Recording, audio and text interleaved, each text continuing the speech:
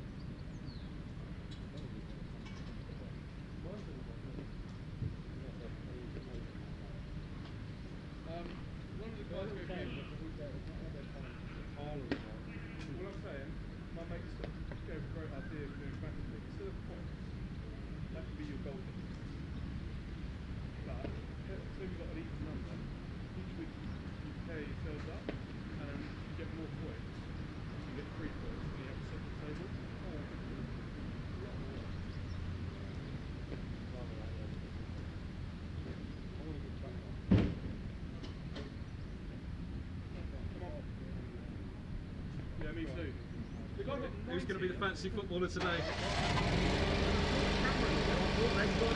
Yeah, I'll set myself up for a fail today though, haven't I? My heart too loud yesterday. See who laughs last.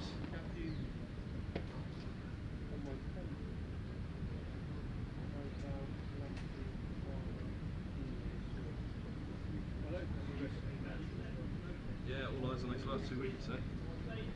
But then they can't be bowled again. Yeah.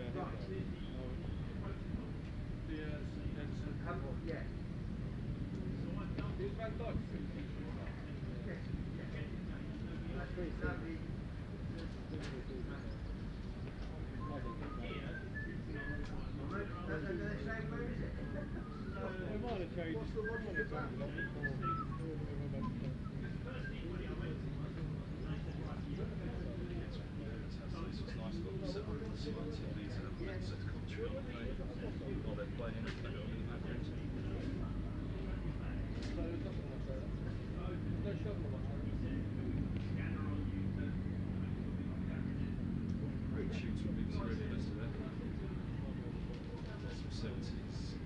Lots of 70s.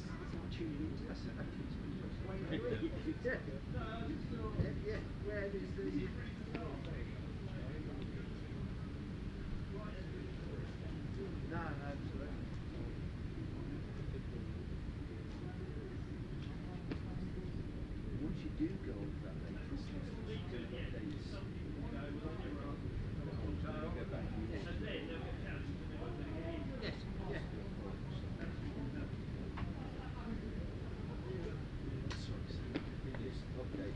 Yes.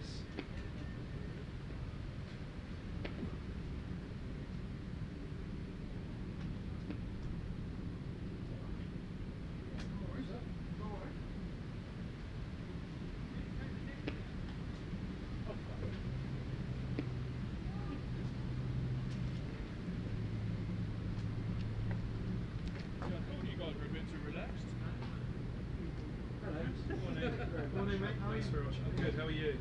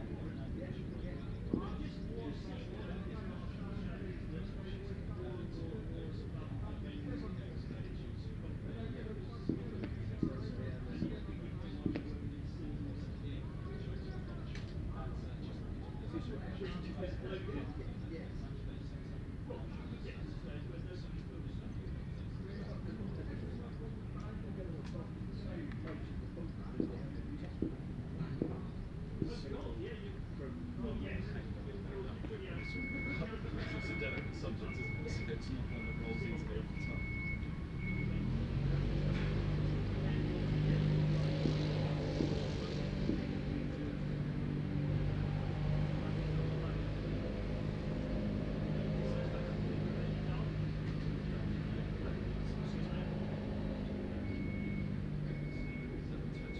Fantastic.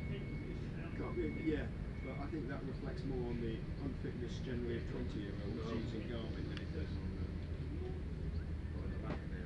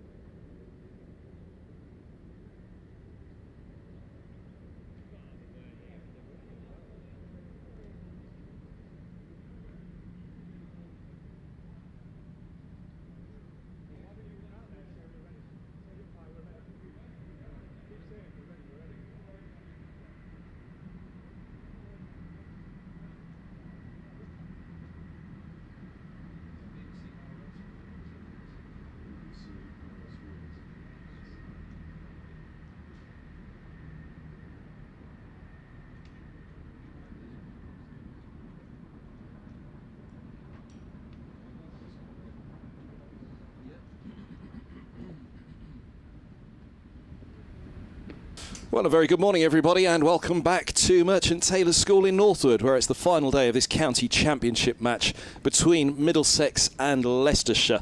A fascinating final day in prospect here, with Middlesex resuming on 176 for 7 in their second innings, a lead of 272.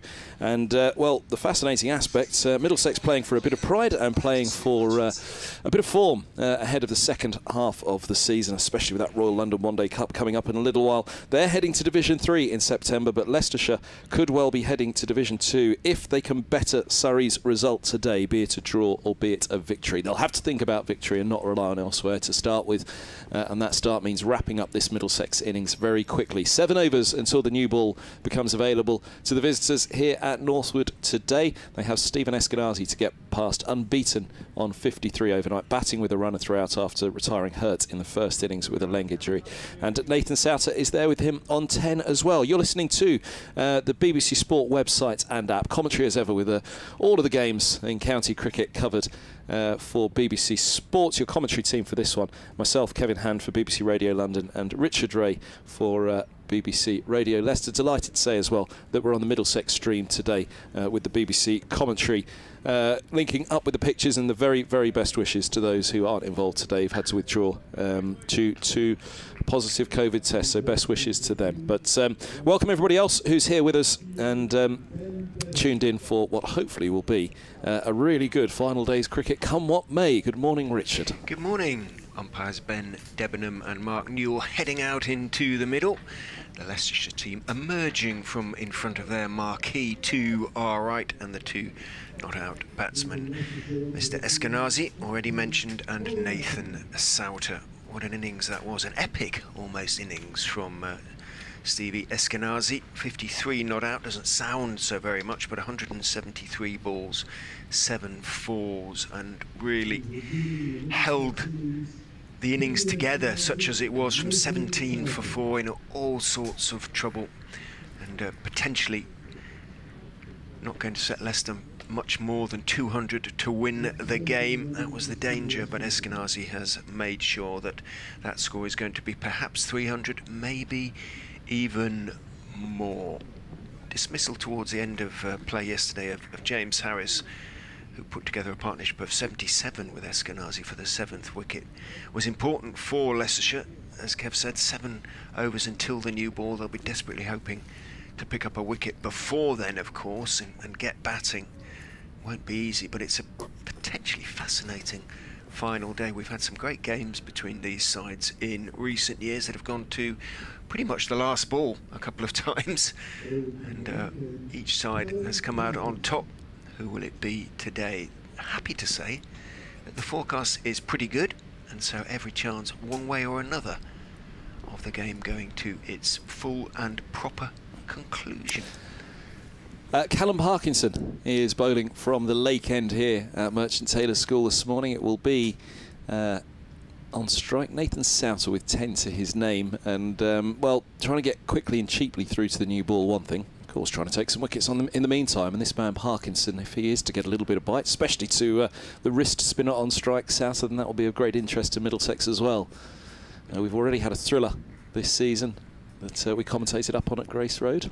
This is Parkinson, left arm around, he bowls, and Souter is forward looking to dig it out, and the ball deflects away behind him through to the keeper. With a little bit of luck there, Souter survives the first ball of the day.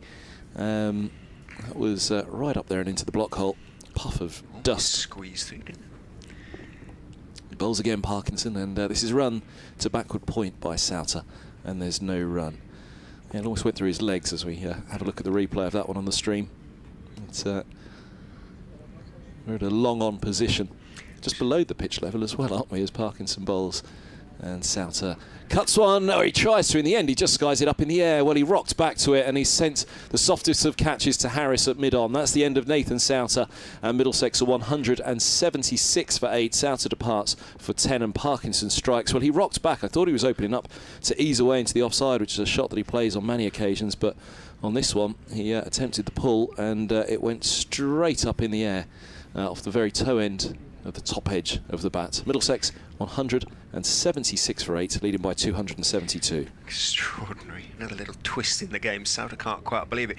The funny thing is that if I think he'd gone through with the shot he felt that the ball deserved, a sort of full-blooded pull into the leg side, then I think it would have disappeared to the boundary. But I think he thought, oh, it's just third ball, I better be a little bit careful here, and he checked the shot rather and got a leading edge, lobbed up, and Harris never looked like making a mistake. Had to take a few steps back at mid-on, and that's a real bonus for Leicestershire at the start of the day. As we watched, yeah, absolutely. As we watched the replay, the line was never there on the delivery for the cut shot. It was just his body that we were looking at from long on that I thought he's going to short. He's going to pull it away, but there you go. Yeah, I thought he was just looking to give himself room at first, but then, as you say, a pull attempted, but only half-heartedly so. Ethan Bamber walks out to bat for Middlesex, and it is Parkinson to bowl to him. This ball's pushed back up the track by Bamber, and there is no run. He can ably support Bamber, so Eskinazi shouldn't despair just yet, but that's a big wicket for sure for Leicestershire, because Bamber, not quite of the full ability that Souter it is, as 40 goes, driving to extra cover, and there's no run. A little bit cloudy here, but high cloud, a few dark ones around, certainly none that we're told are going to cause us any issues throughout the day. Parkinson, lots of flight bowls. This is wristily driven away into the offside by Bamber, right over the top of it, ensuring that he didn't offer anything up to a tightly knit field in the offside. He's going to pick up a couple. Middlesex's first runs of the day, 178 for 8, end of the 74th over here at Northwood. And don't forget, if you want to get in contact today as well, at Kevin Hand BBC, at Rich M. Ray. You will, if you're listening to us on the stream today, hear me do half-hourly updates for BBC Radio Leicester. And apologies about that, but it can't be helped. It goes onto the FM frequency, and they like to keep up to date with their cricket.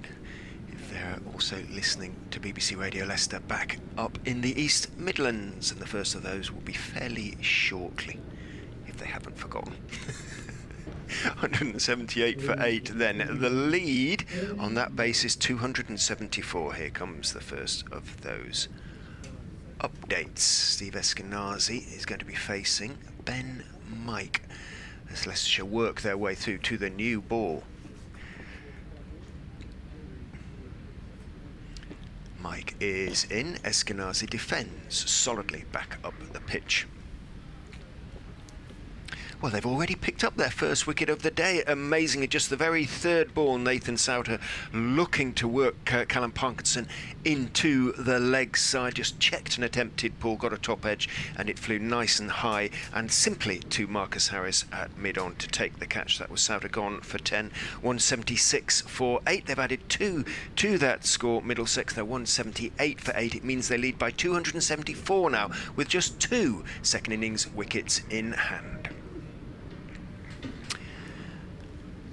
Delivery from Ben Mike, and he's getting a little bit of a lecture from umpire Newell about running on the pitch. He's indicating that he had to sort of move to his right to field the ball in his follow through. It was an attempted drive from Eskinazi that wasn't quite timed, and Mike reached to his right to stop the ball, and umpire Newell said, "Careful where you're treading." Well, he's only wouldn't be doing his side any favours if he is. In he goes and bowls a bouncer to Eskinazi, who ducks underneath it and then just feels the injury a little bit. Now, you spoke to Steve Eskinazi at the end of play yesterday, Kevin, revealing a little interview. First of all, about the injury, grade 2 tear groin muscle. Yeah, 2 to 4 weeks, which a real blow for Stephen Eskinazi, who's in the form of his life, for Middlesex as well, but he hopes he won't miss too many at the start of the Royal London One Day Cup, which for everybody at Middlesex is a very important competition this year now. Mike is in from the Benham end onto the legs, or down the leg side in fact, to Eskinazi. Doesn't get anything on it. It tries to, in a desultory sort of fashion, flick it on its way, and Josh English dives away behind the stumps to his left to make sure that it's not 4 byes. It isn't. 178 for 8 remains the score. He did bat with a fair amount of freedom and increasing confidence throughout the day. Confidence in his own body, I think, and confidence in the injury. That really it's running for him that's the problem, but batting, a little bit of tightness, but not too bad for him. Mike charges in, bowls to him again down the leg side. That is going to be 4 byes. No, he got a little bit on it. It was short and down the leg side, and a little short-armed pull went very, very fine. English dived away to his left, couldn't get there this time. It was just got enough on it there. Steve Eskinazi, umpire Newell signals a conventional for Eskinazi, then moves on to 57, 182 for 8. The lead is there for, he says, adding it up quickly, 278. Is that right? I think so. Yes, it is. Yep. Yeah, 278. It was just on that note, it was casting my mind back to Grace Road earlier this summer when we commentated on that run chase. 378 for 5, Leicestershire, their 5-wicket win. Mike is in, a bouncer, and again over the left shoulder of Eskinazi, just ducks underneath it, lets it go through, then walks away, walks up the pitch to have a word with Ethan Bamber, because it's the end of, well, what can only describe as a relatively undistinguished over, rather, from Ben Mike. He's basically looking to get the ball through and restrict Eskinazi, and he didn't manage to do it, really. 5 overs until the new ball. 182 for 8. Yeah, match saw Harris score 185 and Ackerman an unbeaten 126 to guide Leicestershire to a remarkable victory, really. Leicester all out for 136 in the first innings of that match as Parkinson's around the wicket. He bowls, and with a bit of bounce that beats the edge of Bamber through to the gloves of Inglis, who didn't play in that game. So he added to the ranks for the chase for this one. So there's a bit of form already this year for Leicester. It was a much younger Middlesex attack on display that round as Parkinson bowls. Nice bit of flight, forward defence from Bamber. Yes, Leicester were all out for 136 in their first innings. Middlesex making 295 and 218. At 218, we all thought Middlesex have got more than enough, but Leicester produced something quite remarkable. It's Parkinson in, bowls, and a wristy-looking drive into the offside again from Bamber, fielded by Mike at cover. Probably the same two batsmen will hold the key if Leicestershire are to threaten this target, to wit Marcus Harris and Colin Ackerman. They're the class players, really, of the side. Parkinson bowls, nice bit of flight, good length, and Bamber rocks back to that one and, well, tucks himself up for a bit of room. Again, much as Souter in his dismissal rocking back. I thought he was opening up perhaps to cut at first, but indeed there was no room for it at all, and he plays it harmlessly away into the offside as Parkinson bowls, and this is driven to Mike at cover, and there's no run again. 182 for 8. Showing an admirable determination to be positive, Ethan Bamber, but also from a Leicestershire point of view, an encouraging determination, because he's got a big follow through there. He drives once more, and Mike takes it at cover, a bump ball, and that is the end of the over. He looks away in despair, Bamber. At first I thought, was it a bump ball? Has he offered it up? But his despair was just not piercing that offside field, which we've said pretty tightly knit for Parkinson, left arm around to the right-hander. 182 for 8 it is, here with commentary for BBC Sport via the BBC Sport website and app from BBC Radio London and BBC Radio Leicester, and delighted to be on the Middlesex live enhanced stream for this one as well. Now, possible scenario that will be in the minds of Middlesex is that they might want a second new ball later today, as Ben Mike is in from the Benham end, makes room. Eskinazi chops it top edge down to third man, bounces towards the ground staff. Alex Swan, the match referee, wanders out. Now, will he pick up the ball? Will he? Oh, he's picked it up. Alex gonna have to be. He's not as fancy as us, is he, Richard? But he saw the fool that I made of myself, and he thought, I'm not going to do that. Picks it up, and as a result, Marcus Harris dribbles it back towards the centre of the pitch and kicks it to umpire Debenham to wipe. It is, after all, 76 overs old. But just come back to the point I was starting to make about Middlesex maybe wanting a second new ball, and if they do, then they're going to have to, well, possibly would have had to pull out at the start of the day. In goes Mike, and it's pulled out by Eskinazi. No foot movement at all, out towards mid-wicket. Had to reach down for it, got it away and picks up 2. I'm assuming his runner is still Max Holden. It is, yep. Just waiting to see the number on Holden's back down there at square leg. So Eskinazi very much going for his shots, but the way he is going for his shots make me think that Middlesex are inclined to pull out earlier rather than later. I guess he probably want that second new ball, potentially. Even he probably doesn't fancy being rushed by that second new ball. Bamber at the other end, it can go very quickly. Bamber and Murtagh. Harris now deployed at third man. But in terms of bowling, Middlesex have a would then have a second new ball at the end. Absolutely, if they needed it, you know, that sort of might be important. Just for a few overs. In goes Mike and bowls short, and Eskinazi is pulling again, this time down towards wide long leg. Eddie Barnes is the fielder down there, gets his throw away. Eskinazi picks up 1, moves on to 64, 189 for 8. At 100, 289, take away 4, 285 is the lead now. 286, would be the target. Souter will be facing Mike for the first time, not Souter, Bamber even. Bamber is waiting and Mike bowls on the legs full. It's a momentary hesitation with Holden, who eventually calls Bamber through. Bamber wasn't running to the danger end, it was Holden, and he scampered in before Harry Swindle's throw could threaten the stumps at the striker's end. It didn't really threaten them anyway, so a leg by is... no, single is taken in the end. 190 for 8. Must have been a little bit of inside edge. They are going for their shots. This Middlesex pair going for quick runs. Mike is in. Eskinazi steps back, looks to chop it away on the off side, gets a thick bottom edge, bounces back past the off stump. Inglis moves away to his left to make the stop as it bounces down towards him, taking off his gauntlet in case he needed to hurl the ball at the stumps. Surrey are 9 down at the Oval, 240 for 9, trailing by 189, so they still have 30 runs to avoid the follow-on there. The latest to go, Moriarty, LBW to Van der Merwe, all wickets falling to spin, all 9 wickets.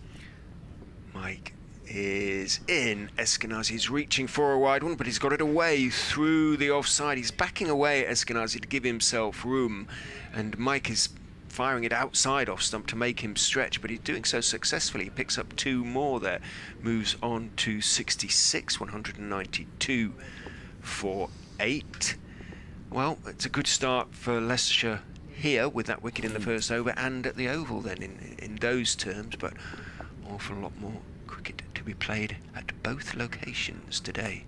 It looks like it'll be a fascinating final day at both. Just one more wicket, that 30 runs to play with. And you fancy the follow-on will be enforced, and it will be Leach and Van der Merwe all day at the Oval, trying to force a victory for Somerset, which means just a draw required here by Leicestershire to claim a Division 2 spot. Parkinson's left arm around from the lake end here at Merchant Taylor School, and he bowls to Bamber, who gets a thick edge and an attempted drive, and this flies down to the vacant third man for 4, 196 for 8, and the lead is now 292. A wild flay from Bamber, that one, wasn't it? But 4 it is, a slip in place, kicked back as somebody's retrieved it from over the boundary rope. Everything about the way they're playing suggests to me they're going to pull out much At sooner 80, rather than perhaps, later. yeah. Maybe a 300, 310, something like yes, that. yeah. Yeah, that may have been the chat against this older, softer ball, and it was noted by both that it got considerably soft, that ball yesterday. Even the replacement one didn't seem to get anything out of the track at all. Maybe they thought, let's throw the bat at this older ball, and rather than face that new ball, especially for Eskinazi, where he'll have to be rushed, he'll have to be quicker on his feet against that new ball, and with his injury, you don't really want to inflame it too much more. No point hanging around, I guess, for Middlesex at this stage, as Parkinson moves in, bowls, and Bamber on the back foot, cuts hard in the air and taken at cover point by Ben Mike. Well, there were a couple of attempted drives through that region. On this occasion, he did rock back and try and find the room for the cut, but all he could do was find Mike, and it's 196 for 9, a lead of 292, and Parkinson with another wicket. And this time more about the shot, I think, than the bowler. With due respect, it's the pushing on of Middlesex, and I say that mainly with Leicestershire fans in mind as well, because they'll be wondering how much spin it takes today for the likes of Souter and a couple of other part-timers that Middlesex have in the side. Already added 20, Middlesex. They started the day, Leicestershire, 3 points behind Somerset, taking into account the bonus points for the games that are going on at the moment. So explains why Leicestershire need to better the result of Somerset. A draw each, and it'll be Surrey who go into Group 2. The game is moving on. Sorry, the Lambeth Lara on his way to the middle, Tim Murtagh, as he was dubbed back in well, the middle of the last decade, really, when he used to be flinging the bat. Ball would fly to all parts. Famous partnerships with Roland Jones at Scarborough, amongst others. Some heroics with the bat. He's a number 11 for sure now, nailed on, and he will continue very much in the way of Bamber and Eskinazi. Bonus wickets these for Parkinson. Didn't take a wicket in the first innings. Callum Parkinson, 3 now. 3 for 35 for Callum. Parkinson's left arm over to the left-handed Mercer, captaining Middlesex for the first time. He bowls in a forward defence. Trickles back up the track. We go back to Souter's dismissal at the beginning, actually, where it looked as though he was caught in two minds. We know why now. Obviously, the message this morning had been get on with it, with those 7 overs before the new ball becoming available. Parkinson bowls, and Mercer swings hard. In the air it goes. There's a deep mid-wicket underneath it, and holds on, and that's the end of the Middlesex second innings. 196 all out, so Eskinazi unbeaten on 66 from 184 deliveries. Magnificent stuff for him. A second ball duck from Mercer. There was no hanging about at all from Middlesex. 293 is the target to win for Leicestershire here on the final day to try to take a place in the second division. Indeed, as the way things are playing out at the Oval, it would be to take a place in the second division if they can chase those down. For Middlesex, they of course will want to register that second win of the season in the Championship. Well, fair play to Middlesex. I think that's a admirably positive attitude they've shown this morning. They've biffed a quick 20. Yes, they've lost 3 wickets, but they have set the game up, and they've given themselves time potentially to bowl Leicestershire out, and also to have a little nibble with the second new ball if it's needed. It might just be a handful of overs, but that might be all that's needed. Paul Nixon spoke at the close of play yesterday about it perhaps becoming a new ball wicket. That said, Callum Parkinson looked to be obtaining just a little bit of turn there. He finishes with 4 for 35. Callum Parkinson, having begun the day with 1 for 29. So real bonus wickets for Callum before he heads off to play in the 100. You'll be hoping his batting isn't needed. Well, it's an extraordinary card actually for Middlesex, isn't it? Which we can run you through now. As Middlesex turning off the match, 324 for 9, with Eskinazi retired hurt in the first innings. That 154 from Robson was outstanding. Leicester all out for 228, with 82 from Ackerman, 49 from Inglis, and Harris 31. Those are the only ones to get above 20, and all eyes will be on those in the chase. 3 for Mercer, 3 for Bamber, 2 for Harris, 2 for Mitchell, and then this Middlesex second innings. Well, they went out feeling pretty confident about life, we thought, but 4 quick wickets, and Middlesex was 17 for 4 as Robson was caught Ackerman and bowled Davis for 4. Quickly following him, Josh De Caires 6 for 2, both falling with the score on 6. De Caires was caught Ackerman, bowled Sakande for 2.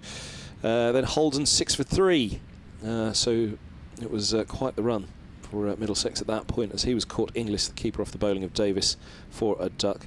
And then young Joe Cracknell, promoted up the order because of Eskinazi's absence, was the 4th to fall at 17 for 4 in the 9th over when he was caught Ackerman off the bowling of Davis for 7.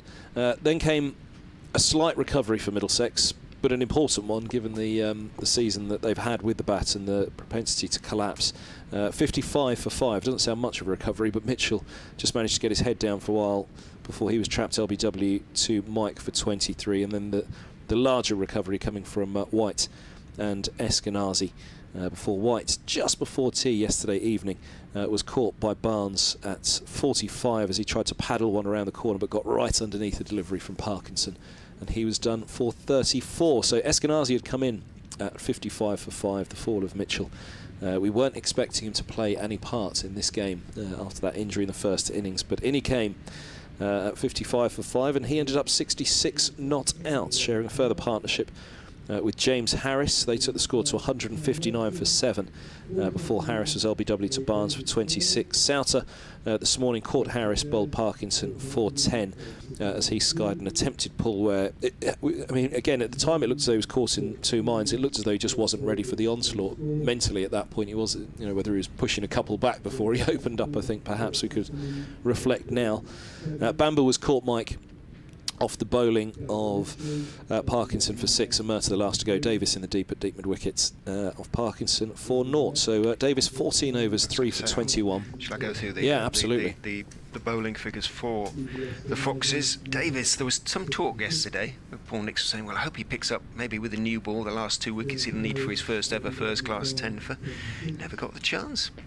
never got the chance, so he finishes with 14 overs, 6 maidens, 3 for 21, giving him match figures overall of 8 for 87. Still his first class best match figure, so congratulations to him. Abhi Sikandar on his debut for Leicestershire finishes 16 overs, 6 maidens, 1 for 28, 3 for 118 in the game. Ed Barnes, important little wicket he picked up yesterday with a big in-swinging York to end that partnership between Eskinazi and Harris, so he picked up his wicket to give him 2 for the game. 14 overs, 2 maidens, 1 for 43. His figures for the innings. Callum Parkinson, having gone wicketless in the first dig, finishes with 4 for 35 from 20.4 overs in the second, 10 of those overs being maidens, so that gives him his match figures look rather better as a consequence of that little extraordinary 20 minutes. And finally Ben Mike, 13 overs, 3 maidens, 1 for 49 to go with his 1 for 51 in the first innings. Will it be enough? Will those figures prove to have been enough? Is the target too low? I bet there'll be all the Middlesex fans will be saying, oh, they should have picked up another 20, 30 runs. All the Leicestershire fans will say, oh, that's an awful lot. So it's the nature of county cricket supporters thinking 293 to win, that's plenty on the final day. And it is plenty on the final day, but I think that is beautifully balanced, and congrats to Tim Murtagh and Middlesex on that basis. I'm going to ask you what comparisons we can throw back to the game at Grace Road. That chase that Leicestershire managed, a remarkable chase really, having skiddled pretty cheaply, 136 in the first innings, to chase 378 for 5 to win it. It was an extraordinary display. Before I let you offer yours, I'll just throw in from a Middlesex perspective the bowling attack: Bamber, Helm, Anderson, Walla Luita and Holman. It was a pretty young bowling attack led by Helm, and of course Bamber's been a fine performer for a few years now for Middlesex, but there was no Murtagh for that game. Darryl Mitchell, great experience in this one as well, and James Harris, an experienced pro also, and likewise Nathan Souter is a more experienced spinner than the youngsters that they chose to go with at Grace Road. But from a Leicestershire perspective, it's very hard to compare. That was actually the third highest successful run chase in Leicestershire's history. Only games against Derbyshire and Northants in 1947 and 1980 resulted in a higher successful run chase. But as you say, very different attack for this game, different pitch, different circumstances, different conditions. Same personnel for Leicestershire more or less at the top of the order, so that is where the runs will need to come from. Harris, Ackerman. They have got Inglis in this game as well, who's a very good player and can score quick runs if needed. So that just might give the top 4, assuming Inglis comes in at 5 again, a little bit of a cushion, if you like. They think, well, so if we do need to push on after tea, in the way that Gloucestershire did when they beat Leicestershire at Bristol, they were chasing, I don't know, 340, I think it was in the end, so around that sort of level, and they were 180 something at tea, 180 odd, but for 2. So they just concentrated on getting through each session, picking up 2 and 3 and over, and building a platform, and that's what it's going to be all about initially for Leicestershire. Yeah, I think the new ball here against Tim Murtagh, absolutely. Bamber, Harris and Mitchell this morning, I think pretty, you'd almost suggest it was like the morning of the first morning of the match, as the openers go out there, actually take everything else out of it for now, just get through the new ball, and also protect that pretty powerful 3, 4 and 5, Harris, Ackerman and Inglis. I think there's a big job for Evans and Hill to do, and that's got to be the key. Just up to lunch this morning, put some overs into the legs of the bowlers, take some of the hardness off that new ball. Exactly that. I mean, if they were somehow to get through, how long we've got an hour and a half until lunch. If they were to get through to lunch with, say, 1 down, something like that, even if it's only, I don't know, 50, 60 for 1 or something like that, they'd be happy with that. Leicestershire, I would suggest, because it's a very different game once the ball goes soft. We saw that yesterday. Fantastic stuff. I think the key figure at lunch, from a neutral perspective, sitting side on, and obviously we follow our counties for our respective radio stations throughout the season, but the wickets column, I don't think whatever is on that runs column at lunch interval matters at all. Yeah. I think the key column is the wickets column. If it's 2 or 3 on there, the Middlesex I think will be quite heavily favourites for this. So that's what I think the openers have got to do: shut out the runs altogether at this point, get through to lunch. A little bit the way that Middlesex are trying to dig themselves out of their own batting woes this season. Just shut the situation out, shut the runs out. Just think about batting, being out in the middle, surviving. Eskinazi spoke about it quite nicely as well, as we heard Pete Hanscom and Stuart Law on interview talking about the ways to go about it. And Eskinazi said for him, actually, the T20 had helped him to get back into form, just getting out there and feeling bat on ball and playing himself back into form with runs, with shots. But for others, it's time in the middle and putting the shots away. And match situation here is the issue for Leicestershire, and I think putting the shots away before lunch is going to be key. In particular to this man, Tim Murtagh, who's at the top of his mark, ready to go. Middlesex captain for the first time. He'll be desperate to win his first match as captain all these years. The old war horse, as they call him here. Could it conceivably be his only match as captain as well? Yes, I think so, you yeah. know, yeah. It'd be fantastic if you could say, well, 100% record as captain, lads. But it probably wouldn't be fantastic for his teammates or anybody within earshot for the next 40 or 50 years. You would not hear the last of it. No, one suspects. But I'm sure his team would love to deliver it for him as well, because he's guided Middlesex many occasions through tough times. And said it again on interview the other evening. All of those interviews are available to listen back through via the Middlesex streams, actually done for BBC London at the close of play, and you can listen back. He'd said, yes, Middlesex hitting something like rock bottom at the moment in terms of the results, but they feel they're playing well, but they just let it go at crucial moments, be it an innings, be it a day, sometimes even a wretched hour with the bat, and those collapses that have cost them dear. They'll feel pretty happy, I think, with the way this match has gone, especially that recovery with the bat. Here's Murtagh. He has 3 slips and a gully, and he is in to bowl. Right arm over. This one's defended away into the offside by Evans, and there is no run. Evans, the right-hander, opening up with Hill as expected. Evans made 4 in the first innings, Hill 9, both removed by Murtagh. Evans caught Souter, and Hill LBW. It's funny, I was sort of making a fairly jocular point about Murtagh and it being his only game as captain, but Callum Parkinson captained Leicestershire due to the absence of Ackerman, obviously, when he was still concussion protocols at Gloucester. Murtagh bowls, and this is defended once more on the front foot by Evans. He was absolutely, he thought, well, I'd love to win my first game. I'm sure it was in his mind a little bit, and they went for quick runs on the final morning to set the game up, and sort of kind of felt as though it was all a bit frantic. They lost sight of the overall picture a bit. I just wonder I speculate whether that, just the fact that he was captain in that game, might have his very first game might have been partly a factor.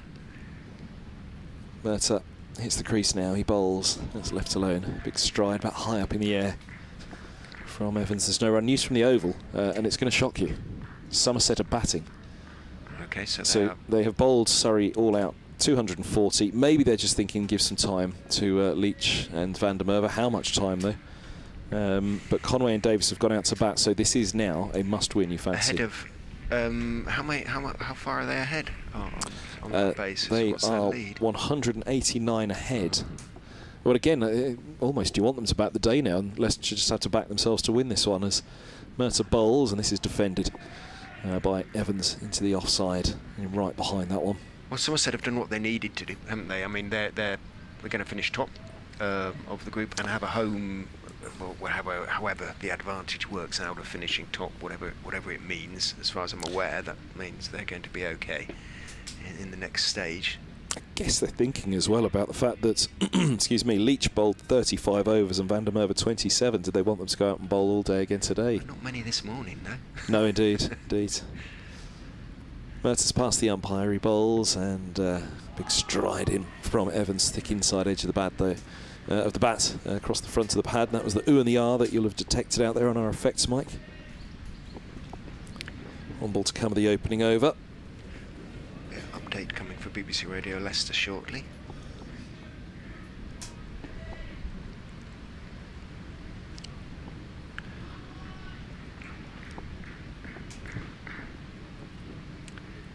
hello. Spectacular first half hour for the Foxes. They have picked up the 3 wickets they needed to finish Middlesex's second innings, albeit helped by an attitude from Middlesex that they wanted just to go on up there and get a few quick runs and start bowling themselves. All 3 wickets, those of Nathan Souter, Ethan Bamber and Tim Murtefeld Callum Parkinson, giving him 4 wickets for the innings. 196 all out in their second innings, Middlesex, which means Leicestershire need 293 to win. We've had 1 over of that chase, and the Foxes have yet to score. They're 0 for 0.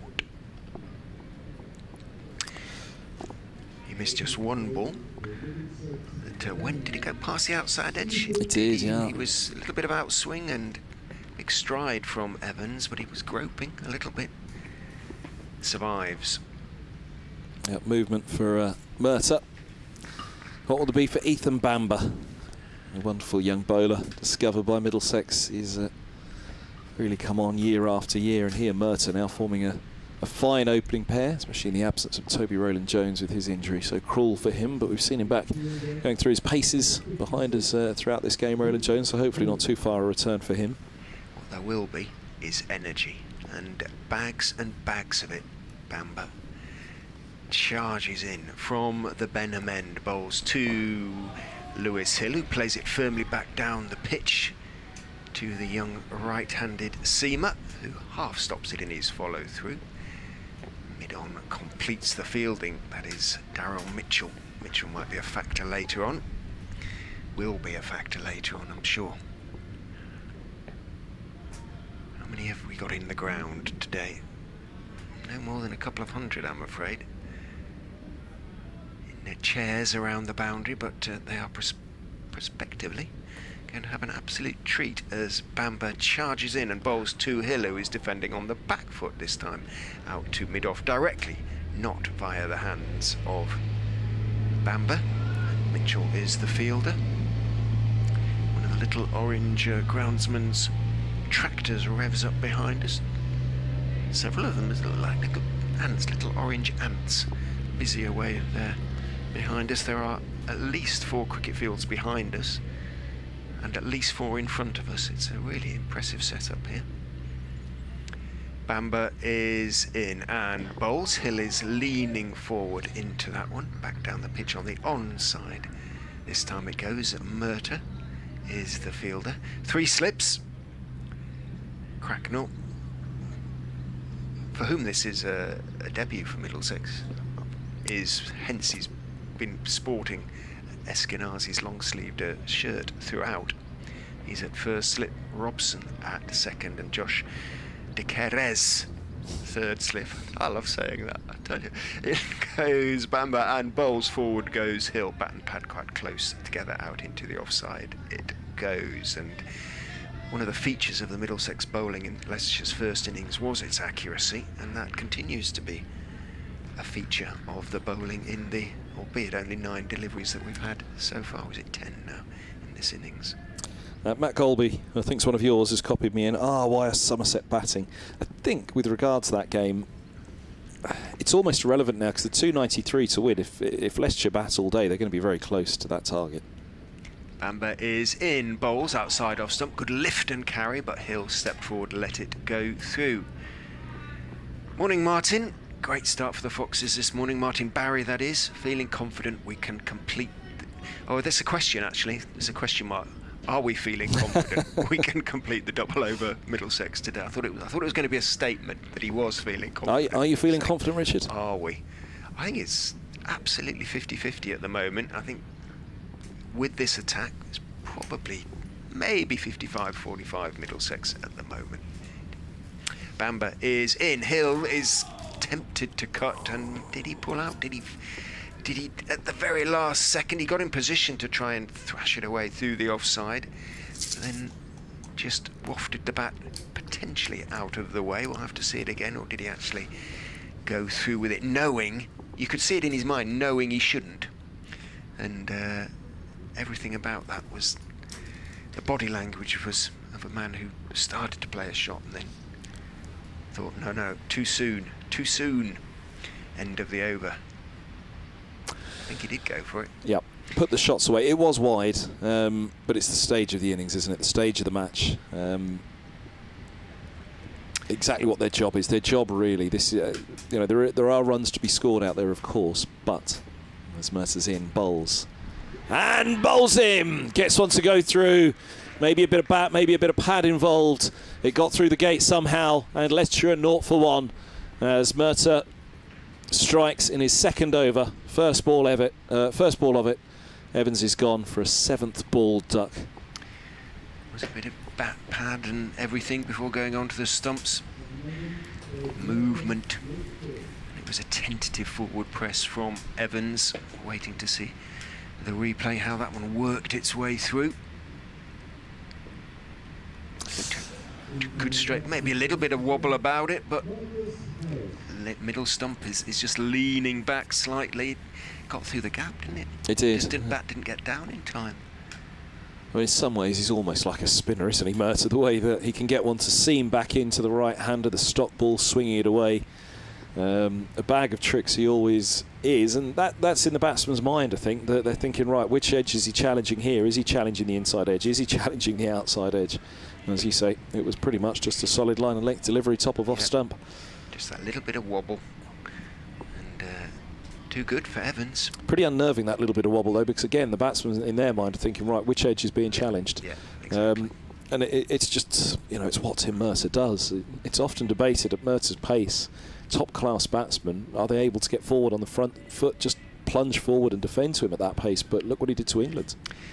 Well, they'll be delighted, Middlesex and Mercer, because they're going to get an early chance to bowl at key man at the Upton Steel County ground, arguably the key man for Leicestershire anyway. Marcus Harris, the Australian Test opener, is in effect opening, really. 0 for 1 Leicestershire after 2.1 overs, needing 293 to win, and still needing 293 to win.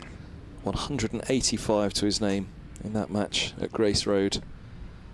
A magnificent innings from Evans as they chase that 378. Here's Mercer, right arm over the wicket, and the left-handers forward defending into the offside. Harris is fielded at cover by Holman, who's on as the sub for Eskinazi. He looked very good in the first innings, didn't he? Got 31, Marcus Harris, and then threw the bat rather at a slightly wider delivery from James Harris. Thin edge. And a fairly routine catch for Rob White. Now, White is going to stand up to the wicket to Mercer, because Harris, as he did in the first innings, took a couple of little steps, couple of little baby steps forward, just to try and reduce the amount of movement for Tim Mercer. So White has taken off his cap and he's waiting for the helmet to be brought out from the boundary edge. Here it comes. Pace, we reckon Mercer is sort of late 70s-ish. Yeah. So yeah, might just nudge 80 with a quicker one.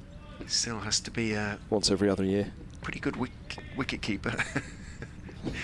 Listen, all he needs to do is point at the wickets. He gives it out a lot, so we have to give some back to him. He's right arm over now, he bowls, and Harris is beaten through to the gloves of White standing up.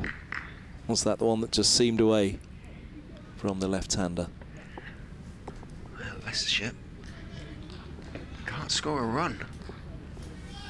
I mean, everything we said at the start of this innings now, it's all about this new ball, isn't it? Try to get through Mercer's first spell.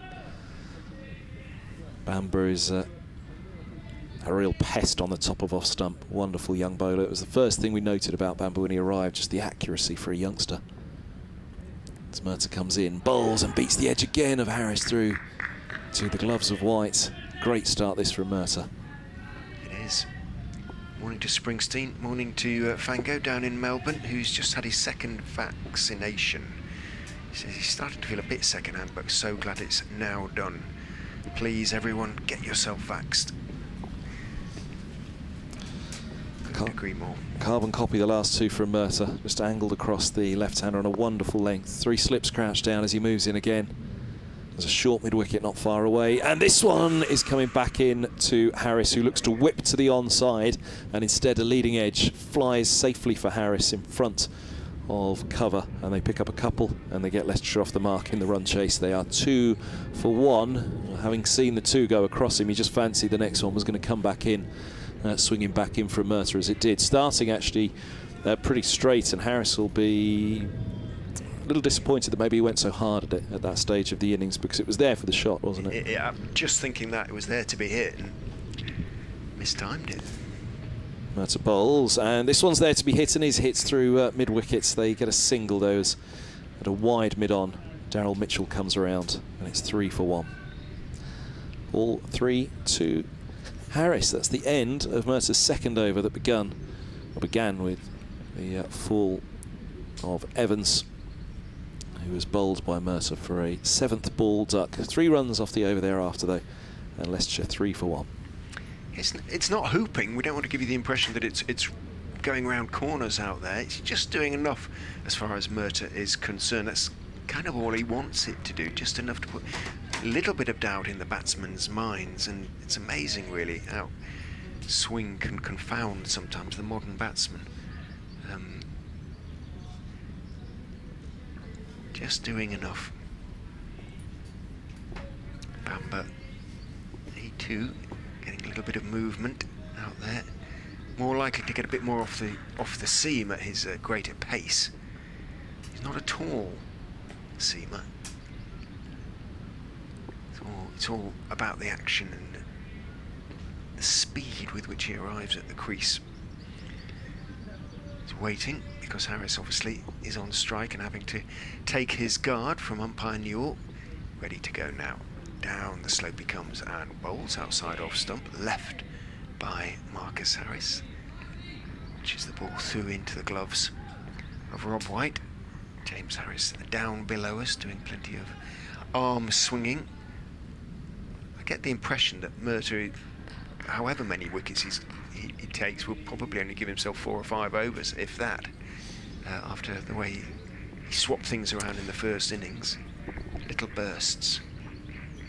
So Harris probably anticipating coming on sooner rather than later. Bamber is in, squares Harris up a bit, takes a thick outside edge on the ground, wide of De Queires, and down to third man. It runs down the slope, so Harris picks up 4 without knowing too much about it, but I guess he played it with soft hands and angled bat down, and down it went.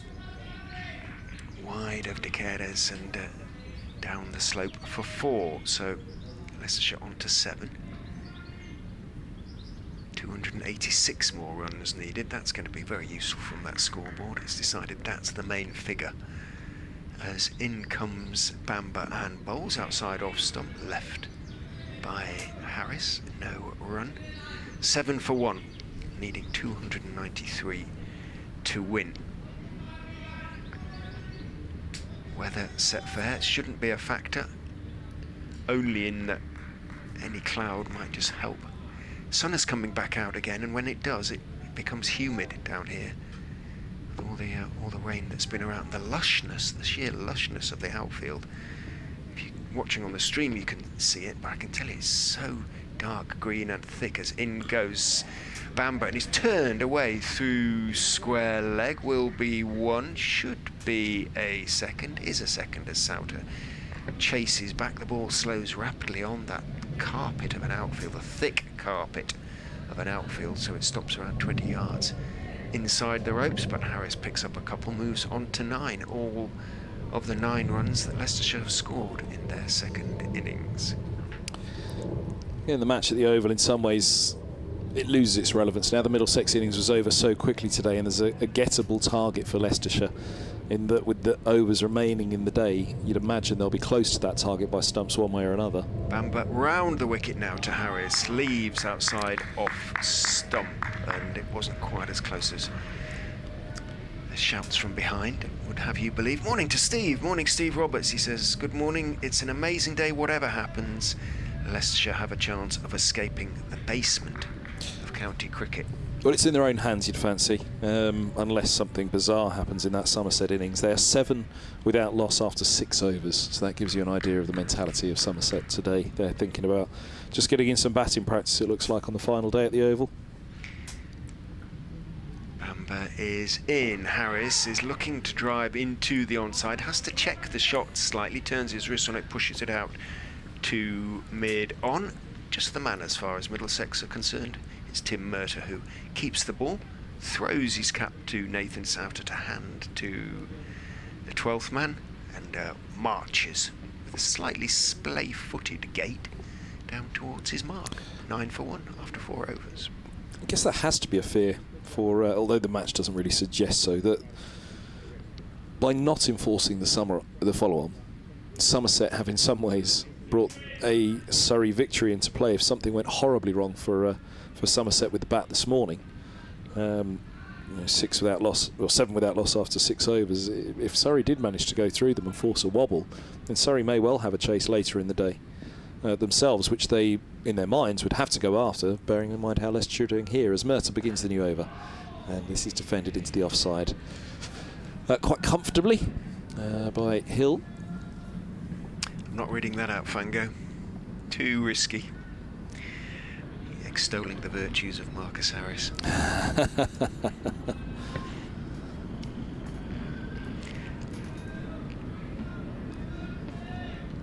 9 for 1. It was a brilliant lot. There was a huge LBW appeal for him early up at Grace Road, if you remember. Do you remember there was a massive LBW appeal that we look back on the stream as Murtagh bowls, and this ball's eased away into the offside by Hill, who shakes the bottom hand. Reverberations back up the bat on that one for the right-hander. 9 for 1. But other than that, if memory serves, it was a chanceless 185 from Harris.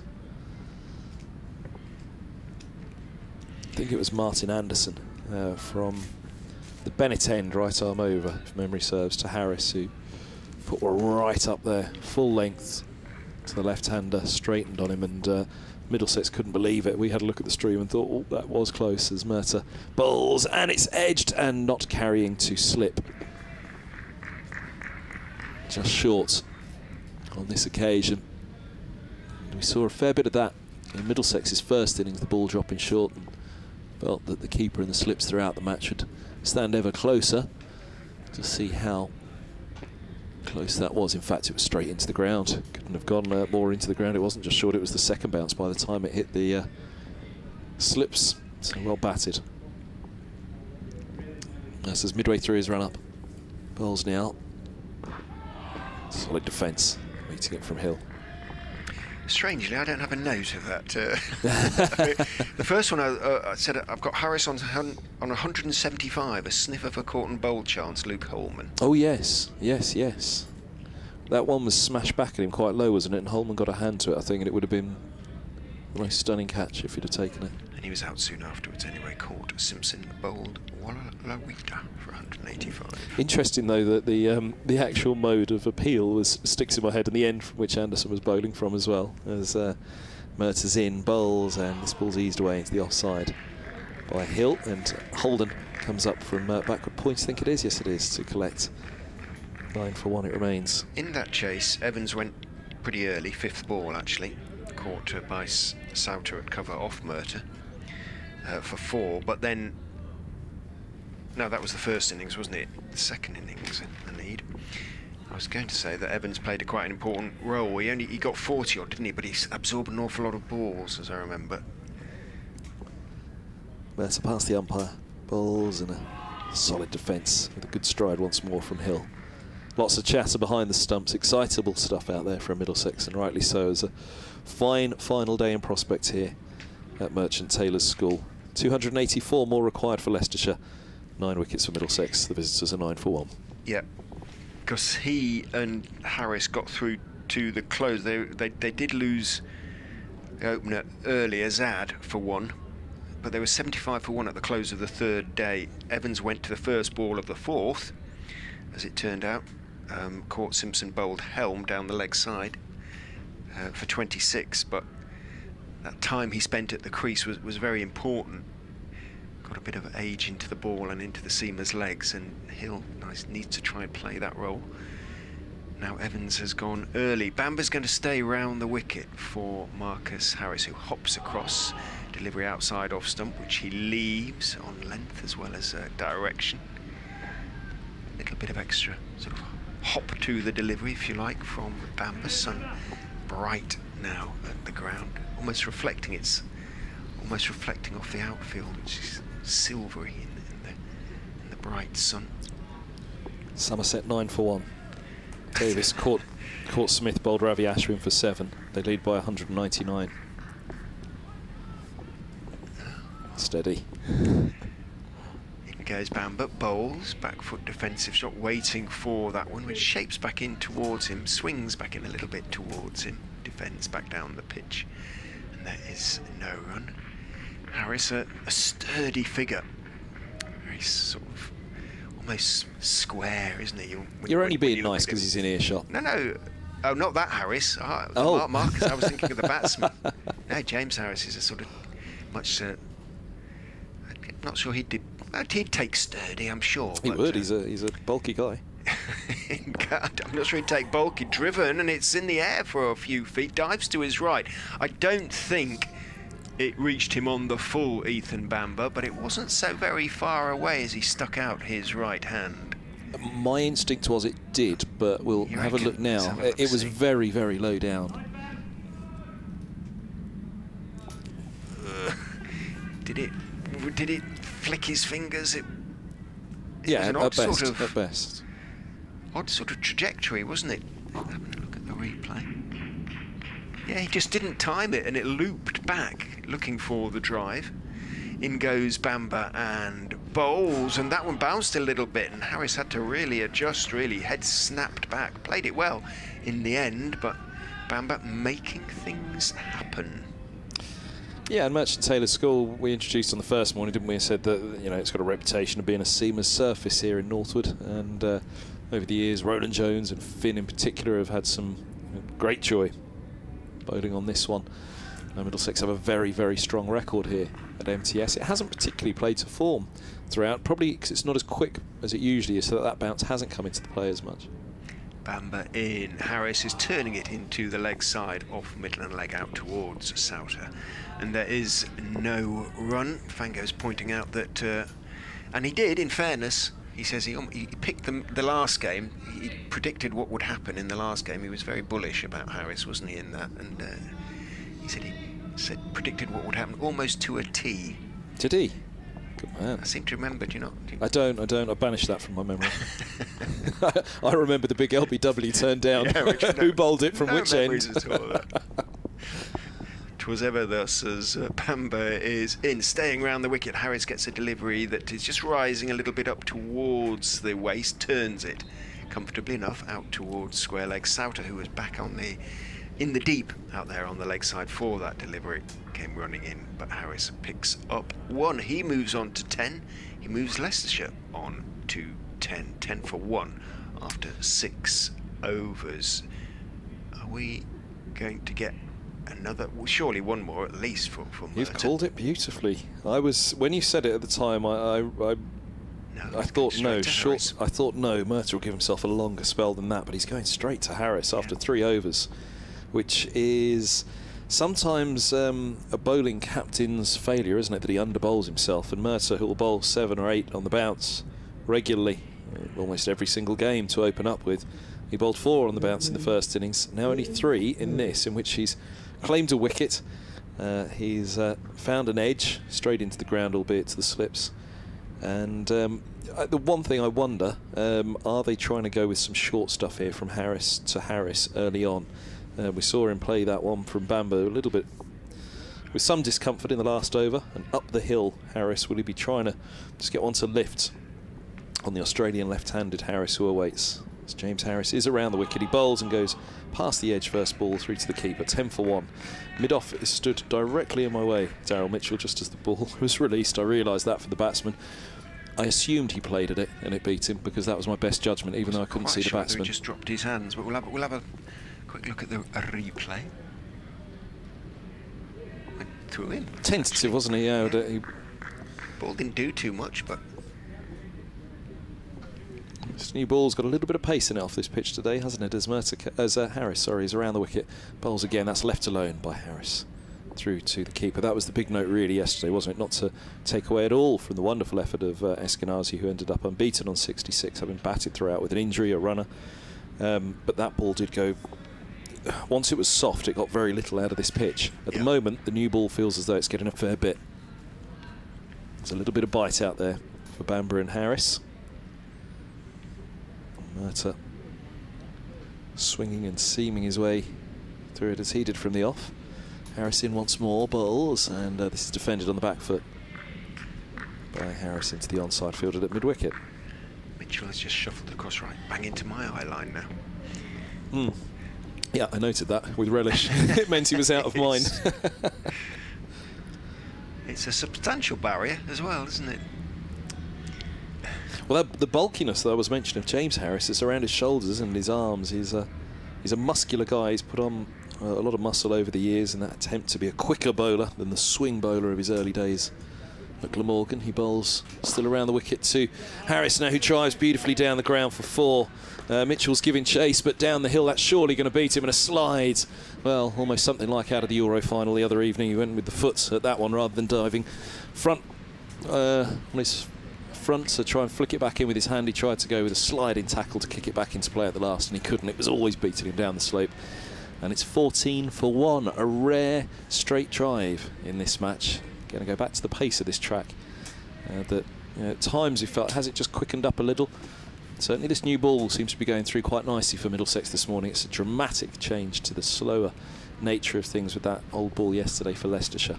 But that was a lovely straight drive down the ground. Here's Harris's response. He bowls, and the left-handers forward, defending to mid-on where Murtagh fields. 14 for 1, all 14 to Harris. Yeah, it had to be a Kiwi going for it with his feet there.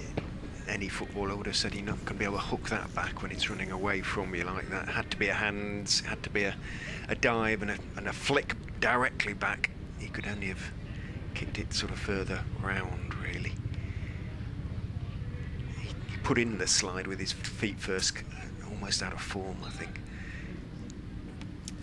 Harris to Harris. And the left-hander defends on the back foot to the right-arm seamer. That's the end of the 7th over, 14 for 1. Here with commentary for BBC Sport from BBC's Radio London and Radio Leicester. We're live on the Middlesex Enhanced stream as well today. Harris with 14 from 23. Hill will have strike to get off the mark from 12 faced. Maybe also that Murtagh, although you never quite know what's going to happen with the new ball, prefers the ball when it's 10-15 overs old and the lacquer's off, but it's still rock hard and there's a really good shine on one side and gets a little bit more movement that way. Who knows what's in his mind, but 3 overs just seemed a little bit undercooking it. Given his record over the years, it really feels he's undercooked it. Murtagh's taken himself off already. Bamber will continue and comes in and bowls to Hill, the scoreless Hill so far. That's the 13th ball he's faced. He defends it back up the pitch on the on side. Leicestershire will not mind as long as he's still there. And that's all that counts as far as they're concerned at the moment. 14 for 1. Guess the best way we could surmise Murtagh's spell is what would Leicestershire least want right now? And I think that's Murtagh running up at the Lake End. They'll be much happier with Murtagh out of the attack. Bamber is in and bowls, goes past the outside edge with the ball that bounces and leaves Hill, who plunges forward rather in hope and expectation, and a little hand movement indicating just how much movement there was. Didn't get the edge, lucky not to do so. I suppose we could be cynical, and Murtagh's taken himself out of the attack after 3 overs and says, as captain, I'm finally going to run down a hill. From the Benham end, I am going to run down the hill here at Northwood, having run up the hill all those years at Lord's from the nursery end. Just straightened off the seam, that one. As in goes Bamber and bowls, hits him on the pad, but no, Bamber's appeal was a little bit delayed. May just have hit him outside the line. Interesting, because the appeal didn't look confident, did it? Or no. You know, nothing about it was that enthusiastic from behind the stumps either. However, from the line where he was sat at, the shot that was played, he thought this has got to be a chance. Too bad a shout on the replay. It's Wasn't the got to be worst. said. So it wasn't outside the line, was it? But maybe inside edge then. Goodness me. Must have been inside edge. As in goes Bamber and bowls. Hill leaves outside off stump and there is no run.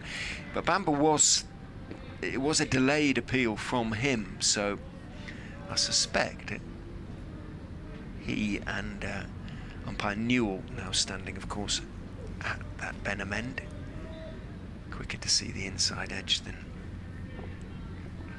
the wicketkeeper, and slips. One speculates. Bamber throws the ball from hand to hand, mops his brow, working up a real sweat in this humidity, goes in and bowls. Hill is forward, angled bat out towards Holden, who is at backward point. And again, there is no run. A battle for Hill, a battle just for survival at the moment for Lewis Hill. Has been in good form this season. Hill did score the second first-class 100 of his career, 121. That was at Bristol. That was the second one of his career. Also a lot of 50s as in goes Bamber and bowls to him. He's on the walk, defending that one back down the pitch, pushing it out into the offside. And there is no run. End of another very testing over from Ethan Bamber, which Hill survives. Not much more than that, but he does survive it. 14 for 1 off 8, Leicestershire. As you say, we have a look at that replay a couple of times now. Rock and rolled as best we can on the stream. It seemed back in, hit high up on the back leg actually, so height probably what was saving him. He was partially forward, Hill, wasn't he? I don't think I'm going to be able to. I might just. Yeah, beat the inside edge, beat the front pad, hit high up above the back leg, but it was the fact that it hit him on the back leg that didn't look as though it was that high, but height indeed must have been what the umpire quickly rejected, if not an inside edge. As here's Harris around the wicket. Full delivery, targeting that off stump, and defended by the Australian left-handed Harris to mid-off. I was going to say, should we sort of say James and Marcus? Yeah. It just sounds a bit familiar, doesn't it? A bit too much, yeah. I suppose I could say one or the other, couldn't I, on each delivery? It's James Harris to Harris. Harris the bowler. Yeah. Harris the batsman. Do you know there's a Harris the hedgehog as well? Go on. Is he the mascot? It's James Harris. He bowls and defended on the back foot by Harris to mid-wicket. No, when... update coming first. I'll tell you that in a moment. I'm afraid they have lost a wicket already. Sam Evans, who was bowled by Tim Murtagh. Middle stump rocked back before he'd scored. 0 for 1 at that stage. The Foxes, they've moved on to 14 for 1, or 14 runs to Marcus Harris. Harris made a brilliant 185 against Middlesex at the Upton Steel County Ground earlier this season. May have to do something similar if Leicestershire are going to go on and win this game. They need another 279 runs. They're 14 for 1. Sharp delivery from Harris around the wicket. To Harris, left alone with Ewan and R behind the stumps. Now, when Marcus Harris made that splendid 185, Brunty, who works part-time, amongst other many jobs that he does, at a hedgehog rescue centre, christened their little hoglet Harris. Harris to Marcus Harris, who gets an inside edge past the stumps for 4. Wow, we were in the perfect line for that inside edge, and how it missed them, I do not know, Richard Ray. No. 4 to Marcus Harris. He is on to 18. Leicestershire at 18 for 1. I'll have a look at the replay, but it was, from Harris's point of view, Marcus's, that is, breathtakingly close. Let's have a look-see. A late but flashing drive. Just passed off. Down to fine leg. You can drive outside of the off stump. The one thing we've been saying from the off is put the shots away for now, really. Make Middlesex bowl you out. You don't want to let them bowl at you equally, but Middlesex will feel in this morning session the runs won't matter too much. They'll just be looking to attack, and they'll be quite happy to engage Leicestershire if they are looking to play their shots. Harris is in, bowls, solid line and length again, defended from within the crease by Harris to mid-on. Somerset 2 down at the Oval. This isn't quite going the way we thought this morning. Somerset not enforcing the follow on there. 21 for 2. Lammonby caught Clark, bowled Ashwin for 3. 2 for 8 from 5.3 from Ashwin. They lead by 210, Somerset. It's still very difficult to see Surrey winning that one. So Harris bowls around the wicket still. This is left outside of the off stump by Marcus Harris, who has 18 from 29, and 18 for 1 it is at the end of the ninth, as Hill will have strike. The Leicestershire opener still to get off the mark.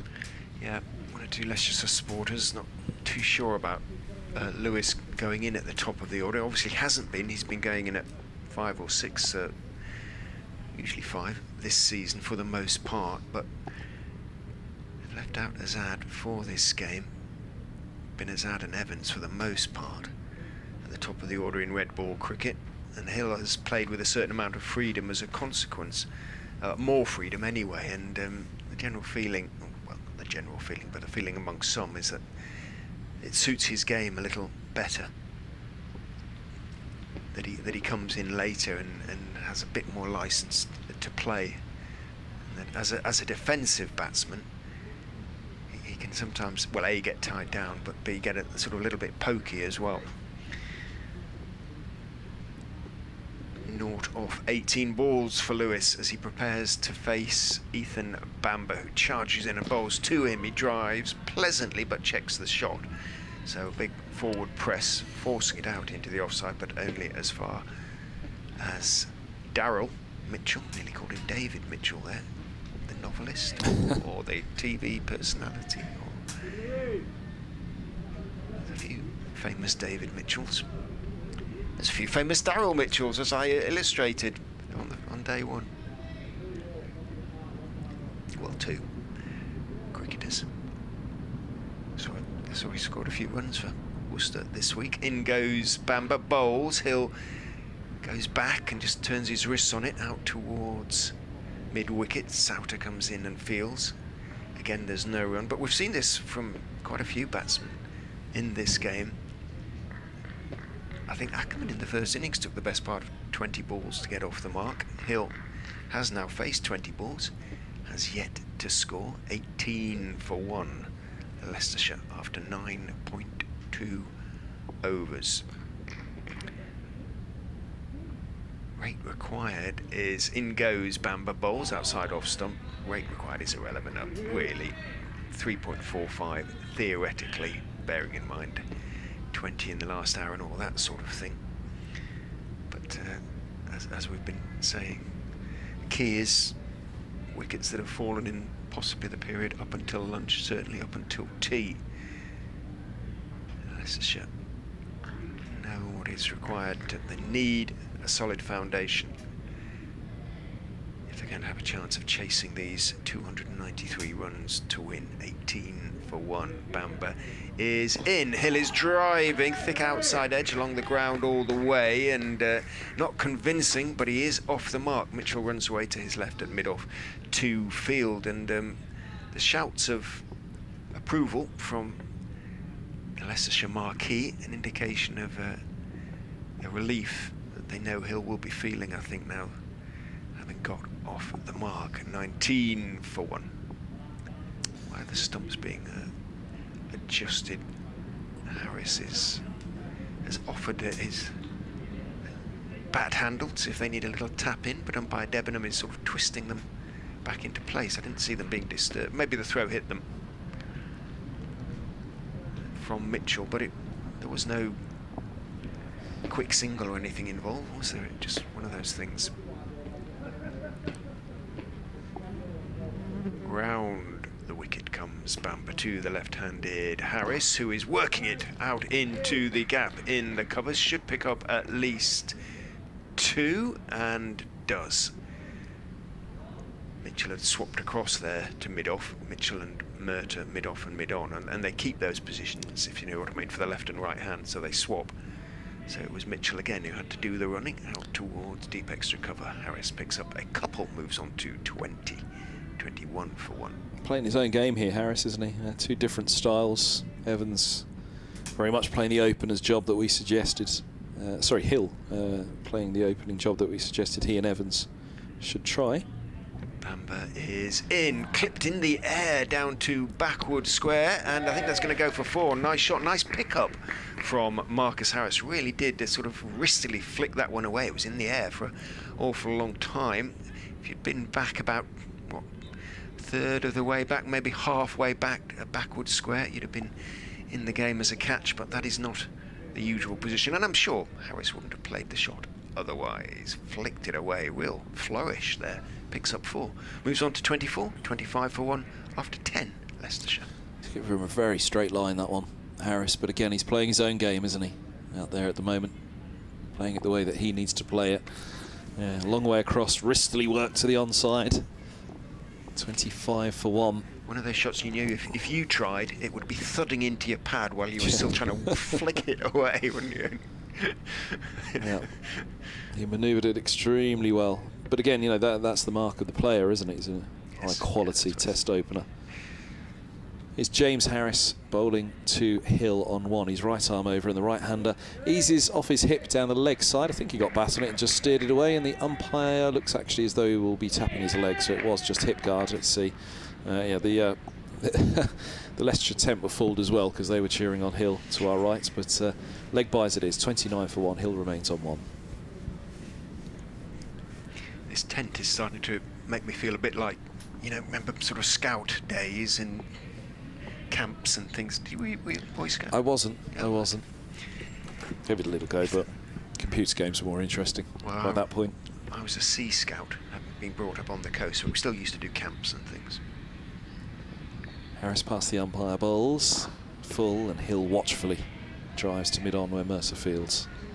There's nothing more evocative than a smell, and it sort of smells like the inside of a tent. You know what I mean? I'll ask you again. No reflection on you. Yeah, thank you. It's not. It's a sort of plasticky, tarpaulin-y, rubbery smell. Sort of. Yeah. Sorry, that sounded a bit. I was going to say, I'll ask you again about your thoughts on the smell in the tent at 10 to 6 this evening. We have plenty of ventilation. Here goes Mercer. Sorry, here goes Harris. Bowls, and it's dabbed for a quick single. Fine of Souter at mid-wicket. He is sharp across the outfield, and to the right hand of Souter that was played, and he managed to grab hold of the ball swiftly and shy at the wicket-keeper's end. White wasn't up to the stumps by that point, and the throw missed, but the suggestion was it would have been tight. Hill's on to 2. Why take that risk? Do not run out Marcus Harris. Lewis Hill, I hope that was your call. If that was your call. Picked the wrong fielder. Souter playing it to his right hand as well. Do not take chances like that, Leicestershire. James Harris to Marcus Harris. His right arm around now and bowls. And the left-hander chips a shot just short of Mercer at mid-on. Well, that looked as though it was going to carry all the way, didn't it? But it died at the last. Mercer looking to move up the hill to take the catch from mid-on. Just short of him. Just stopped a bit in the pitch, didn't it? 1 or 2. He's playing in the air. He's going. It's those Perth hands, isn't it? The hard hands that sometimes plays with. Would have been the softest of dismissals, wouldn't it? Yeah. Can't quite detect whether Mercer was slow setting off for it, as Harris bowls full, quick and straight, and it's defended by Harris comfortably on this occasion. And again, we talked about there haven't been many shots down the ground. We saw one sumptuous straight drive from Harris, possibly the finest of the match this morning, played down the ground, and that was an indication of why that the pace of the ball coming onto the bat hasn't been there for drives straight of mid-on or mid-off or straight back down the ground on many occasions, and very nearly accounting for the downfall of Harris. 30 for 1, 263 more required. Harris bowls and Marcus Harris drives to Souter, now at cover for the left-hander, and no run. He's picked out the fielder perfectly there, all along the floor, though. End of the 11th here on the BBC Sport website, with commentaries from BBC Radio London and BBC Radio Leicester. Myself, Kevin Hand and Richard Ray. Leicester 30 for 1 after 11, 263 more to win. But, just for those who are wondering, I'm told by Brunty that Harris the Hoglet is thriving. Lewis Hill checks his guard with umpire Newell. Bamber has bowled, what is it now, 5 overs, 2 maidens, none for 14 for him. Harris, 3 overs, none for 9 at t'other end, and the ball is already being examined and is going to be checked Umpire Newell marches across, having held it up to his eye line. Marches across to umpire Debenham. They're going to see if they can fit it through the template. Well, umpire Newell has been holding the template throughout, so he's got it. They're trying to sort of force it through, or push it through, without scraping it, and I'm not sure it's going to go, so it's a possibility that the ball will be changed after 11 overs. Umpire Debenham looks at it quite critically, and they are going to change it, you know. 11 overs now. How important could this be? So, 11 overs, make a note of it. A fair few of these dukes have been changed, haven't they, quite early on? It's not as though this one wasn't responsive for Middlesex. Mercer was getting swing. We've seen it seam for Bamber. Pace and bounce in it for Harris as well. He's gone past the edge and taken the inside edge of Marcus Harris. But here come the replacement balls. It doesn't always work out well for the bowling side. Leicestershire had the ball changed, didn't they, during the Middlesex innings, and it went. It was just as bad.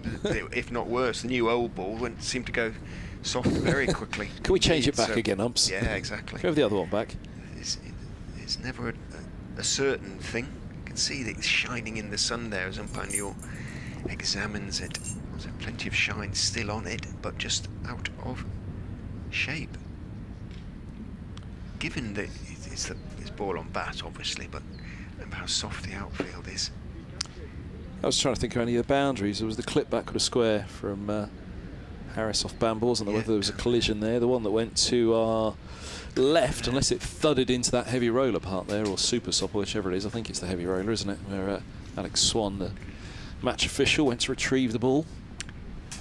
Has now been changed, so Ethan Bamber has a newish old ball in his hand now. Charges in, bowls to Hill, who leaves outside off stump as it bounces and lifts into the gloves of Rob White. Joe Cracknell liked that one. Yeah, huge excitement behind the stumps. He's a character, Cracknell. There he is, that's him on the mic. You can hear now the effects mic pointing out to the middle. Cracknell clapping his hands away. He's the loud one in there. White's a measured character. Robson likewise, and De Caires as well. Cracknell's the loud one in the slip cordon. There's a lot of swing there as well. Away swing and bounce for Bamber, who is in and bowling. Hill is driving, doesn't time it too well. Back down the pitch it goes to Bamber, who picks up in his follow through. But again, there are shouts of encouragement to Hill from Paul Nixon. Somerset. Tell me 3 down. 31 for 3. Hildreth, LBW, Ravi Ashwin for 14. Ashwin has 3 for 13 from 7.1. Verdi opening with him, none for 18 from 7. Goodness sake, that would be... The one thing is, 220 is the lead already. Bamber is in and bowls. That one looks as though it's coming back in from this angle. Hill plays it well, actually. Slightly crouched as he bends his left knee, plays it with his weight. Going forward, no big stride, pushes it back down the pitch again. He remains on 2, 30 for 1. They're only 19 runs away from making Surrey score more than they did in their first innings to win the match. And in their first innings, Leach picked up 6 and Van der Merwe 4. Yes. And Ashwin with all 3 to go in the Surrey second innings so far. Bamber is in to Hill, who is forward, and again Bamber feels in his follow through as it bounces up off the pitch to round about chest high. Somerset second innings, my apologies. Interesting one though, isn't it? It is. Well, as you say, all Leicestershire can do is deal with, kind of try and deal with what's in front of them, and then... Well, it may well be that Surrey end up... How would Surrey play it? They'll be looking at this game themselves, won't they, Surrey, thinking, oh, we don't want to end up in Division 3. If Leicestershire win that match. Bamber is in and bowls. Hill again adjusts a straight ball, defends carefully. Back down the pitch on the onside, perhaps just shaped back in off the pitch a touch. Or didn't swing too much, the in-swinger. If Leicestershire are looking likely here, their Surrey may well feel they have to go out and throw caution to the wind to try and win the match. A fascinating finale in this final round of the first part of the county championship this year. jostling for places. I know where most neutrals will be, which side most neutrals will be hoping goes through. In goes Bamber and bowls, and feeling for that one a little bit. Doesn't carry on the full to Rob White behind the stumps, but asking questions still. Bamber, end of the over. Was it a maiden over? I think it was. 6 overs, 3 maidens, none for 14 for the young seamer. There is one final piece to put into this, Richard, which of course is not going to be in Middlesex players' or coaches' minds today. But extraordinarily, I'll let you go back to that first. No, it's okay. It just stayed really low and bounced maybe 3 feet in front of. Again, down the hill from the Benham end and here at Merchant Taylor School, it is something that you can see on occasion. There have been some matches where the opposition, Somerset indeed, in one year were spitting at the state with the pitch. They felt that the up and down bounce was not right at all. Tim Merter's back into the attack, so what did Harris have? 3 overs, 3 for Mercer, 3 for Harris, and now a return for Merter. So a little switch up before lunch. We've got 40 minutes until the interval, so maybe Mercer bowls through to the interval from the Lake End now. Maybe Harris goes up to replace Bamber at the far end. The one point that I was going to make there was, the bizarre thing is Middlesex will take more points into Division 3 in September if they lose this game than if they win it, because they will take the points from the Surrey matches with them. If Surrey go to Division 3, Leicestershire win this match and take a place in Division 2, then Middlesex have more points against Surrey than they do against Leicestershire. Mercer's right arm over the wicket, he bowls, and a forward defence from Harris. He's got a short extra cover, a short mid-wicket, and 2 slips in place. The wicket-keeper standing up as well. Do I need to go through that one more time? No, I don't. I understand what you're saying. It's just, but it's mad, isn't it? A defeat in this game means Middlesex will take more points into September, assuming that the Leicestershire victory sees them take a spot in Division 2. It does become complicated, doesn't it? In those terms, it's clear enough who goes through, but it's what happens thereafter. Mercer bowls. This is clipped through mid-wicket for a couple here by Harris, full and straight, and 32 for 1. I wanted the change of ball, putting the change of bowling as well from Mercer, thinking that he just wanted to have a look and see what the new ball was like. In hand for him. The spells from the pair, the Mercer 1 for 3 from 3 was his opening spell. Harris none for 9 from 3. Bamber none for 14 from 6. Interesting deployments from Captain Mercer. He's past the umpire now and he bowls to Harris, who over the top of this one defends, and second slip retreats down to deep backward point to collect. Wide third man, I suppose, or it's collected by De Caires, and they have 2. Let's see, 4 for 1. Harris onto Clever little deflection, that one. Thinking 28. what he was about there. Yeah, definitely. Definitely. He's playing it all pretty nice, isn't he? There was only that chip to mid-on. He did push hard at one from Bamber as well, though, didn't he? As you said, Bamber got fingertips to it. It would have been a horrible way for Harris to go. So he's offered a couple of moments. Merter bowls to him now. And Harris clips to a wide mid-on, which is Daryl Mitchell, and he takes a single. He's around towards mid-wicket. There's the short mid-wicket in place is quite straight, isn't he? He's almost a silly mid-on. Let's see on the stream just how tight he is on there if the stream picks him up. It's a different game, isn't it, when Harris is on strike and when Hill is on strike. Lewis Hill is a very good first-class cricketer. Came into the game with 613 runs, and an average of 47, but Harris looks a different class, really. Merter bowls to Hill and beats him through to the keeper. Bit of shape, bit of lift. And Hill prodding forward on the off stump. Looking good for Merter. Yeah, and he's right-handed, and Merter loves the outswinger, obviously.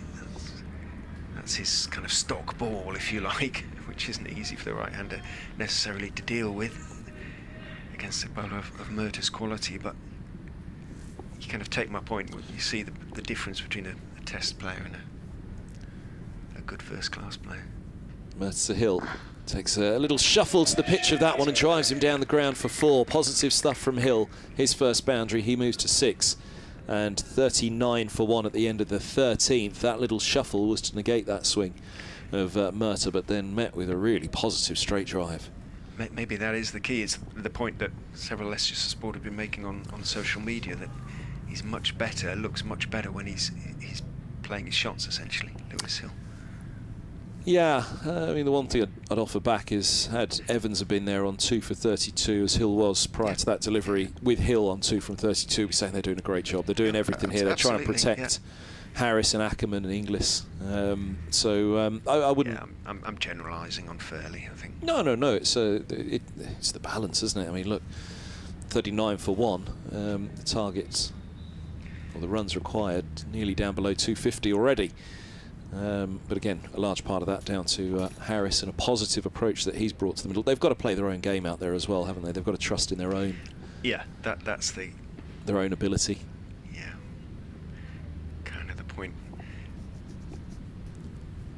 I was putting forward. Bamber to continue around the wicket to Marcus Harris, who steps forward and leaves. It's taken on the hop, on the jump, if you like, by Rob White. And just again an illustration of this what is becoming the slightly too paced nature of the pitch, and also the irregular bounce. The last ball of Bamber's previous over to Hill fairly crept along the ground, bounced 3 feet in front of White, and that one he took with the bounce sort of still steepling up towards his chest, essentially. So not easy for the batsman. Bamber is in, bowls to Harris, who is leaning forward, pushing it, just looking to get it wide of the two shortish extras, or short cover and short extra cover. Mitchell moved smartly to his right, made the stop. Somerset Oh, what? are 32 for 4. Lewis Goldsworthy, LBW to Moriarty for 1. They lead by 222 now. They're 33 for 4. Yeah, it is a decent lead, isn't it, if it is turning down there. Ashwin notwithstanding. In goes Bamber and bowls. And did he play inside the line, or did he beat the outside edge? Either way, the ball has gone past the outside edge to White behind the stumps. We'd have to see the replay. Remember, we're at basically fine leg now. That shout you could hear was James Harris, who's at fine leg rather than long leg, but he's just to the right of our tent as we look out across this lovely sylvan aspect with these mature trees that were probably going strong. As in goes Bamber and bowls, thick inside edge. Not sure where that was gone. He went down on one knee looking to get in position to drive. I think it swung back in. This was the one that he pushed really wide. Oh, he did push at it, yeah. Yeah, really wide one. Well, this is about the stage where he started. He made a mistake in the first innings. Just because those trees were probably still there when Boris was playing here. Karloff, that is. And did we say Percy? Was it Percy or Mrs. Shelley? Who was the poet who was here? Did we say? No, there wasn't one of that gang, was there? In goes Bamber and bowls. That one is wide, steered away in the air down to backward point, who is on the boundary. And a yelp of frustration, particularly I think it was from Nathan Souter, the irrepressibly enthusiastic Souter, but he does pick up a single, moves on to 40 for 1 is the score. No, we only associated the Shelleys and Byron and co with Boris Karloff being here, having played Frankenstein. They didn't actually attend. Oh, that was the link, was it? Okay. Yeah. Bet there was a few famous poets. Remember, this school started 1561, I think it was. Back over the wicket goes Bamber, bowls to Hill, who is waiting. Ball almost allowed to hit bat rather than bat down on ball. Played it on the ankle. It bounces down to third slip, and there is no run. I'm still with you, though, that it should be the Boris Karloff Lake end that we're commentating from. I agree. He and his links to Hollywood Cricket Club as well, as we established over these 4 days. 40 for 1 here at Northwood. And if you want to tweet us, you can do so at Kevin Hand BBC, at Rich M Ray, to get through to the BBC Sport commentary tent. Commentary on all the games in all the formats for all the counties, available via the BBC Sport website and app throughout the summer. here is Murtagh from the Lake End, soon to be petitioned to be the Boris Karloff Lake End by Richard, as Murtagh's in, bowls, and this is full, clipped away through mid-wicket for 4. Nice shot by Harris, 44 for 1, Leicestershire, and the target is below 250, 249 more required for the visitors here, as Marcus Harris moves to 34 from 44. Positive start from the Australian, who thundered his way to a fine innings at Grace Road. The school website, although there was a list of just about every single old merchant tailorian, if that's the right description, with any sort of claim to fame, does pick out one or two of the more famous ones. This moves in, 2 slips go down, he bowls, and this is driven by Harris to mid-off, where James Harris fields. It says the very first generation of boys at the school contained Sir Edmund Spencer, the poet, playwrights Thomas Kidd, KYD, and John Webster, very famous, and Bishop Lancelot Andrews, ES, translator of the King James Bible. John Walter, founding editor of the Times. Oh, updates time. Murtagh bowls. This is eased away into the onside by Harris. A dot ball once more. 4 to go of this over.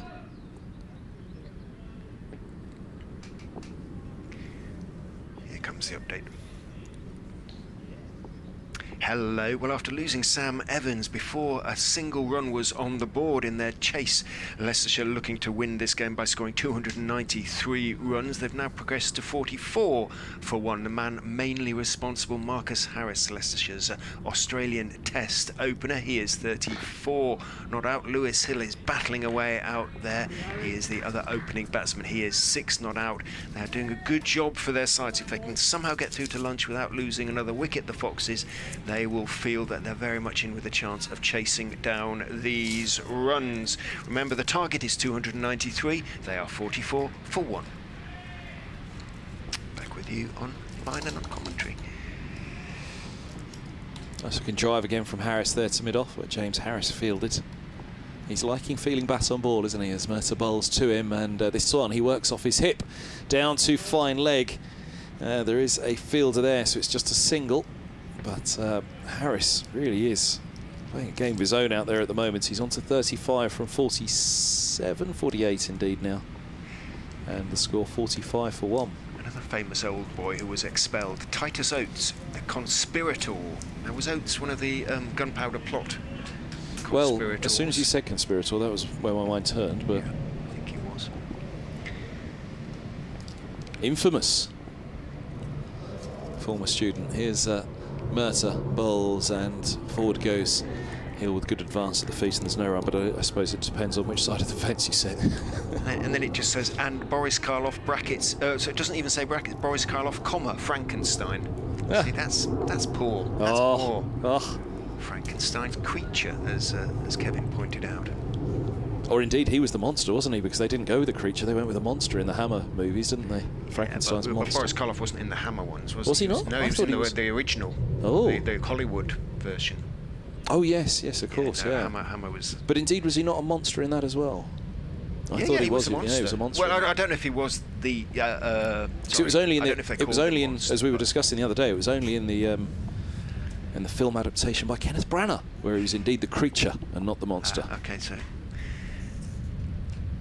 Either way, there should be some sort of monument. Time for another remake, isn't it? There will be, I'm sure. It is a timeless story. Bright sunshine here, a few dark clouds around, but really is a lovely picture. Wouldn't have minded playing some cricket down here myself. Is it still to be Ethan Bamber? 7 overs, none for 15. Well, he's not leaking runs, and he's asking all sorts of questions. He's not getting... He's bowled well. He has. Round the wicket he comes. Bowls to Harris. Swings in a little bit, thick inside edges. Harris is half forward, turning it out towards Souter, who's at mid-wicket. No run. And for Middlesex, and Ethan Bamber, they've got a real find here from a county perspective, purely from a selfish perspective for Middlesex. you know, is Bamber quick enough? Is he tall enough to go on and play for England? Will he, you know, away from English conditions, be the right kind of bowler at international level? I mean, he's got all the skill for sure. In comes Bamber and bowls. Forward goes Harris, slightly angled back, pushing the ball along the ground through gully towards deep backward point. Jogs a comfortable single, moves on to 36, 46 for 1 But the score. Now, at county level, I was just going to say for you, at county level, for sure, he's going to be a fine player for Middlesex. Sorry, go on, Richard. No, it's okay because it's embargoed. It's a little bit of county news, but it's embargoed until 1 p.m. You had to scroll down to see that, though. Yeah, that was well, a bit. That doesn't help, does it? But nearly read it out there. Oh, that's Anyway, great. Better wait. It was lucky I interrupted. You might not have scrolled down. No, but it concerns Derbyshire. So anyway, in over the wicket goes Bamber, and it pleasantly driven on the walk a little bit on drive. Nice straight bat though from Lewis Hill, pushing it out to mid-on, and there is no run. Daryl Mitchell starting to warm up. So this, if he's not successful in these next couple of deliveries, implies it might just be time for a break for Ethan Bamber. 2 for 43 in the first innings for Mitchell. Picked up Ben Mike and Callum Parkinson, both caught wide. In goes. Oh, edge dropped! Went for the firm push, Lewis Hill. It burst through the hands of De Queiroz at third slip. It was high. He got 2 hands to it, though. It was a firm push. Went for it, and on another day, De Queiroz would have held that one, but it wasn't half travelling. It's run down to the third man boundary for 4. That flew at him, didn't it? Did. Absolutely flew at him. Just thinking of John Mallett's photo of Colin Ackerman taking that catch. In fairness, it was higher than Ackerman's. Ackerman's was sort of in front of his forehead, and he took it really cleanly. That was higher, and De Queiroz 2 hands up, maybe a foot above his head, do you think? And both feet off the ground, and burst through his hands, essentially. Could so easily have stuck, didn't. Hill moves on to 10, 50 up for Leicestershire. No luck for Bamber and for De Queiroz, as in goes Bamber and bowls. Hill is driving. This time he's got it away through the covers. He's going to pick up 2, could be 3. They turn. Hill is quick between the wickets, and they do indeed make 3. Hill moves on to 13, 53 for 1, 240. More runs needed by Leicestershire. Still plenty. But a 50 partnership, good at the top of the order. And lunch is not so very far away now, 22 minutes away.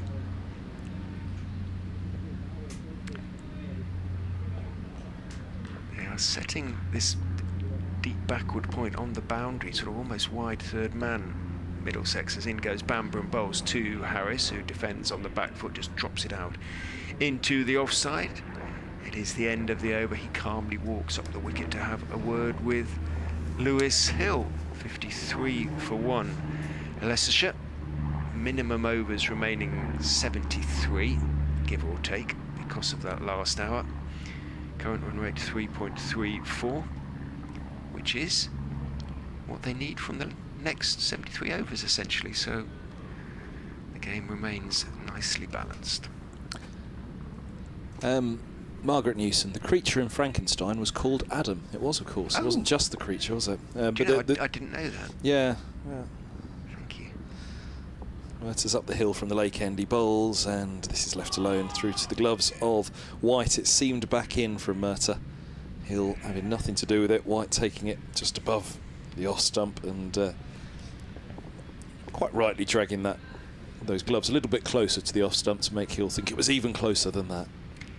Matilda's listening to us in bed just before lights out, thinking we can win this game, Leicestershire that is, and we saw a video of Matilda batting the other day, and very impressive she was too, in the nets.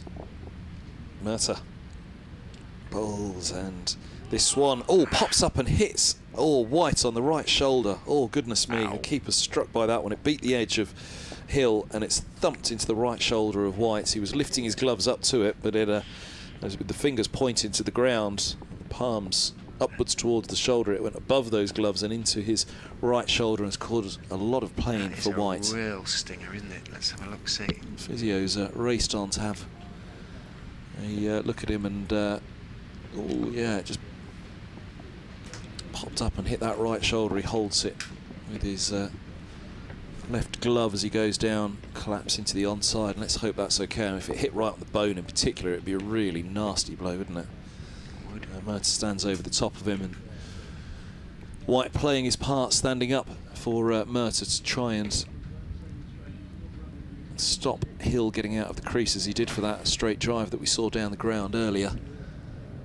Yeah, just swung through and beat the edge of the forward push of Hill. Clattered into that shoulder of White. Might have popped up out of the gloves, did it? I'm just trying to see on that bounce. It's odd, isn't it? Because it looked hit him a bit lower than that. Must have. It looked as though the trajectory of the ball was going towards the gloves, didn't it? But then he comes away holding, just trying to see on this screen that we've got in front of us as we rock and roll on it. It looked as though, yeah, it looked as though the gloves are in a good position to take it. It didn't look as though it really spat in any way, but whether it did, you know, with the gloves going up, whether it just spilled out of the gloves onto that shoulder as it was ever climbing on him. But certainly he went down holding that right shoulder. He's only just getting to his feet out in front of us now after a little bit of help from the physio. That's not going to help his cause standing up, is it? He'll No. He'll be tentative standing up after that, I'm sure, because it certainly hurt him. And well, it was definitely the right shoulder that he went down holding with his left glove. It was, which maybe there was sort of nerve reaction or something. I don't know.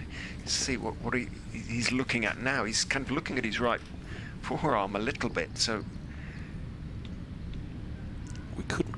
He's looking at his right forearm. Well, just at the moment, he is, but again, whether it was a deflection sort of up the inside shoulder of his forearm, but so it's a. He definitely grabbed at the right shoulder, didn't he? As we watched the replay again now. He absolutely did, but he's going to have to go off. Well, they've got a keeper out there in Joe Cracknell, so Cracknell can move straight in from slip to keep. He's going to. Yeah, but for White, that's a horrible blow, it would appear. We'll see if he puts his hand to something again as he walks off. He's certainly in a lot of pain, it would appear, White, as he walks off. Let's see if he gives us any indication at all. And as he walks off with Pete Waxman, the physio for Middlesex, as to what in particular it is. He's got his left hand on his forehead at the moment, just suggesting he's trying to block out pain, think about something else. The second Middlesex player to suffer an injury sufficiently painful to make them leave the field in this game. Yeah. And we wish White the best. You can see that right arm's just gingerly to his right side. It's concerning that he's holding his head, because it looks like he's in sort of distress, as in he's really hurt himself, you know, as in he knows there's a real issue. Yeah. He's holding sort of chest area, isn't he? The side. Well, the ribs are quite exposed there as well, aren't they? But how it got up there, I'm not certain. I can only imagine it was deflection off the palms as the gloves went up, fingers pointing to the ground, that it nicked off the top of the gloves where the palm area is, and just up into his shoulder somewhere around that region. Must have done. Make a note then. 53 for 1. Yeah. Well, brave stuff standing up to the stumps. Again, the point with Mertz going up the hill as well is that there will be an extra bit of bounce. Like at Lords, he'll just get one which batsmen won't expect at Mercer's pace, that one will bounce more. That one didn't particularly appear to bounce more. It might have just been the swing, the late movement of the gloves. Just didn't quite have his gloves in position for it.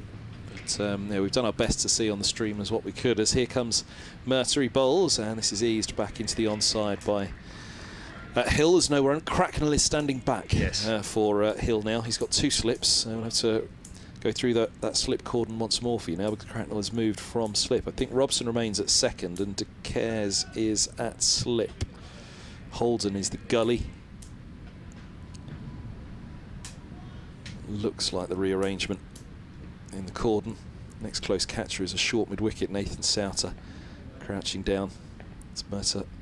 Hits the crease now, bowls, and using his feet once more, Hill is forward to this one, driving into the offside. It's fielded by Bamber at cover. Run again. Mitchell Johnson is the mid-off fielder, who we think will be bowling the next over from the Benham ends. Yes, he rolls his arm around, having just bowled the balls to James Harris at mid-on. And long leg to complete the field down there, I think, is the sub-fielder. Or one of the sub-fielders. We've got 2 on at the moment, one for Eskinazi and one for White. So we'll have to identify the subs at backward point and at long leg as Murtagh is in, bowls, and that's crisply driven down the ground by Hill again. That shuffle of the feet, that was why White was standing up, to keep him in the crease. White uses the Hill uses the feet once more though, and a lovely drive down the ground. He moves to 17, 57 for 1 to go, the 17th. He can do so with Cracknell standing back with a degree of impunity, and as you say, that's exactly why White was standing up. A wicketkeeper's life is not always an easy one, and it can be a very painful one.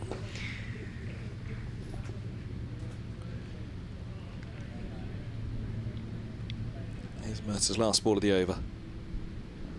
And a shuffle to the pitch once more, but only to defend this time into the offside. And the point fielder runs up, which looks like Martin Anderson in there. The sub-fielder, it could be Blake Cullen. I think it's Anderson though, the sub-fielder at point. He turns his back and it is Anderson, which would make the long leg down there Luke Holman.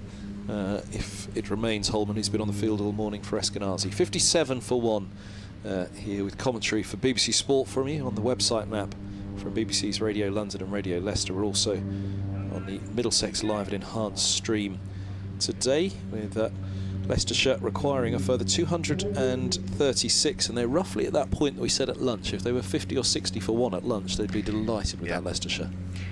But there are another 13 minutes, so at least another 3 overs.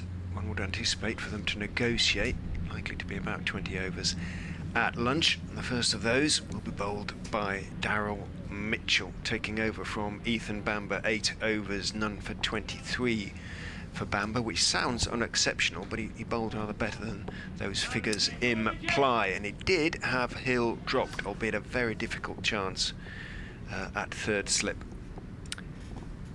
Just Takeres, a drive that fairly flew above his head, got 2 hands to it, burst through his hands. Mitchell is going to bowl around the wicket from the Benham end. I wanted to go back to that one actually. It was an extraordinary effort to get hands to it. We often talk about a slip fielder getting up and not able to get back down if the ball does come low to them. He remained down the whole time, Takeres, and had a long way to go up to it. Is in, and bowls turned calmly down to fine leg by Marcus Harris off leg stump, just turned his wrists on it, tickled it down to fine leg. Harris moved to his left to field and then keeps moving to his left because the right-handed Hill will now be on strike. Single taken by Harris, moves on to 37, 58 for 1. Looking for directing track, lots of pointing going on, both Murtagh and Mitchell, and they're taking mid-wicket out. Holden is going into backward point, sort of deepish gully, as Mitchell is over the wicket to Lewis Hill, who is driving, and you heard the shout of no as he saw it going pretty much straight to mid-off, who is, we reckon, Luke Holman. 56, yep. Does that? Yep. Holman square with his identification? It does. 56, Luke Holman. There's a lovely rustle of the leaves behind us there, and quite a few of them have fallen down in front of the tent as well. We've got a tree lining all behind us here at the lake end, 2 further pitches and they behind. are mature trees. They're gorgeous, aren't they? Really lovely. And all sorts of different varieties as Mitchell is in. Slower ball goes for the cut and deceives. And deceived is Lewis Hill. He bought it, he went for it.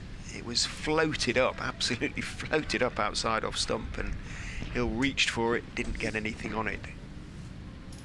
Got away with it. It's like we're being showered in confetti at the moment. This wind picking up, it's blowing from behind us, and all these leaves are trickling down in front of the tent. With that lovely rustle, as I say, on the wind. It's a beautiful setting for cricket here at Merchant Taylors School. It's a beautiful setting for the finale of this match, which is bubbling up nicely. Mitchell is in very wide, and Hill lets that one go. Once tempted, twice shy. Not taken cleanly by Joe Cracknell. Which reminds me, we have more from Simon Whiteside on Boris Karloff. He says, sorry to snooter you chaps, but Billy Pratt, Boris Karloff, would have been at the city site, now St Bart's, as the school moved to Moore Park in 1933. Now, we established that that building was built much earlier than that, but it only arrived here then, the school, in 1933. I'm sure it was turn of the century it was built. Yeah, it looks a bit, as I say, very utilitarian. In goes Mitchell. Again, little outswinger, outside off stump. Again, Hill steps forward and lets it go through. Billy Pratt. So, well, presumably William. William Pratt. That was his proper name, then Boris Karloff. I wonder why he chose Boris Karloff. But anyway, he didn't play here then. Oh, so we can't call it the Karloff end. Are you suggesting the utilitarian look of the school over there was more due to the Great Depression of the 20s then, which would fit with the 1933 arrival at the school, at this site? Just a slight lack of architectural. It's not distinguished, is it, as a building? In goes Mitchell, and that one was the in-swinger, in dipping Yorker, and having bowled 5 outswingers, finished with the in-swinger, and Hill jammed down on it, big puff of dust, as he jammed it back down the pitch to Mitchell. End of the over, just the single from it. First ball, which was flicked down by Marcus Harris to fine leg. 58 for 1 after 18. Leicestershire, another 235 runs needed for the Foxes. Yeah, they did indeed move here in 1933, the school. But again, I thought that building dated a little bit older than that. Only a couple of decades older, but perhaps I was wrong, it was. The trees are a lot older, aren't they? Yeah. Merter bowls, and this is driven to mid-off by Harris. James Harris doing the fielding. 58 for 1.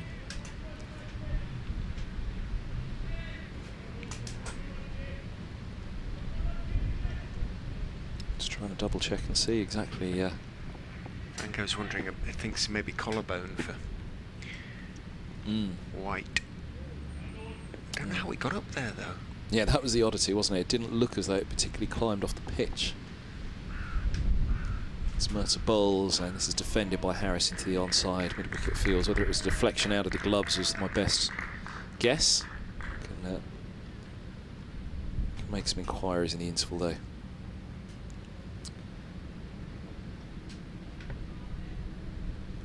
Let's stick with the 1933 then. That building dates to, because I can't see what I thought I read, that it was built earlier than that. How many years it would have taken to build around that time as well. It looks a bit like barracks, doesn't it? Merter hits the crease now, he bowls and Harris defends. Harris looks as though there's been a change of mode for him as we approach the interval. How long? Yeah, within 10 minutes. I usually say 10 minutes is about the time that they start thinking about lunch. Anything longer than that's a bit too long. It's into too much of a negative mindset. Within 10 minutes of the interval, that's the point where batsmen will change the gears dramatically and say, right, okay, 10 minutes of defence through to lunch. 58 for 1 as Merter moves in. Bowls, and this is turned to square leg. Tumbling stop there by Bamber. There was a thought of a single, but Harris is sent back by Hill. Rightly, don't run off this field. Yeah. There was one near miss this morning when Hill turned a single fine of Souter at mid-wicket and running down and picking up with his favoured right hand, rasping underarm throw. Or low throw, it wasn't particularly underarm, was it? It was a low throw as he picked it up and got it in quickly. Wristily thrown, missing the one stump he'd have had to have aimed at the angle he was aiming as Merter bowls. This is driven back by Harris and no run. Bowler getting both hands to it, Merter all along the floor though. But yeah, that would have been a terrible way to lose Harris. Run out on a morning like this. 37 he has to his name, 17 for Hill and 58 for 1. In the 19th over, Middlesex will be just a little concerned with just the 1 wicket now this morning. Stephen Eskinazi left unbeaten on 66. A real hero of that innings for the hosts as Merter comes in, bowls, and this is clipped nicely through mid-wicket. It could be 4 more. It's going down the hill, but it's losing pace out to deep mid-wicket. Will it just win the race? No, it won't. Bamber will get there from square leg, and they have run 3. He's on to 40, Harris, and 61 for 1 the score at the end of the 19th. 232 more required for victory. Middlesex could desperately do with a breakthrough here, and they could desperately do with it being the man who scored 185 against them at Grace Road earlier this summer in the chase. Marcus Harris. We mentioned that the key column at lunch was going to be the wickets column for both. Certainly one side is going to be mightily confused with 5 minutes before the interval with the number 1 on that column. It'll be Harris who will be on strike. 2 overs, one would think, despite it being 12:56, unless of course a wicket falls in this over. He's doing his best to slow down the start of this one, isn't he? Yeah, Mitchell around the wicket to Marcus Harris, that little hop, and it goes down the leg side. It's going to be a bye. Cracknell leapt across, got 2 hands to it, couldn't hang on, burst through. Harris, James that is, has to run across and into field, and a bye is duly signalled. There was a slightly reproachful glance from Cracknell to Mitchell. Didn't do him any favours there, the New Zealander, the new wicket keeper. Really had a long way to go. Did quite well to get. He did, didn't he? Yeah, it didn't look to the naked eye, and again on the replay, it didn't look as though it was a mistake by the keeper in any way. Lucky they got Cracknell out there on the field. They do have Jack Davis as well, who could come in and keep, with Leicestershire's permission, of course, should anything go wrong for Cracknell. Mitchell is in to Hill, who's turning a delivery from Midland leg out towards mid-wicket on the back foot defensive. Out straight to mid-wicket, so no run. Pete Hanscom, the skipper as well, who's missing this game after a positive COVID test, so best wishes to him if he's tuned in.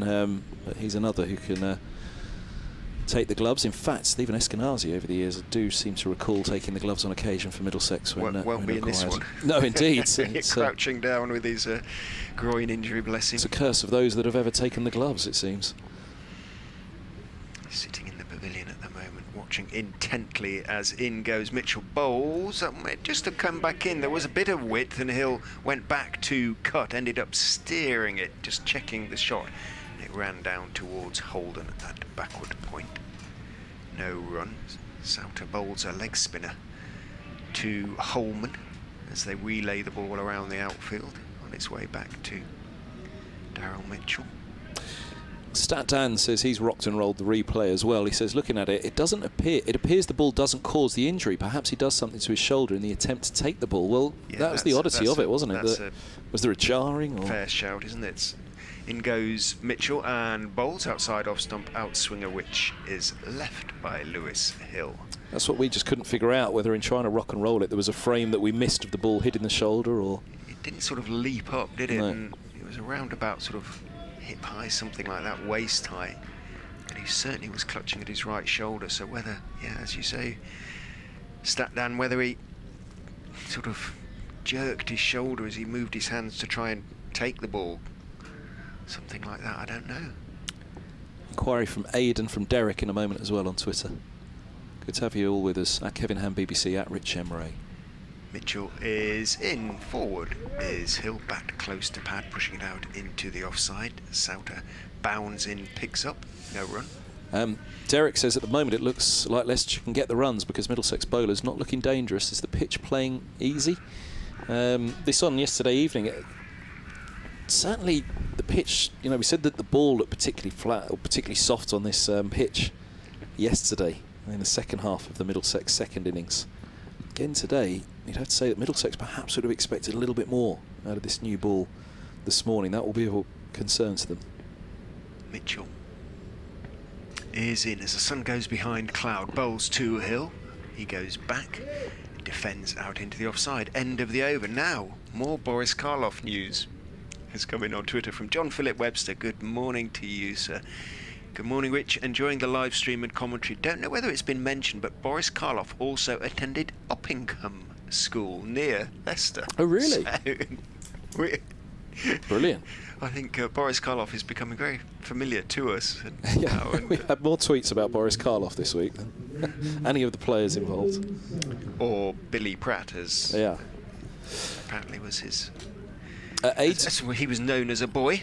Yeah. Aids inquiry, why do they want to change a ball that's irregularly shaped? Wouldn't the unpredictable bounce benefit the bowling side, or has the ball expanded due to getting wet? Yeah, good question. I mean, from the old club days of playing the ball, as soon as it misshape, as soon as it becomes a little misshapen, it's usually a bit soft on that side as well, isn't it?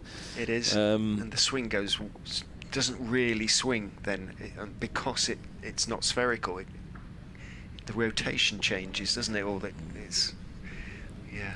You always preferred a nice, hard, and well, as hard as possible. You try and keep it hard, don't you? Here's Souter into the attack for the first time. Right arm over from the Lake End. He bowls to Harris, who eases into the offside, and there's no run. So the over is spin before lunch. Just in time. Yeah, it just got going. They delayed that last over as much as they could. Harris was scratching away at the crease a fair bit, as is the way, all part of the game. Souter's in, lots of flight. Harris right over the top of it, pushing back to his fellow Australian, Souter. It's a British passport, though, Souter. His mother was born in England.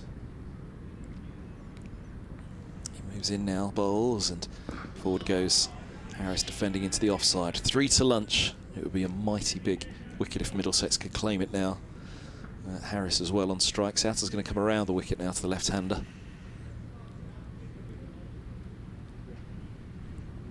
Slip in place, crouch down. There's a short mid-wicket and a shortish extra cover in Max Holden. Those are the ones closest around the batters. Oh, that one takes some bounce through to the keeper. There's a stifled appeal from around the batters. That one did pop up out of the gloves of Cracknell, but he managed to hold on to it in his left elbow as it took some bounce. Souter, who can get the googly to go a bit, and get the leg spinner to rip quite as much, but the googly will turn for him as he comes in now, bowls, and on the back foot. This is defended back up the track, and there's no run. We're just waiting to see the replay on that one, whether there was much turn with the bounce that we saw from Souter. But this is going to be the last ball before the interval now. He comes in, bowls, and that one bounces again, and steered by Harris off the back foot, backward a square on the leg side for a single, and that will take Leicestershire to lunch on 63 for 1. Harris on 41, Hill on 17, and 230 required in the remainder of the day. And I have to say, with the runs that they've scored this morning, Richard, you can forget pretty much about whether Surrey draw that match at the Oval and whether they lose that match. Leicestershire here, one way or the other, you'd fancy they're going to win or lose this one, because there's plenty of time left for them to score 230, or for Middlesex to take 9 wickets. Whatever happens, they're going to be going for these runs. Update for BBC Radio Leicester.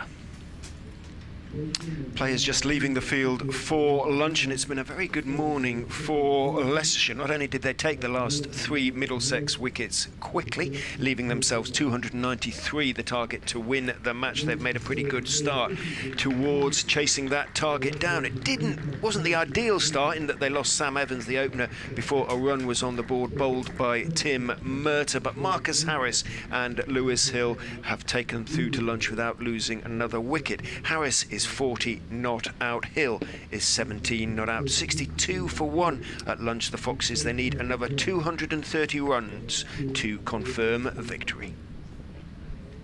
Well, my goodness me, the lunchtime score from the Oval, Somerset are 64. Would you like to hazard a guess? 7. 60 for 7 at lunch. They lead Surrey by 249, so they'll have to already score 10 more runs than they managed in their first innings, Surrey, to win the match.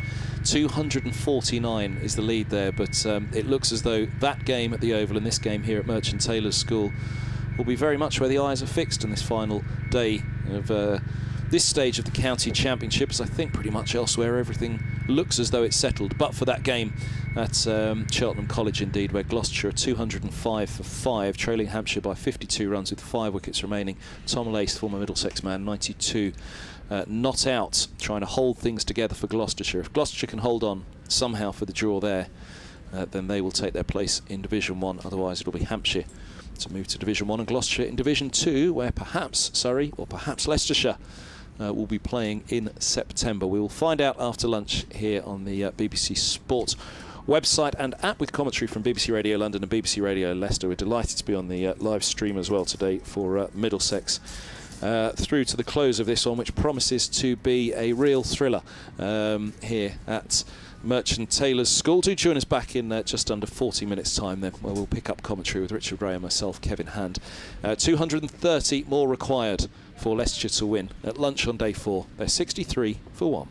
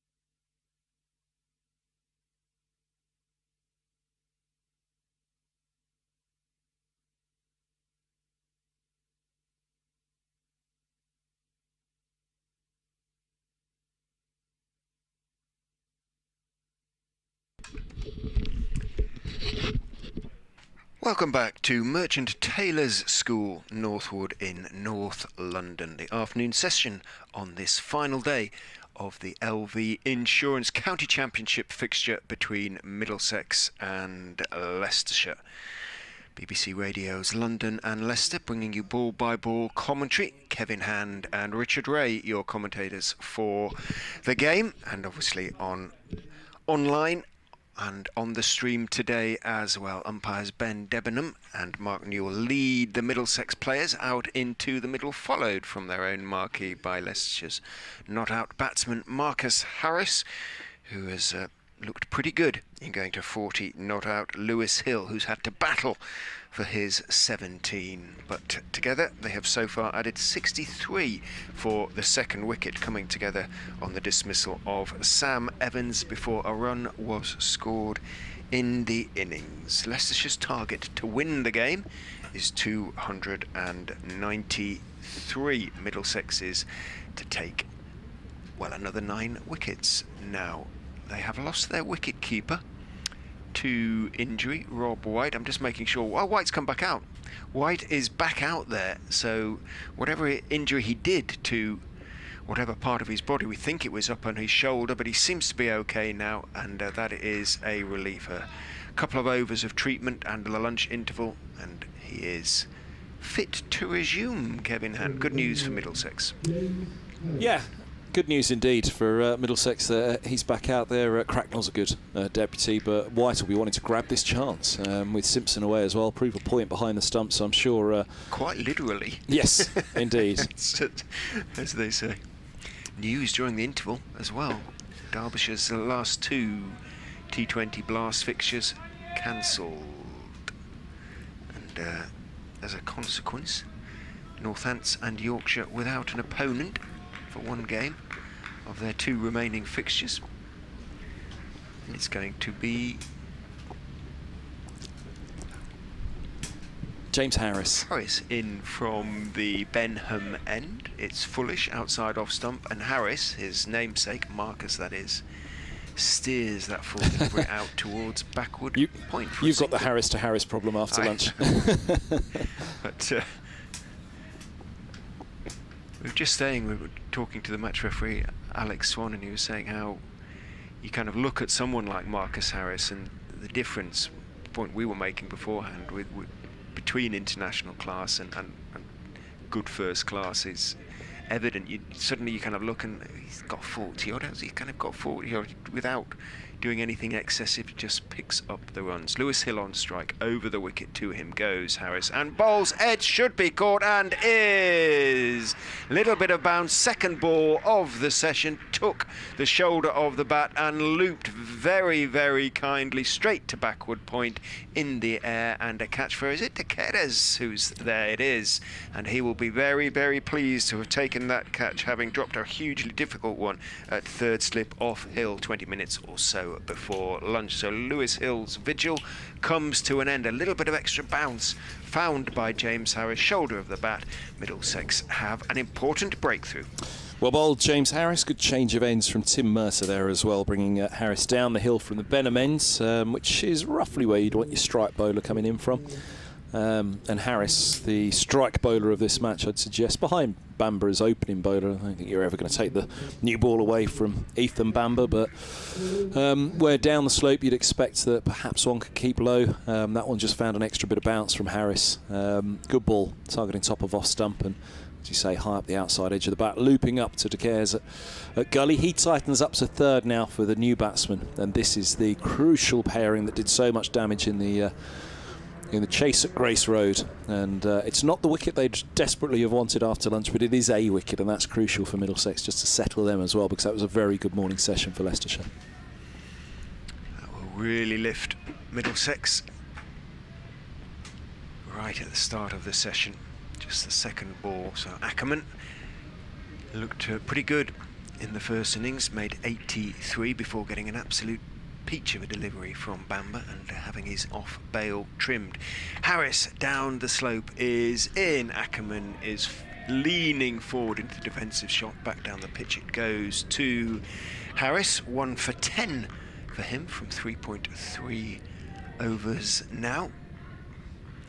the game swings again. It's going to be, I'm feeling, going to be like that until one or t'other crosses the line. One of them should. We have plenty of time left in the game and the weather is set fair. Harris is in and bowling. Ackerman, back foot deep in his crease as he leans forward and defends that one out into the offside, runs down towards Holden, who is in the covers. De Queiroz has gone to third slip for the new batsman, and Holden has gone to that backward point position, at which De Queiroz took a fairly straightforward catch, and he looked chuffed to bits, as I say, to have held on. In goes Harris and bowls outside off stump. A leave from Ackerman through to White it goes. Doesn't look in any way as though he's suffering. There was no wince from or anything like that as he took that one nice and cleanly.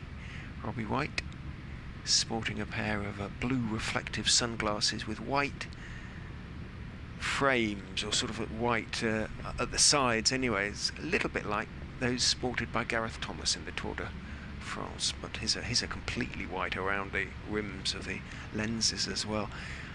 Harris is in and bowling. Driving is Ackerman. He's going to pick up a run as it goes wide of Mitchell at mid-off. Has to run away to his left, and the single is taken. End of the over, 65 for 2. Bless you. Just about managed to get the mic off. Well done. Excuse me. Lovely afternoon here at Merchant Taylor School, isn't it? The sun's out and the scene is set. As you say, one way or another you fancy you'll go down to the wire now, but equally you feel that this partnership and the next one they really need to do. One of the three needs to do a huge amount of the remaining work. 228 more runs required. Harris on 42 will want to put his hand up and say, I'm in. I'll be the man to do it. Ackerman with a good record against Middlesex, as his namesake had as well over the years. But then he had a good record against everyone, didn't he, HD? 65 for 2. It's Nathan Souter from the Lake End again. He got a couple of balls to bounce, didn't he, just before the interval, and they've obviously plumbed for him to have a go to Ackerman and Harris. Be cool. Ball only in its 22nd over to go to spin, and Souter, real chance for him to make an impression here. He's got a slip and a leg slip for Ackerman. And that googly will be the reason for the leg slip as well, as he comes in now, bowls, and Ackerman's forward defending into the offside. Nice short leg in place, but leg slip tucked in behind. Captain Murter at mid-on. Not much of an input he had, or let Souter go with it himself for solid forward defence from Ackerman on this one, and no run. So 228 more required. Sounds a lot, doesn't it? It does, but a century from any one of the next three, or these two and the next one I should say, as Souter bowls, the bit of bounce that goes through to the keeper, White, and we'll look at that one with interest on the replay. It was bounce that Parkinson got from this end that was particularly of interest, wasn't it? And if Souter's getting some on the wrist spinner, then it should be a testing afternoon, as Souter's in once more. He bowls and Ackerman gets a good stride on that one. Well, that was the leg spinner from him, and it did get some bounce as well, didn't it? But it started wide enough that Ackerman really was just dropping the hands and not being particularly involved with it, as perhaps we thought from the angle at first. Goes again, Souter.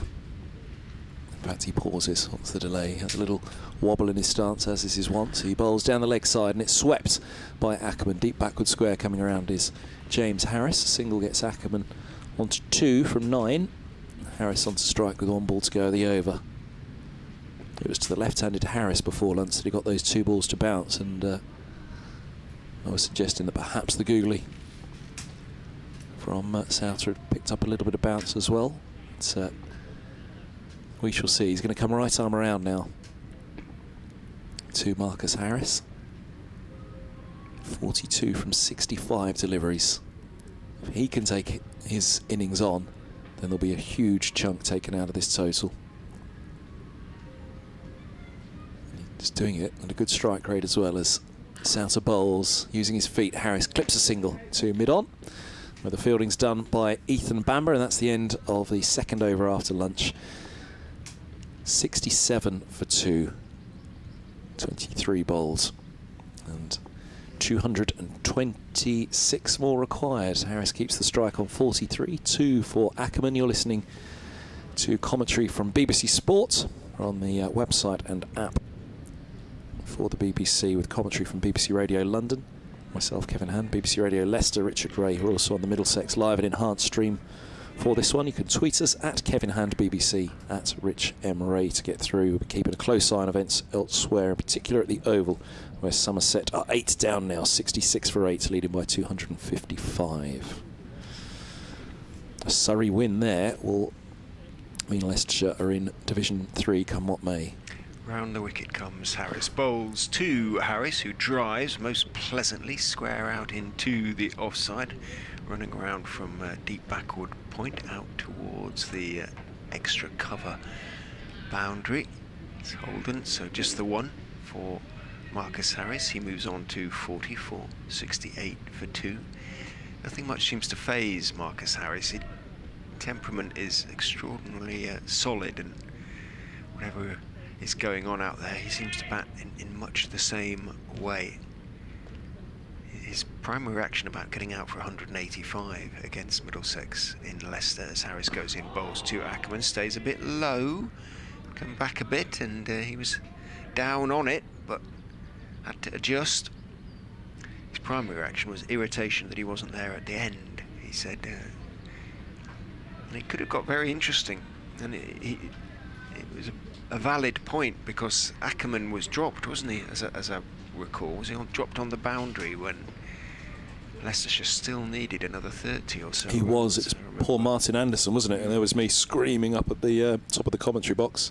In goes Harris, bowls a bouncer, ducks underneath it. Holden on the second bounce has to form the long barrier as it descends rapidly and manages to stop it. I never asked him, actually, because the ground fell silent, didn't it, as that ball went up in the air, and I screamed, "Anderson's underneath it!" and then had a horrible moment thinking, I need to fall silent as well, because everybody else is, and then the catch went down. We were right over the top of him there on the third floor, weren't we? Third floor, fourth floor up. It's Grace Road. Yeah. But he was right down below. On the roof of the pavilion, anyway. In goes, third floor, I suppose. In goes Harris and bowls. Outside off stump, Ackerman lifts his bat very decisively over the line of the ball. Beautiful afternoon. Dark green and lighter green stripes of the outfield. Increasingly light pitch. Has been a little bit of uneven bounce, but by and large it's held up pretty well as in goes Harris and bowls, who turns his wrists on that one classily. Ackerman down towards deep backward square. Long leg has a lot of ground to make up to the ball. I think it's Bamber down there, gets his throw away, but Ackerman was always going to take it on and made his ground with time and to spare. Yeah, so a couple of articles have been sent to me during the interval about not just the Derbyshire situation, but the situation facing the counties and the losing players, as Harris is in outside off stump, allowed to go through by Ackerman. Essentially Kent without 17 of their squad now, and really struggling. But it seems to be that they're going to fulfil their blast fixtures. Speculation by George DeBell on the ESPN Quick Info website that the Royal London Cup might become a casualty while everybody gets back in bubbles and squads get together. But on the other hand, almost to protect the 100, I think is the implication of that one. What, that they'd cease the competition, or? Yeah, that's really? Sort of I can't imagine the members. I'd be surprised. I mean, they're members' counties, aren't they? Members' clubs. Yeah, I'd be surprised. I don't think there's any sort of interaction between players at the 100. It's out of bowls, and forward goes Harris, defending into the offside, and there's no run. 70 for 2. I think the outcry at that point would really be deafening, if something like that were to come to pass. As it is, the main disagreement with the 100 is the damage that it will do to the counties already. As down the track comes Harris, pushing back to mid-on. 70 for 2, but George is always his man, always a man with his finger on the pulse. We shall see. Slipping a short leg for Harris. Around the wicket goes Souter. Bowls and Harris dabs him. Back with a square on the leg side. The fielder at 45 is Josh De Cares, collects. 70 for 2 it is. Can't persuade you, can I, to give her the old Spanish Well, I know. trill. There was a debate live on the mic with Josh himself yesterday, wasn't there? Was it the day before, as to how to pronounce his surname as Souter bowls, and this ball is eased into the offside and there is no run. 70 for 2. The correct way to pronounce it in Spanish would indeed be De Cares, as we both know. He didn't mind. So He said he pronounces it De Cares. Young man, yeah.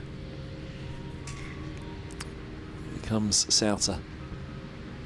Bowls, and this is dabbed into the onside defensively again off the back foot by Harris. He has a big smile, De Cares, and he gave you it, didn't he? Yep. Full beam. It's obviously one he's been asked many times, I guess. Souter's in, bowls, and this ball's clipped to mid-on, and a quick single taken as around goes Cracknell to fields. Harris is on to 45, 71 for 2. End of the over. We even went back, didn't we, to see if there was any old footage of his grandfather, Frank De Cares, to see if it was pronounced then, but the only Pathé production of it was Silent Movie. 1928 tour of the West Indies. Good show, chaps. It was a little bit, but there was no commentary at all. Actually, I don't think was there on it. No, it was just a silent movie, wasn't it? It had all the old, what would you call them? The cards that would go up to relay what was happening in the pictures. Cue cards. No, Cue cards, maybe. Harris, successful in this session already. We'll continue from the Benham end. 2 slips, the close fielders as he comes in and bowls to Marcus Harris. That little hop across the crease from Harris, then he plays it firmly back up the pitch. It's a lovely sound. I don't know whether it's the bat or it's just that extra little percentage of timing from Harris. Just popped it down the stumps on the offside. There is no run. I've already mentioned Leicestershire are opening the gates of the Upton Steel County Ground next week. In goes Harris and bowls. Harris drives hard down into the ground, bounces out towards mid-on, and a good diving stop, or falling stop, away to his right by the skipper. Gets across well there, Tim Murtagh, and makes sure that Mitchell doesn't have to cover behind him, although he was covering behind him. Dot ball. They're going to have an inter-squad game, the Foxes, in preparation for the Royal London Cup fixtures. Fingers crossed they all do go ahead. In goes Harris, bowls. Marcus Harris defends out into the offside, out towards cover, and there is no run. 71 for 2, 45 Marcus Harris, just the 4 to Ackerman. He's just come in. Just to reconfirm the details of that open house, so to speak. Somerset are all out, I have to tell you. 69 all out. 259 for Surrey to win. In goes James Harris, and bowls driving harder is Marcus Harris, but again only as far as mid-off. Keeping it tight. James Harris at the moment looking to frustrate perhaps his namesake at the moment. Now that game will start at 11 o'clock next Tuesday, July the 20th, an intra-squad 50 over match. Free entry available for all. Goes James Harris, bowls, turned off his legs a little wristily by Marcus Harris, down towards long leg. Holden comes running in and fields. Thinking about a second, they decide otherwise. The lack of live cricket available over the past 18 months, Leicestershire have taken the decision to offer free entry to the ground for everyone. More information to come. That's next Tuesday, July the 20th, 11 o'clock start. I was going to see if I can find Anthony Gibson's response to that. Yeah, he's had quite a lot to say one way or another in recent days. Harris is in to the right-handed Ackerman, who is going for the pull and not getting anything on it as it goes through to White behind the stumps. And just wondering whether he just went through with the swivel and just dropped his hands slightly. Let's have another quick look at that one. No, he didn't. He just pulled underneath the ball. Essentially, again, it just emphasises slightly too paced nature of the pitch. When it's banged in, it does rather hoop through rather than bounce through to the wicketkeeper. End of the over, 72 for 2. 221 runs more needed. 46 to Harris. 4 to Ackerman. Nothing from Anthony Gibson on Twitter. I'm seeing if there was any immediate response from him on events at the Oval. As here's Souter bowls and Harris defends into the offside. Fine 46 from him so far. There's some interesting games bubbling up now. That one at the Oval, this one here, Cheltenham College. As Souter bowls, this is pushed back to mid-on. There's no run again. Anything from Mark Church this morning? 6 for Ashwin and 4 for Moriarty. That's it. Update for BBC Radio Leicester. Top of the hour.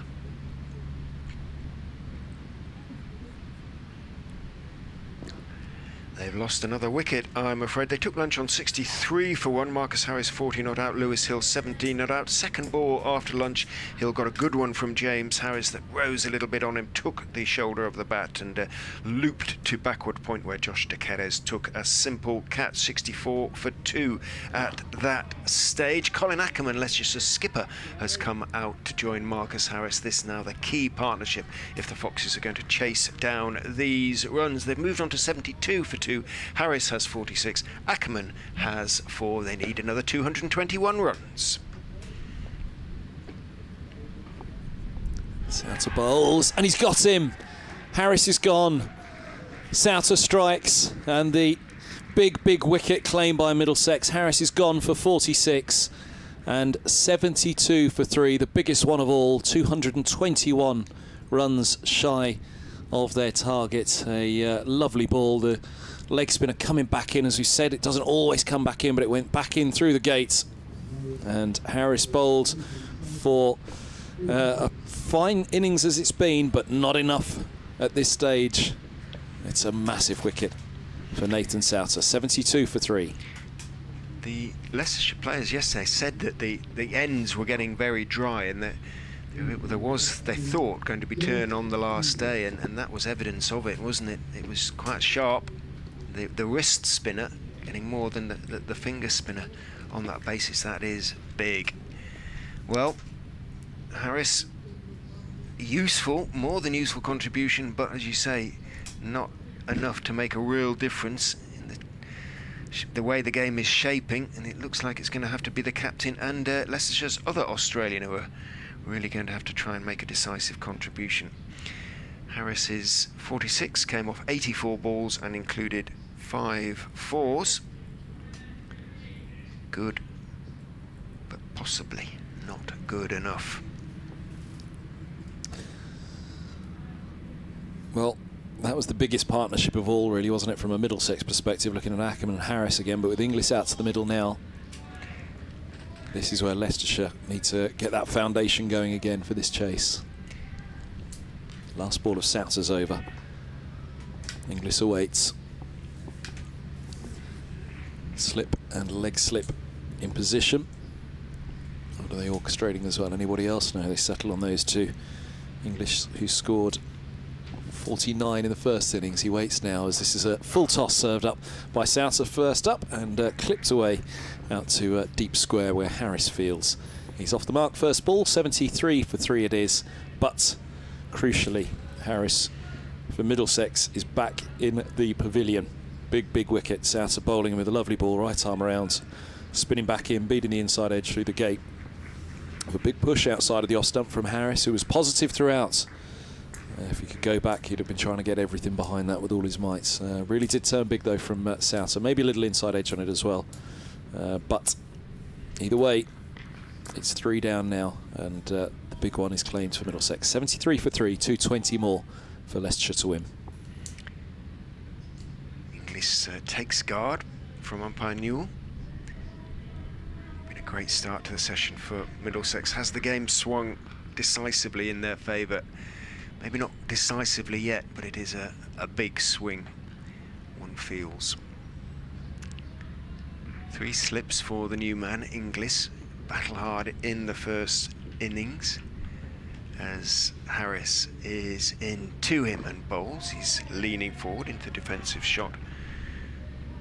Back down the pitch it goes, and there's no run. 49 Joss Inglis made in the first innings before he was bowled by Nathan Bamber.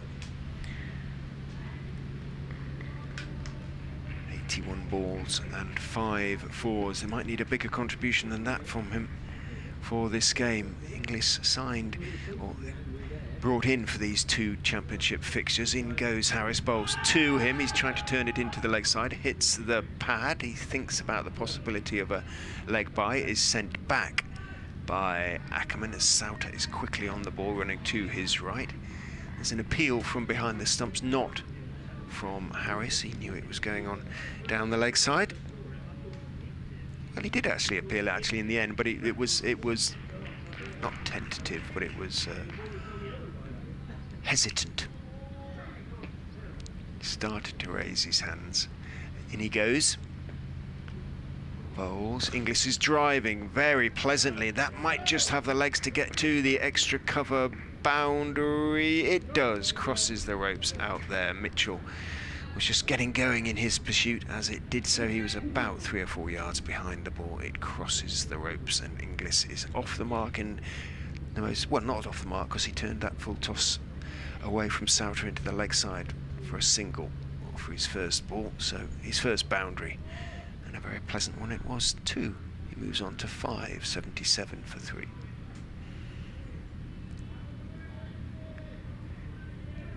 Volume out there noticeably higher than it was before lunch. Middlesex hugely lifted. Sense the door being slightly ajar. Harris is in, defended by Inglis, back up the pitch on the onside. They calling him? Sounds like Billy Boy. Wonder why. James Harris. Check his nicknames in the Who's Who. Sounded a bit like it then. Bones, his nickname. Yeah. Definitely wasn't Bones that they were shouting. Sounded like Billy Boy. In he comes anyway and bowls, and Inglis is driving thick inside edge. Souter's diving to his right, does get a hand to it, slows it down, but on it goes behind him. Murtagh has to run across from mid-on to cover. Inglis picks up a couple, moves on to 7.79 for 3. I can see if his middle name was William, but it's not. Alexander Russell Harris, James Alexander Russell Harris. It must have been something else they were shouting.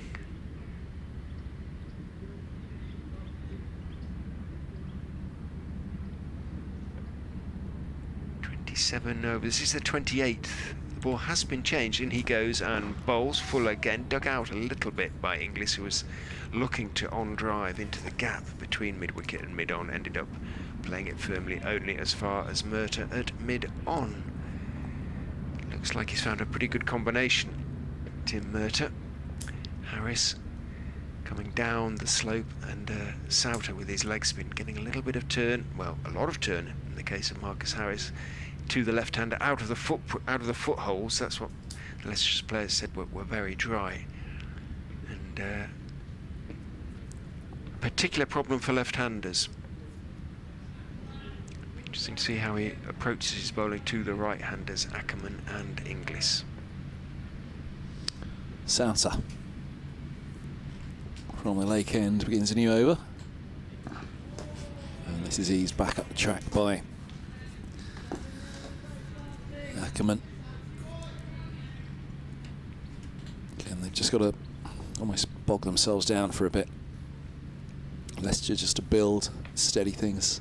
Souter bowls. Down the track comes Ackerman, though. Drives a single to Murtagh at mid-on. Just bobbled on him slightly and hit that right wrist of Murtagh there, or lower part of the thumb.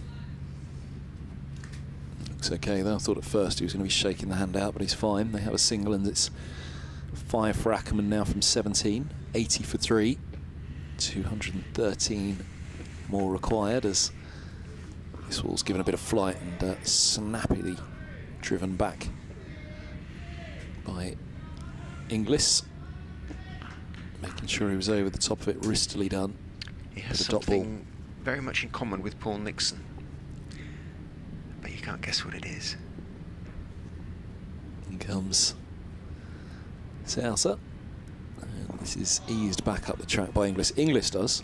No, Souter does. Souter with Nixon. No, go on. They were both born in Penrith. Ah, there you go.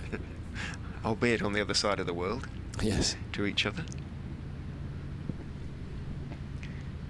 Souter born in New South Wales, Penrith. He bowls now. This is pushed back, and there is no run. 80 for 3. I should have repeated the one of De Caires and Sydney then. They were both born in Paddington. But one in London, one in Sydney. Sam Robson and Josh De Caires. Souter bowls on a length and on the back foot. Inglis looks to punch into the offside, only as far as Bamber at cover. And a dot ball to end the over. 80 for 3 here on the BBC Sport website and app. Commentary from BBC Radio London and BBC Radio Leicester. We're live on the Middlesex Enhanced stream as well.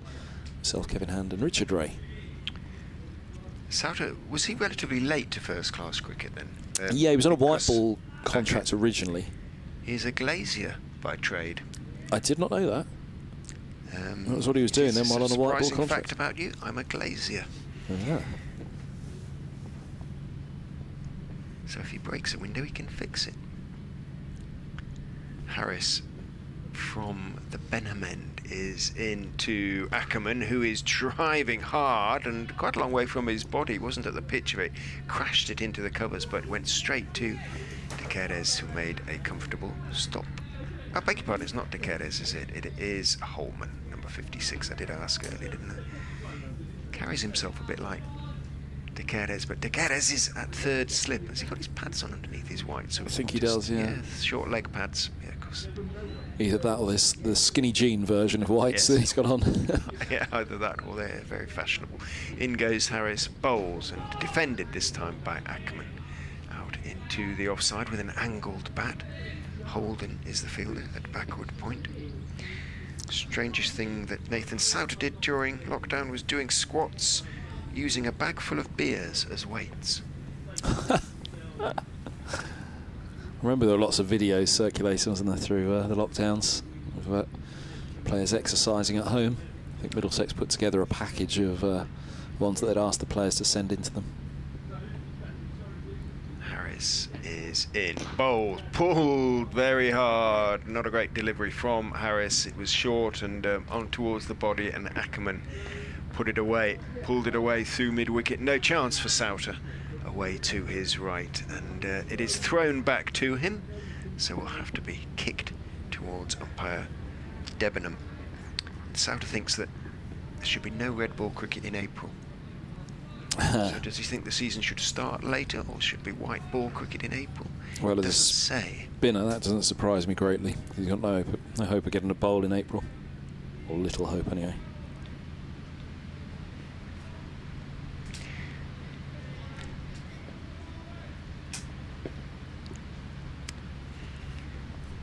Harris, with Ackerman having moved on to 9 with that ball, bowls outside off stump. Ackerman has nothing to do with it, allows it to go through to Rob White behind the stumps. 84 for 3, 209 more needed for Leicestershire, 7 wickets for Middlesex. Surrey 11 without loss, needing 248 more to win. Burns and Stoneman out to open. Van der Merwe and Leach opening the bowling for Somerset. The 3 bowlers used by Surrey were all spinners in the Somerset second. Again it's short, again it's pulled, this time finer by Ackerman down to fine leg, where Bamber is the fielder, single taken. Here's a game setting up at least at Chesley Street, where Durham bowled Nottinghamshire out for 217. They're 46 without loss in the 13th over of their innings, needing 335 more. They have to beat Nottinghamshire to get into Division 1. So they're making a fist of it anyway. They're making a start of it. Harris in, bowls, Inglis leaves outside, off stump, outswinger. Bounces through to White, end of, by Harris's standards, was a slightly expensive over, 85 for 3 at the end of it, but Middlesex won't mind that because he has taken a hugely important wicket. That of Lewis Hill that just has put the wobble into Leicestershire, and wobbling even more with the dismissal by Souter of Marcus Harris. 85 for 3, 208 more needed, 30 overs have been bowled. Could be another 59 there or thereabouts. Might be a bit more, but shouldn't think so. Souter beginning the over. Lots of flight. It's a full toss. It's swept in the air. Cry of catch, and just out of reach of the deep square. Harris, well, that would have been a gimme from Leicestershire if that had have holed out from Ackerman to deep square. It was a low full toss, slammed into the onside, but in the air and very nearly to James Harris. Yeah, his heart would have been in his mouth then, Ackerman, really. It was an absolute goober of a delivery and crashed it away. It's a long old boundary down there, and I think he suddenly realised, oh crumbs, that's going to be close to Harris, who did leap. Would have been a miraculous catch. Yeah. Forward goes Ackerman defending now. He's moved to... Well, there's a disagreement on the scoreboard, so he has moved to 14 though, hasn't he? I think they've given the runs on the scoreboard over there to Inglis. Yeah, I believe he has. Inglis is on 7 and Ackerman's on 14. 89 for 3 as Souter bowls, and forward goes Ackerman defending.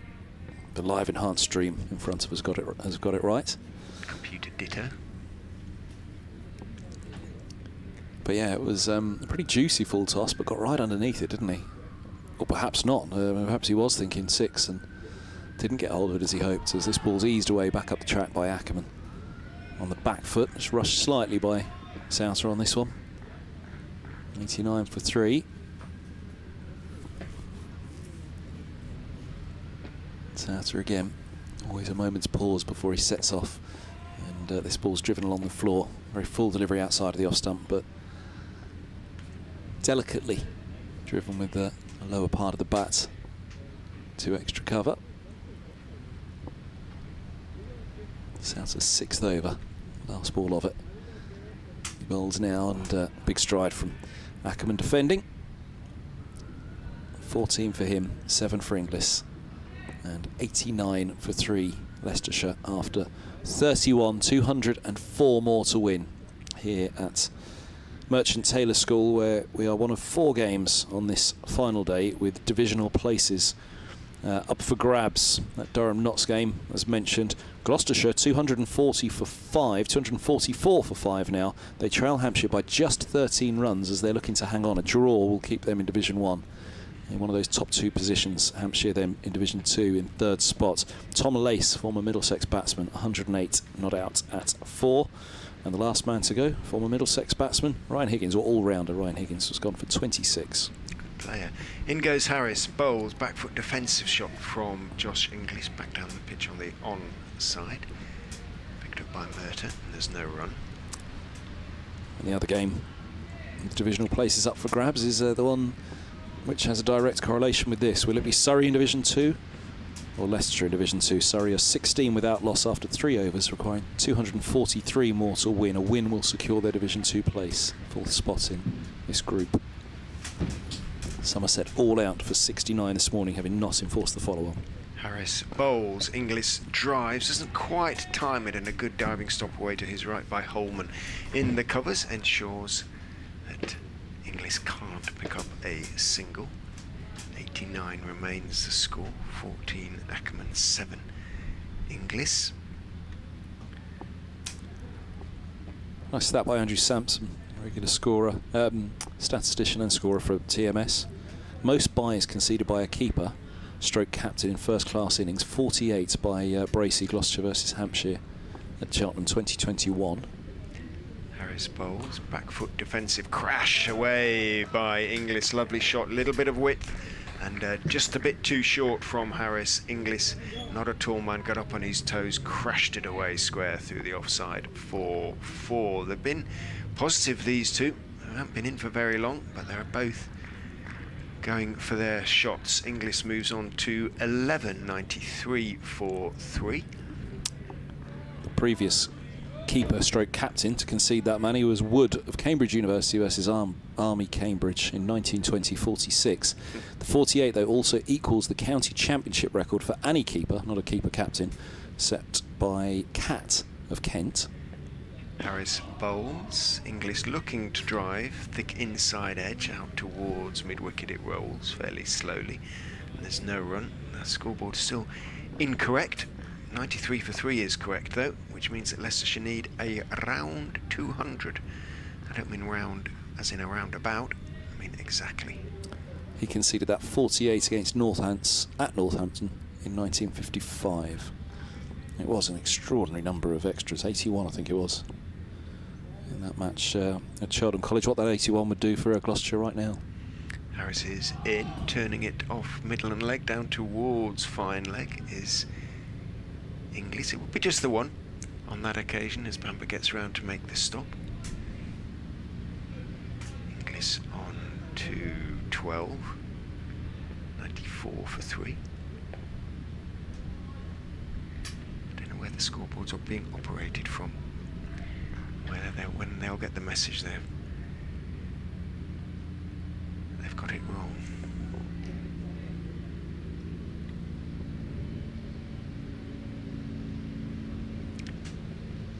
Harris in, bowls, back foot defensive shot, nice high left elbow from Ackerman out to Holman in the covers.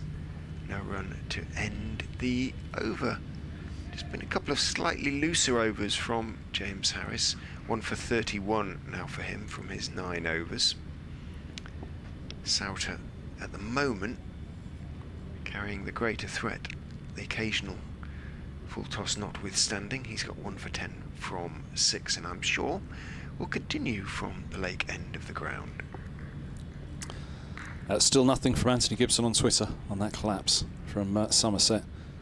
See if we sent anything through to the BBC Sport website, where you can keep up to date with all of the matches on the live text page on the cricket page. This is Souter in bowls, and right behind this one Inglis defends back into the onside.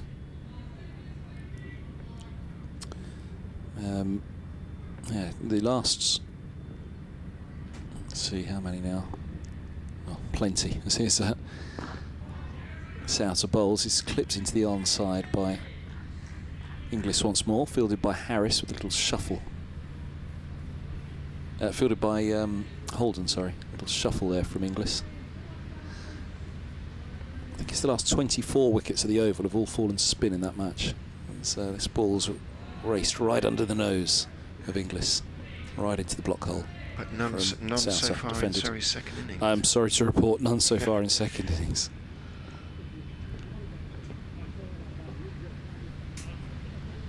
Souter, lots of flight on that one. Nicer length and prodding forward. Inglis has to wait on that one as he eases away into the offside and no run. No, I can't see anything from Anthony Gibson anywhere actually at the moment to see what his thoughts were on that collapse. Just how that pitch is playing there. As here's Souter bowls, inside out goes Inglis over extra cover, mid-off giving chase is Cracknell. They have run 2. Cry of catch rightly going up from Souter. It was up in there for a long while and then plugged at a wide long off as retreating from mid-off. Cracknell retrieved the ball. 96 for 3. Not completely convincing, was it, from Inglis? No. Determined not to let Souter sort of spell the seamers, I suspect.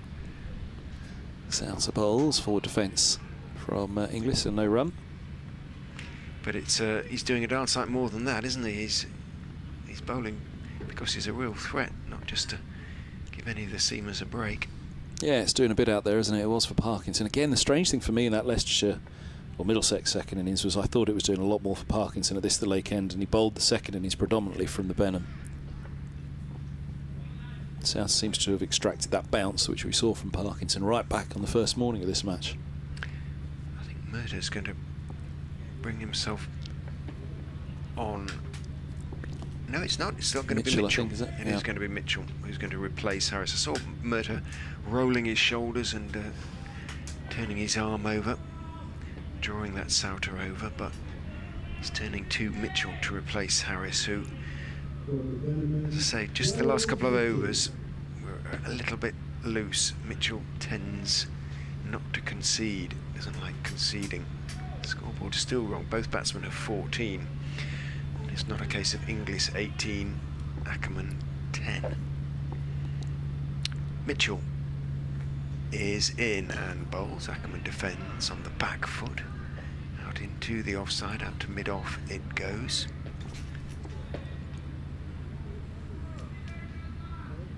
Fairly constant barrage of noise out there, encouraging calls and claps, understandably. Jason Manning, beautiful from you. Nickname of James Harris, Bones. Billy Bones is a fictional character from Treasure Island. Billy Bones, yeah. Possibly, although we're giving the Middlesex players that much credit. It's a couple of steps, isn't it? In goes Mitchell on bowl, turned, but sort of quite slowly by Ackerman. He had to wait for it. Might have been the slower ball from Mitchell, and it runs out towards mid-wicket, where Bamber is the fielder. No run. Yeah, it could be. Billy Bones, yeah. Yeah. Will says, enjoying the stream in the background during my school isolation. Good work, keep it up. Cheers, Will. Good to have you with us. Sorry about your isolation. Good luck with the schoolwork. Mitchell is in, goes for the drive, bottom edge, along the ground all the way between the slips. It's running down towards third man. Slide from Cracknell, flicks it to Souter, who's down there at fine leg, and a relay throw comes in. A couple taken by Ackerman. He moves on to 16. 98 for 3. Did you see Simon Whiteside's tweet about from above the school is the shape of a tailor's shears? Okay. And he sent a picture of it. But we think it was built before the school arrived here. Is that not correct? In goes Mitchell, bowls outside off stump, got that one horribly wrong. He keeps running, he doesn't want to look back at the umpire because the umpire is signalling wide. Well, let's have a look at like I say, that could be my error in terms of when it was built. I thought it was built earlier, well, only a couple of decades earlier, but perhaps not. The architect was William G. Newton, and there's the shape of it, from above, the shape of... Brilliant. Oh, that sounds like looks purpose-built. Then in goes Mitchell, bowls, ooh, squares up Ackerman, thick outside edge, runs along the ground to backward point, almost. For Daryl Mitchell, he's cut his pace back, and he's bowling these sort of little outswingers and cutters combined, asking questions. Very useful cricketer for Middlesex, Daryl Mitchell. Outstanding batsman. Very good in all formats. Middlesex hoping to keep hold of him for the List A. He would be a great addition. Ian Hanscom as the two overseas in the List A. Middlesex would have high hopes in that competition. Mitchell is in. Bowls, goes past the outside edge with the outswinger. Ackerman only half forward on that occasion. 99 for 3 remains a score. I've had to do that Twitter sort of latest thing, and now I'm seeing them all again. And why it doesn't? Yeah, I don't know. Same problem for me. Peter Mead says he's listening from the gym now. This rehab stuff is going to hurt tomorrow. I can't remember what he was rehabbing from, Peter, but hope all is well.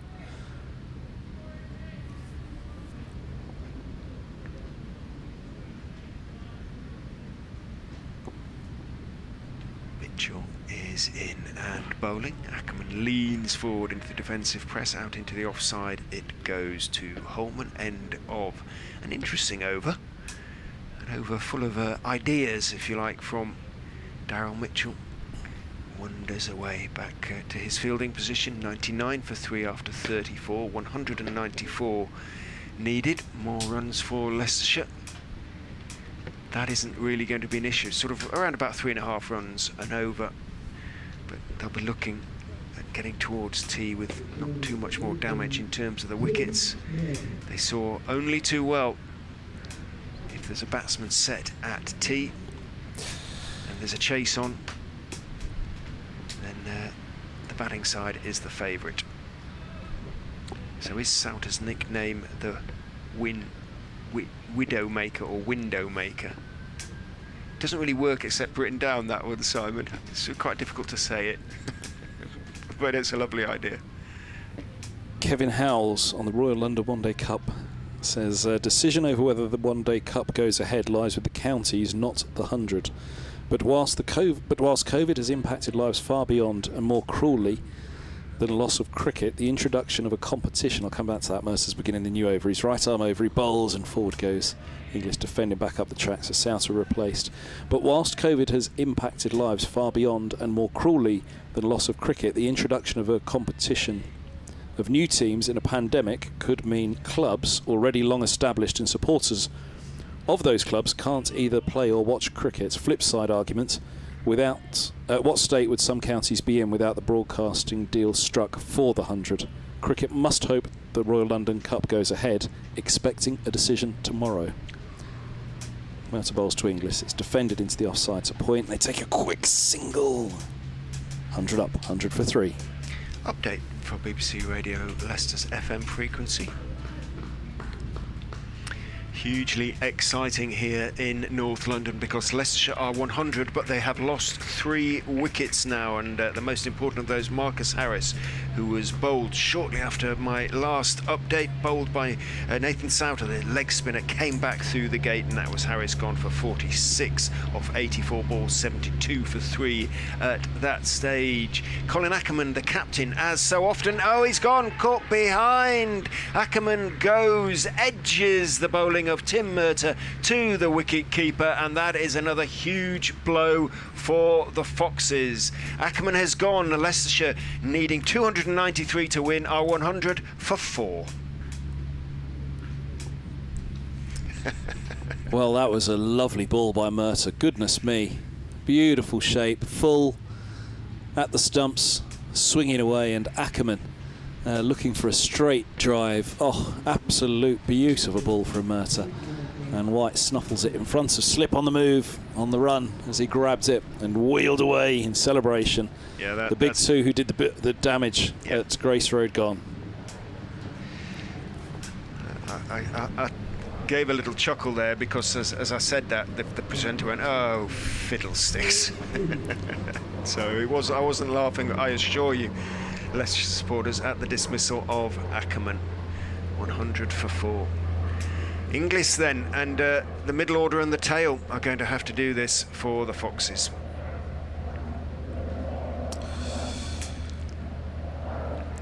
On the Royal London One Day Cup, we did say that George de Bell is always very close to the story, isn't he? And it looks as though he's called it well. There must be some serious consideration being taken place then, that the Royal London One Day Cup will be cancelled, which will be a real travesty for county fans and county members. They are members' clubs, and I cannot imagine members will be particularly pleased that their clubs are scrapping games to facilitate a new competition. 100 for 4 is the score here, as Murtagh will bowl from the lake end.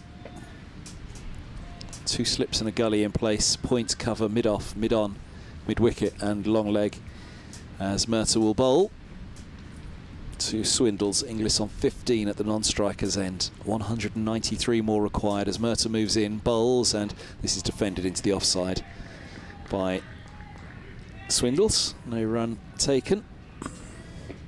100 for 4. I guess for Middlesex, if it is to be Leicestershire with them in Division 3 come September, then it's quite crucial they do win this game, because Leicestershire will go in with the points that they got from the Middlesex win earlier in the season. Middlesex need to get those points themselves. Otherwise, Leicester will be taking a win and a draw into Division 3, where Middlesex would just be taking a draw, or indeed 2 defeats, as this is left alone outside of the off stump by Swindles. Bit of bounce from Murta again.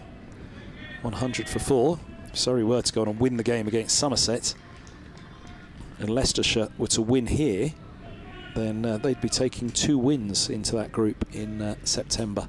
So starting well ahead of Middlesex. Your understanding of the implications is deeper and more profound than well, it's an mine, odd one, but, isn't it? As I say, there was a... I sort of get it. But Bowles, and this ball's pushed defensively into the onside by Swindles. No run. Well, the oddity is, the way it's set up, that it would perhaps benefit Middlesex more to lose this game and Leicestershire go into Division 2 than any other result, because Middlesex will take a draw and win points from their games against Surrey. The best they can take is just win points from their 2 games against Leicestershire. So yeah, that's the oddity of it, that Middlesex would be better served in Division 3 by losing this game. 100 for 4. That assuming that Surrey don't win at the Oval. Otherwise, it'll be a double blow. Lose this game and they'll take 2 defeats into, or more to the point, Leicestershire will take 2 wins into Division 3. 37 for 3 since lunch, Leicestershire. Middlesex coming at them hard. In goes Mitchell. Bowles to Inglis, who turns his wrists on that one. Off his legs it goes, slightly short of a length, down to long leg. Running across to fine leg, really, is Souter down there. I have to keep glancing, and it's a little bit difficult to pick out the number because I'm looking through the polythene sides of the tent, the marquee that we're in, and of course polythene isn't a smooth surface, or at least it is a smooth surface, but it's quite difficult to see clearly through, if that makes any sort of sense. Everything goes blurred, which explains some of my more appalling commentary blunders. No, we have the front open, but the side's not, and I'm looking through the side, so that's not making excuses. So Harry Swindles looks around him, having taken guard. He sees a very short mid-wicket as well as 2 slips and a gully. He's driving. He's got that one away behind point. It's Bamber who's in pursuit. I'm guessing he'll put in the slide. He does. Picks up and throws. Swindles has to settle for a couple. He's off the mark with that, though. 103 for 4. Andrew Inglis has now got the right score, 16. Sorry, mate. Andrew Wilmot says, like many county supporters, I tire of the where would the counties be without ECB money argument. Where would the ECB be without the players the counties supply? Who provided them with the resources to generate the money to blow on the 100 in the first place? Thank you, Andrew, for your tweet. At Kevin Ham BBC, at Rich M. Ray. We'll wait with bated breath on this news tomorrow. Mitchell is in. Swindles is hopping slightly as he defends that one. As it comes back in on towards off stump. Out into the offside it goes. No run. Target of 293, looking a long way off for the Foxes at the moment. They need a partnership.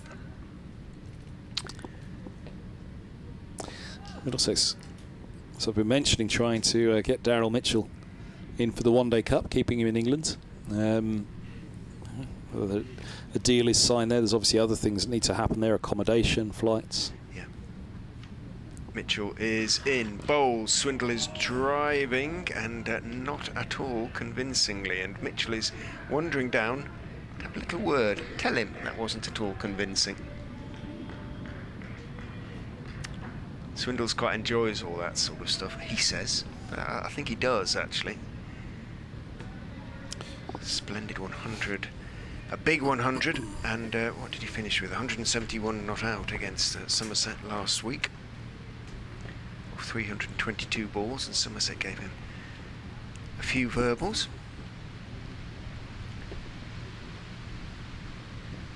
He's waiting now with bat raised as Mitchell is in. Bowles to him. He's taking his bottom hand off the bat there as it bounces a little bit, and Mitchell grins wolfishly at him as he comes down the wicket. As I say, Mitchell has a very long follow through, so he's very much within hearing distance, put it that way, from the batsman's point of view, when by the time he comes to a stop, and he's getting ready to turn round, and in certain circumstances he rather relishes the opportunity to make sure the batsman is hearing something. 103 for 4. Middlesex very much on top here at this lovely Merchant Taylor's ground. Mitchell charging in now, bowls 2, swindles, goes past the outside edge with an outswinger taken by White. End of a very good over from Daryl Mitchell. He's sort of raised it up a notch, hasn't he? And with the new batsman's vulnerability, looking to take advantage of it. 103 for 4, 16 Inglis, 2 to Harry Swindles.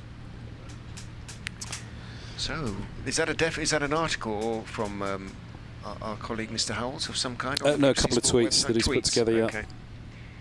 But there's going to be a decision. One feels that they're going to try and protect the 100 at all costs. Well, goodness me, I can't imagine the outcry, and the bad publicity for the new competition will just grow. As here comes Mercer bowls. This is pushed back up the track by Swindles, by Inglis, sorry, no run. They've kind of painted themselves into a corner a little bit, haven't they? The amount of, well, obviously the amount of money spent on it, the players that are all here, the amount of money spent on them, throwing money at players, both men's and women's, plus all the advertising that's gone on, and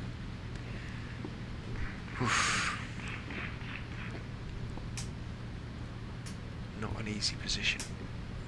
Well, this is past the umpire, he bowls, and this is left alone outside of the off stump in the end by Inglis drawing the bat.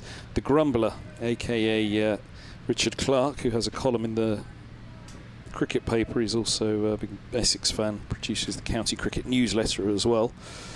Tweets, my understanding was the 100 made up 20% of the TV deal. The international side was the vast majority. Of course, this is important cash, but the new event was by far the junior partner.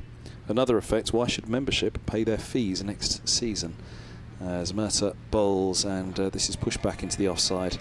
These are the arguments that will be taking place, which is why I read the Grumbler's tweet, because for sure this is exactly what will be debated right now, because they are member clubs, the counties as well. You know, the season tickets, but members already will be feeling over the last couple of years. Well, hold on a minute. You know, we've been treated like second-class citizens here for the 100 in the build-up to it, and obviously with what happened with COVID out of everybody's control.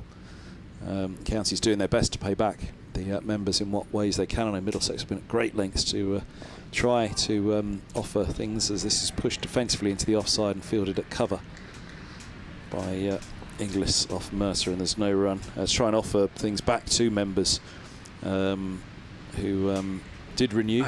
I do get that, but to not renew a membership as a consequence would be simply to punish your county even more. If the Royal London One Day Cup was taken away from them this year, yeah, to then not renew people next then year, say, well, I'm not going to renew on that basis, then that hammers your own county even further. Mercer bowls, and this is short and an attempted pull. It's a bottom edge into the ground, a toe edge, bottom toe edge of the bat down to mid-on, where Bamber feels there's no run. The Grumbler continues on that point. COVID has been bad enough, but if they take away an important part of the membership for a non-county reason, then many will wait before joining again. Membership money for no real return was also crucial in keeping lights on last season. Donation rates were 65 to 90% at counties. I'm going to say I'd take issue with their quote "no real return" phrase.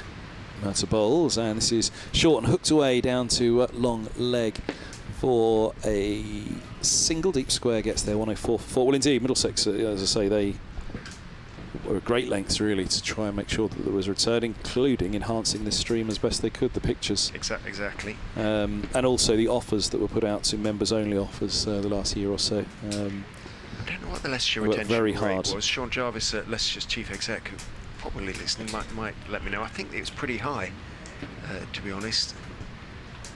Certainly, sponsors stayed loyal, and I think most members. I think that he quotes 65 to 80. I think Leicestershire's retention rate was certainly much nearer 80 than 65 percentage-wise. Wind's getting up a bit. Just a dark cloud passing by at the moment, although the ground is still bathed in sunshine. It's passing away to the north at the moment, a little bit of a breeze underneath it. Mitchell to continue from the Benham end is in and bowling. Inglis is reaching and driving, but bat a long way away from the pads, thick inside edges. There's a bit of shape to the delivery, and it runs quite slowly out towards Holman in the covers, and there's no run. Peter Mead says, if it's a choice between list day or some new competition, I'd take a day at the cricket with a county I support over a short thrash with teams that have no heritage. 100 overs and not 100 balls, please. Mitchell is in. Inglis is driving again. This time he is getting to the pitch of it, and this time he has middled it, and this time it has crossed the ropes at extra cover. One of the Middlesex players or squad members walking around the boundary picks it up and throws it back to deep mid-off, underarms it back. Inglis moves on to 21, 108 for 4, 185 more needed. In goes Mitchell. Bowls short, pulled by Inglis down towards Souter at long leg, goes more or less straight to him. He got plenty of that. Inglis, who looks in determined mood here for Leicestershire. He moves on to 22.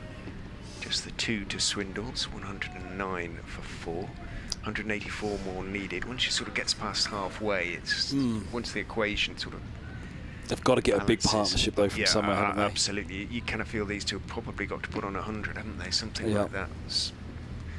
To give themselves a chance, or there has to be a partnership of 100. Inglis. Minimum a big 50 required from one of these two, you fancy? Oh yes. Inglis absolutely probably now. Not Leicestershire's last hope, but probably biggest hope. If that makes sense. Mitchell is in and Swindles leaves outside off stump. The outswinger bounces a bit, but a little bit too wide. Surrey at 29 for 2. At the Oval. Van der Merwe has Burns for 12. Leach has Stoneman caught Green for 8. Van der Merwe bowled Burns. Amler has 1. Patel has 3. 29 for 2 after 10 overs, requiring 230 more. Surrey. Well, it will be irrelevant if Leicestershire go on to lose this one, so they have to put anything that's happening at the Oval out of their minds as Mitchell goes in, bowls to Swindles, who defends on the back foot, standing up very straight. Out into the offside it goes. But worse Surrey to go in a heap there as Somerset did for 69, then all of a sudden you could face Leicestershire here thinking, well, hold on a minute, forget the runs, we've just got to bat these overs. Which is more likely, bat the overs or score the runs, will be the decision that they'd have to make in roughly 50 minutes time when we reach tea. This is true. If it's obviously an if. Surrey went in a heap there. Mitchell is in, bowls and pushing out into the offside, and immediately calling for the singles is Swindles, because Harris has to move to his left at mid-off. Good call from Swindles. Shout of approval from the Leicestershire marquee. He picks up a single, moves on to 3 and keeps the strike. Leicestershire onto 110 now for 4. Gloucestershire lead Hampshire by 2 runs with 4 wickets remaining. They're 259 for 6. Lace still going, 110 not out. Taylor gone for 27, bowled by Kyle Abbott. Ollie Price, the new man to the crease. It's the battle for Division 1 or for a place in Division 1 at Cheltenham College still brewing. And it's obviously at the moment favour Hampshire, wouldn't you, to knock over those 4 wickets and then knock over what runs required, but Lace standing in their way. Durham 73 for 1, still needing that in the 20th over, still needing 308 more to beat Notts at Chestley Street. Only a Durham win would see them into Division 1 ahead of Nottinghamshire. Mercer's right arm over, he bowls and forward goes the right-handed Swindles, defending 2 mid-on. Nixon heading our way. Got some info for us, I wonder. 110 for 4 as Mercer's going to come off his short run. He'll be right arm over the wickets and Swindles pulls away. Mercer does occasionally do that off the short run turn and be ready to go. So what is there, 2 slips and a gully, and a short leg in place as Mercer's in, bowls, and forward goes the right-handed Swindles defending. That is 13th ball, 3 from 13. English 22 from 35 on 110 for 4, as here comes Mercer turning to bowl again. 183 more required by Leicestershire. Mercer moves in, bowls, and this ball's eased away into the offside. Backward point is where the ball's fielded. You can see Stuart Law over on the far side of the ground having a natter with Daryl Mitchell, pointing here and there. Thinks the world of Daryl Mitchell as a player. Stuart Law, the overseas, brought in for the T20, but now playing a couple of championship games last week and this. Batted for nearly 6 hours trying to save the game last week, Daryl Mitchell. No Pete Hanscom this week, having tested positive for COVID, so withdrawn from the game. So the only overseas this week is Mitchell, as here's Mercer, he bowls, and this ball's eased into the onside by Swindles, and there's no run. 110 for 3. And, the run rate required is 3.62, current just under 3. But again, for Leicestershire, they won't worry about that massively. It's that wickets column. If they can get to T4 down, which is what, 50 minutes away, even if it were just another 30 runs in that time, 150 to win, 140 on the board, 4 down, they'd think from T with 150. 6 wickets standing, there's a chance. Again though, eyes on the oval to see how Surrey are going as Mercer's in, bowls, and this is eased into the offside by Swindles. No run. We'll look and see at those scores elsewhere. So 73 for 1 Durham, requiring 308 more to beat Nottinghamshire. They must win Durham if they want to move into Division 1 in September ahead of Notts. Warwickshire 108 for 1, leading Worcestershire by 56 runs at New Road in their second innings. That game heading to a draw, Warwickshire heading to Division 1. The abandonment of the Derbyshire-Essex game, meaning that Essex's chance, well, even if they were awarded the win Essex, the Warwickshire draw would see Warwickshire up as Mercer bowls, and the back foot that's punched by Swindles down to mid-on, and there's no run. Gloucestershire are 6 down, as we mentioned. Price and Lace together 118 now for Lace. They lead Hampshire by 7 runs with 4 wickets standing in their second innings at Cheltenham College. Hampshire must win, otherwise it's Gloucestershire into Division 1. Surrey are 39 for 2. Amla has 9, Patel has 5. Van der Merwe and Leach remain in the attack, as you'd imagine they will be for the rest of the day. Somerset scheduled for 69 this morning, having not enforced the follow-on. Northants 137 for 4. They trail Glamorgan by 110 runs in their second innings. And Kent are 121 for 2, needing 228 more to beat Sussex at Canterbury. The match drawn, Yorkshire, Lancashire abandoned today because of the unfit outfield. 4-11 for 2. You're listening to BBC Sport commentary from BBC Radio London, BBC Radio Leicester, myself, Kevin Hand, and Richard Ray. Yeah, good maiden over from Tim Merter. And Daryl Mitchell's work is done for now. 5 overs, 1 maiden, none for 13. And he's going to be replaced by Ethan Bamber. This could be interesting. Bamber just exercises his right arm, just make sure that the shoulder muscle is limber and loose, and he is ready to go now. In he charges and bowls. Inglis just leans forward with a slightly angled bat, pushing it out into the covers. Holden is the fielder, and there's no run. I was just having a quick chat to Paul Nixon. He was just a little bit concerned because 1 or 2 comments walking around the ground from the Middlesex spectators about the clapping yesterday, which we've talked about already, and that they didn't feel it was right. And the point Nixon is making, I think I made it myself this morning, having heard from Eddie Barnes as well. It was simply a way Leicestershire were just trying to get themselves going as much as anything. In goes Bamber and bowls, clipped nicely away towards mid-wicket by Inglis. Didn't quite time it as well as he would have liked, so mid-on, Mitchell able to get across to his right and make the stop. Just a single for Inglis. He moves on to 23. And Nixon, Paul Nixon, Leicester's head coach, anxious to stress that it was in no way intended to distract the batter. It stopped as soon as the bowler was ready to set off on his run-up. It was just a little technique. Leicestershire trying to G themselves up during a slow period of the game. They, just for those who didn't hear it, it only went on for about 10-15 minutes, I would think. In goes Bamber and bowls. Swindles neatly off his legs down towards square leg, and I think that is going to be 4. It is. Nice piece of time. Just over pitch there, Bamber. That was un-Bamber-like. Just got that one a bit wrong, and Swindles turned his wrists on it nicely, and there isn't a fielder out there on the leg side boundary. 4 runs to Swindles. He moves on to 7, 115 for 4. Leicestershire there was a sort of rhythmic clapping. They started slowly, like the Iceland supporters in the football, things like they started, didn't they? With slowly, and then it gets faster and faster and faster. And so it was just themselves who were. It was intended to G up, not to put anybody off. So they're anxious that Middlesex supporters understand that.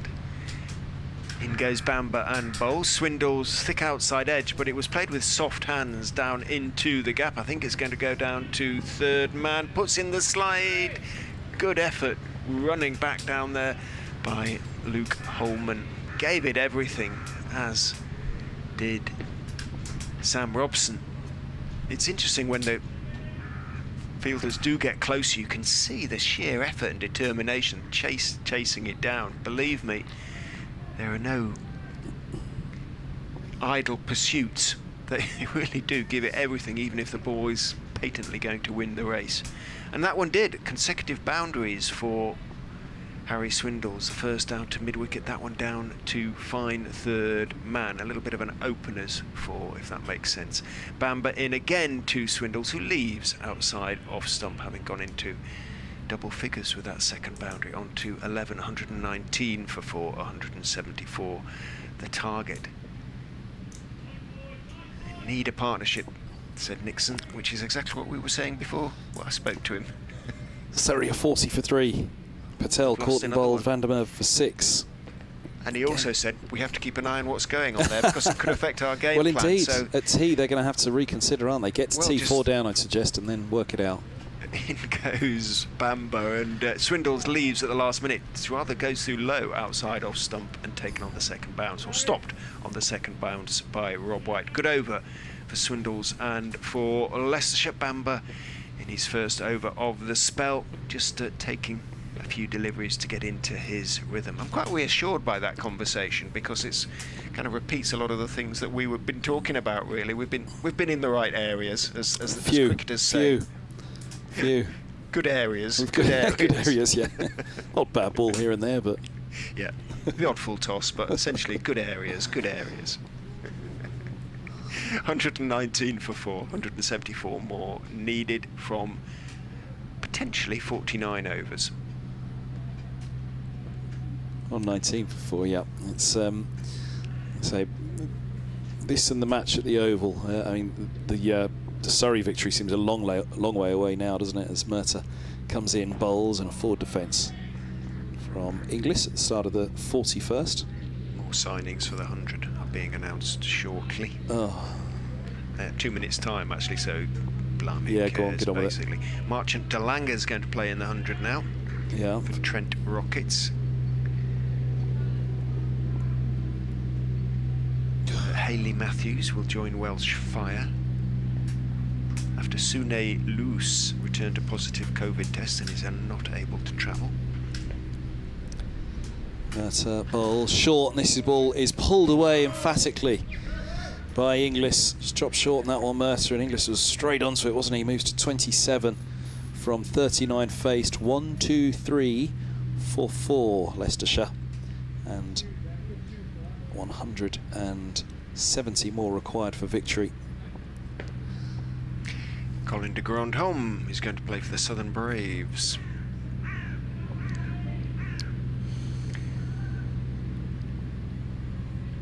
In place of Andre Russell. Guyana being on the UK red list.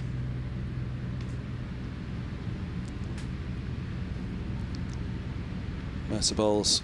This is eased back up the track defensively by Inglis. No run. Well, there we go. There'll be more, won't there? Yeah. Changes. So basically, we know that it's going to be further depleted, the Royal London One Day Cup, but will the Royal London One Day Cup go ahead now is the question. If it does it hold list A status? Because that was the point that I think George de Bell was making. At what point does it no longer become a professional competition?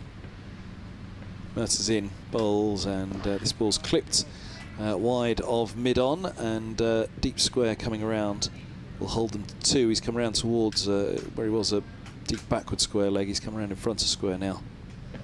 Nathan Souter, 2 more, 125 for 4, 168 to win, and Inglis on 29. I say Middlesex at the moment have a pretty strong 11 to put out in the Royal London One Day Cup, with 2 or 3 who will be sat on the sidelines pretty disappointed to miss out on a depleted squad. So they've got a fair few riches, so pretty keen to see the One Day Cup go ahead. 2 slips go down as Mercer bowls, and this ball's pushed defensively to extra cover, no run. Just wondering, it's about this stage in Middlesex's innings yesterday, but after 40 overs the ball started to go a bit soft, and not much really happened in the last 3 or 4 overs. Just watching the tracking of the ball and with our own eyes, and of course fortunately on the stream as well, the replays, it just looks to have, famous last words, but not doing too much. Update coming from BBC Radio Leicester. Goes Murter, bowls, defended on the front foot by Inglis out into the offside, and there is no run. End of the over. 125 for 4, 168 now needed by Leicestershire. 11 to Swindles, 29 to Inglis. A couple of impressive shots in that over, especially the pull down towards mid-wicket. Sanitising gel time, so hopefully you won't lose too much commentary. Here comes the update.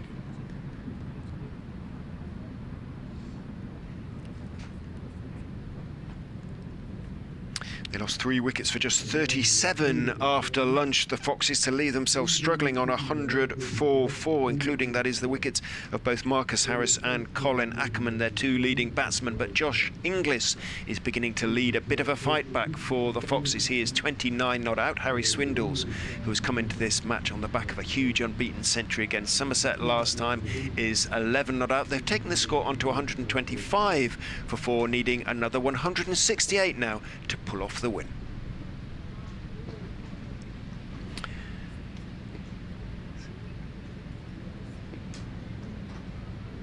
Back with you online and on the stream and on all the various points at which you can hear the commentary, as Ethan Bamber is in to Swindles, who defends on the back foot, delivery on off stump, almost on middle stump in the end, turning it down towards mid-wicket, picked up by Souter, and there's no run. Just quickly scribbling down the Middlesex 11 for the One Day Cup.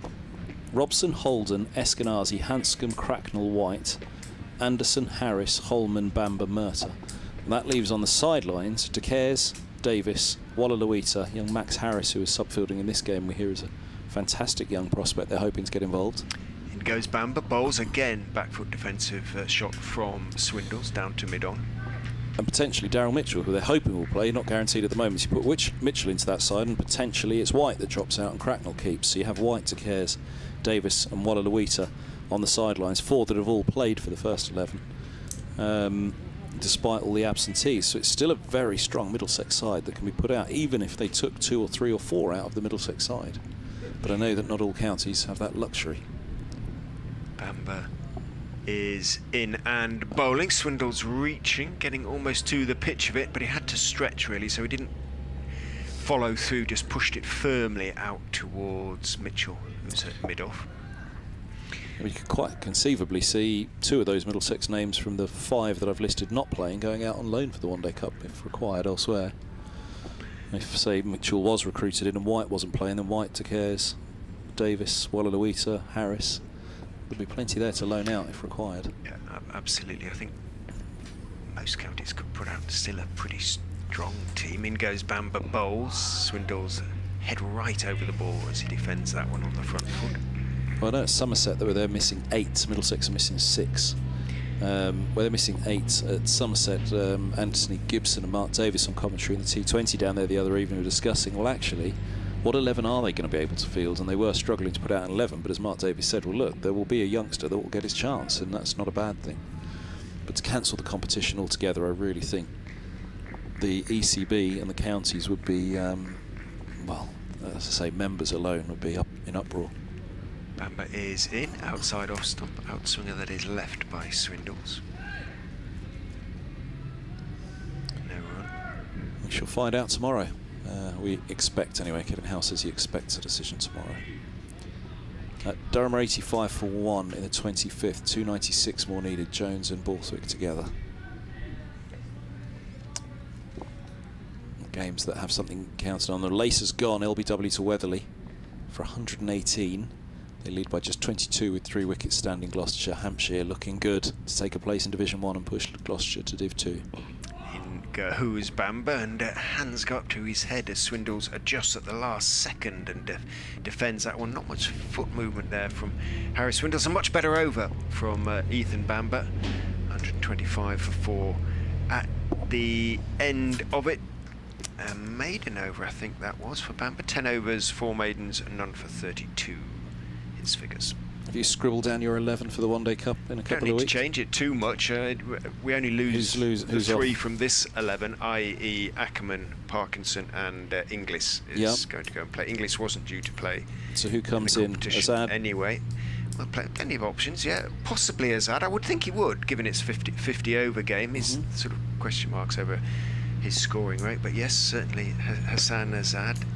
And plenty of other options as well, in terms of seam bowling and spin as well. We have a young leg spinner of whom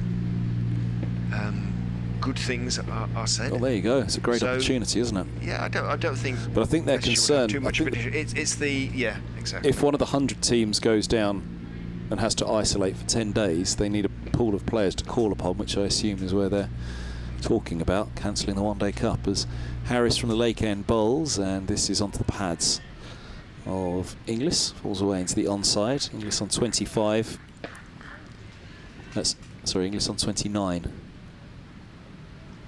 125 for 4. Swindles on 11. Surrey still 3 down. As I just quickly update the scores of the 4 that matter, the 3 others that matter in terms of Division 1, Division 2 and Division 3 places. We're actually bottom of the pile of the 4 at the moment, aren't we? The most pressing is the Gloucestershire-Hampshire game. That looks to be heading to a Hampshire win. Then if Durham continue to charge at Notts, and then at the Oval if Surrey collapses. This ball outside of the off stump brings a flashing drive from Inglis off Harris. Went a long way after it. His body weight was ever shifting outside that off stump. Searching and searching. Looked to give it everything through the covers. But through it went to the gloves of the keeper. Oh, lovely bit of swing on that from Harris. Wasn't quite the foot movement from Inglis to it. The front foot was rather planted as he swung hard and followed the ball. 122 for 4.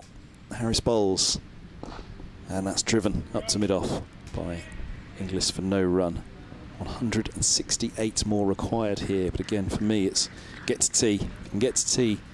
4 down, then these runs after tee are very manageable, I think, for Leicestershire, if they so choose to go for it, or they look at the score at the Oval and say, actually, we'll quite happily sit in for the draw. I'd fancy they have to go for the win, just in case Hashim Amla produces something special and hangs on right to the last ball, as he did at Hampshire last week. Rather relishes that, doesn't he? Harris bowls, and this is defended by Inglis into the onside. Don't forget, folks, if you want to get in contact with us in the commentary box here for BBC Sports, it's at Kevin Hand BBC. I'm here for BBC Radio London, and at Rich M. Ray. Richard's here for BBC Radio Leicester, also on the live enhanced stream from Middlesex, on what was always promising to be a fine battle on the final day, and so it's proving. Middlesex just with their noses in front at the moment, but you couldn't rule out another twist as Harris bowls, and that is beating the edge through to the keeper as Inglis goes across. Not particularly far forward again, Inglis. they've changed a little bit. Middlesex, they've moved into a sort of accuracy and containment mode again, having been bowling for wickets. They're still bowling for wickets. It's just a different way of bowling for wickets, aren't they? Looking to frustrate and get Leicestershire playing shots that they wouldn't normally think of, because they do need to score at 3.5 straight 4 runs and over. Harris bowls, and that's full and a half volley and driven by Inglis for 4. Attempted tumbling stop low to his left by, who is it that's picked himself up there? Is it Josh DeCares? I don't think it is. Trying to identify who it is, perhaps one of the subs on at the moment. 129 for 4, it's Luke Holman. Just laughing at myself, because as soon as I said that, Harris served up a juicy half volley that was cracked away on the front foot, so thus belying everything that I'd said. You did it on purpose. Commentators curse on the James Harris length. Building up the pressure.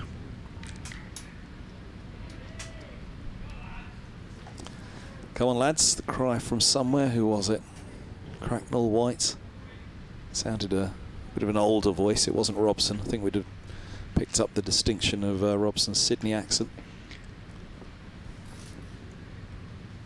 Bamber is in to Swindles, who's driving edge, caught at second. First slip by Cracknell in the end, went down low to him, 2 hands to his right, went for the drive, just had started to play much better, Harry Swindles. He raises his eyes to the heavens, furious with himself, but the partnership that was beginning to build comes to an end on 29. Bamber gets the wicket that his bowling has pretty much deserved, really, and Swindles goes for 11 and Leicestershire are 129 for 5.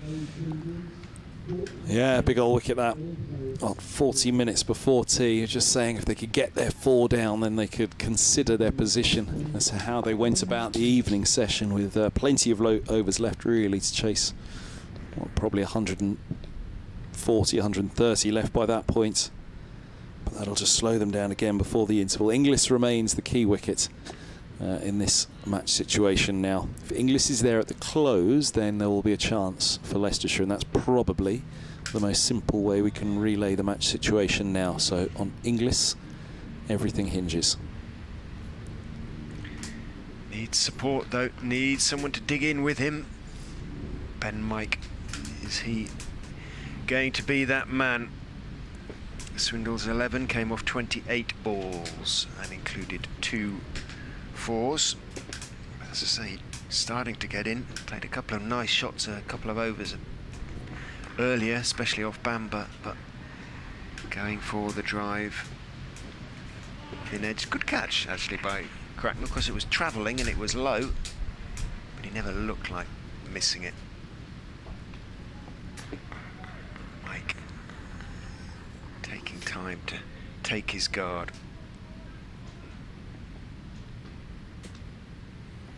Looks around, 3 slips, shortish cover. Other close fielders, the catchers if you like, as Bamber looking for 2 in 2 goes in, bowls to Mike, who turns it out towards mid wicket. Good diving stop by Souter, pushes the ball to mid on to his captain Tim Murtagh, and there is no run.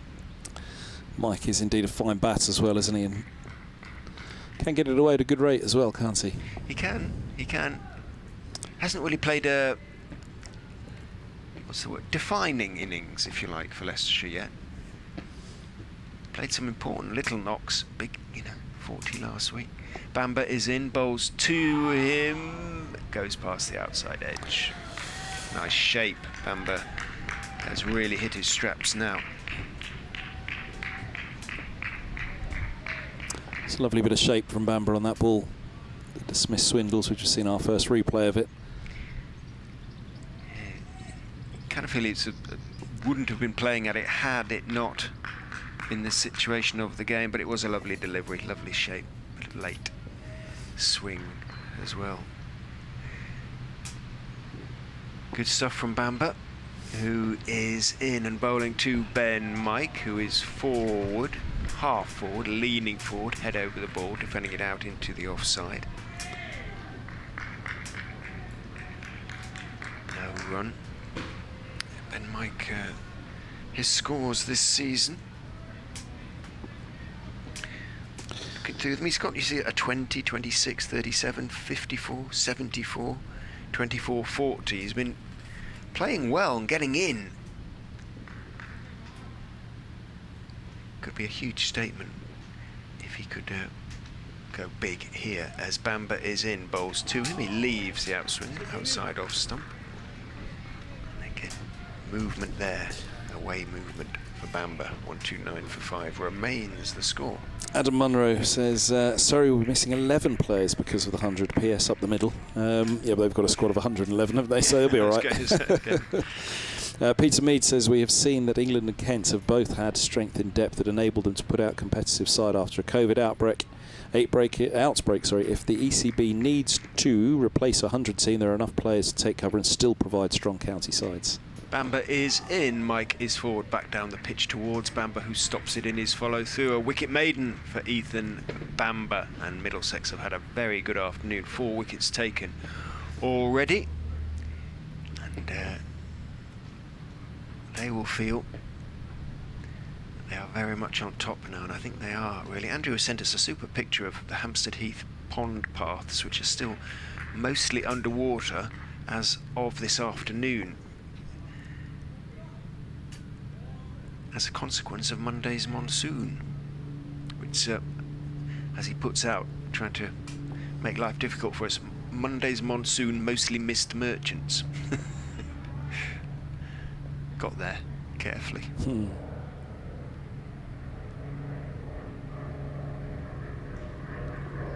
This ball's eased away.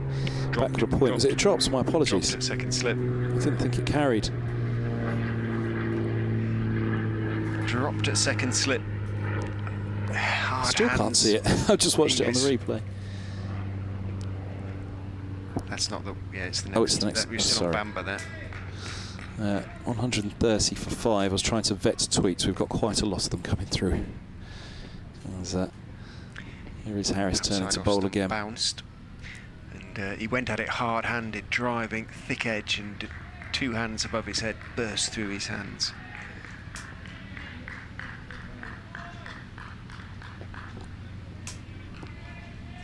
Mike taking guard as Harris awaits. I think it was Robson at second. Inglis has moved to 34. Oh yeah, right at his forehead. As it burst through the hands, he was falling backwards, Robson. So real life there for Inglis. On 33, he's on 34 now. Mike's on strike, and this ball's defended by Mike. Back up the track to Harris, and there's no run. That could have been the not final nail in the coffin, but you know that I think would have been. They're almost at the situation now, Leicestershire, where they've got to throw caution to the wind. You wonder, with that 5th wicket, do they think about just getting through to tea now, or do they think actually our best chance in this match is winning it as opposed to saving it, i.e. let's not let Middlesex bowlers, let's get on with it and try and win the game.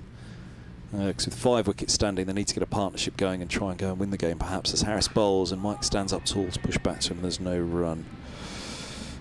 Matt Miller, I was just vetting the tweet, sorry, in between overs. Hardest thing to get behind with the 100 is the mercenary element to it. The cricketers playing in it have no affinity to the teams that they are representing, due to the teams in question being nothing more than a cricketing start-up company. You can't support that. I, for one, would rather go to see the continued progression of the likes of De Caires and Bamber in the Royal London One Day Cup than go and watch a fantasy cricket team being played out in a format that is neither tried nor tested. This is simply due to them coming through my club. As here's Harris in bowls outside of the off stump. It's left alone by Mike through to the keeper. If the Royal London was to get pulled, then it would lead to tens of players across the counties who will be bereft of the opportunity to make a name for themselves. That cannot be healthy for English cricket, regardless of the amount of money the 100 will bring in. Which, of course, is in debate, isn't it? Just how much it will bring in. Afternoon, Mike, who's having to do some work for a change, in his own words. Yes, you are correct. Harris is in bowls, and this ball's short and cut away to cover by Mike, and there's no run on 30 for 5. Mike's asking if Surrey lost and Leicestershire drew, would Leicestershire go into Division 2? Yes, is the short answer. Yeah, that's the thing. It's with 5 wickets down, what do you fancy? With the amount of time left, there's still 20 minutes to tea.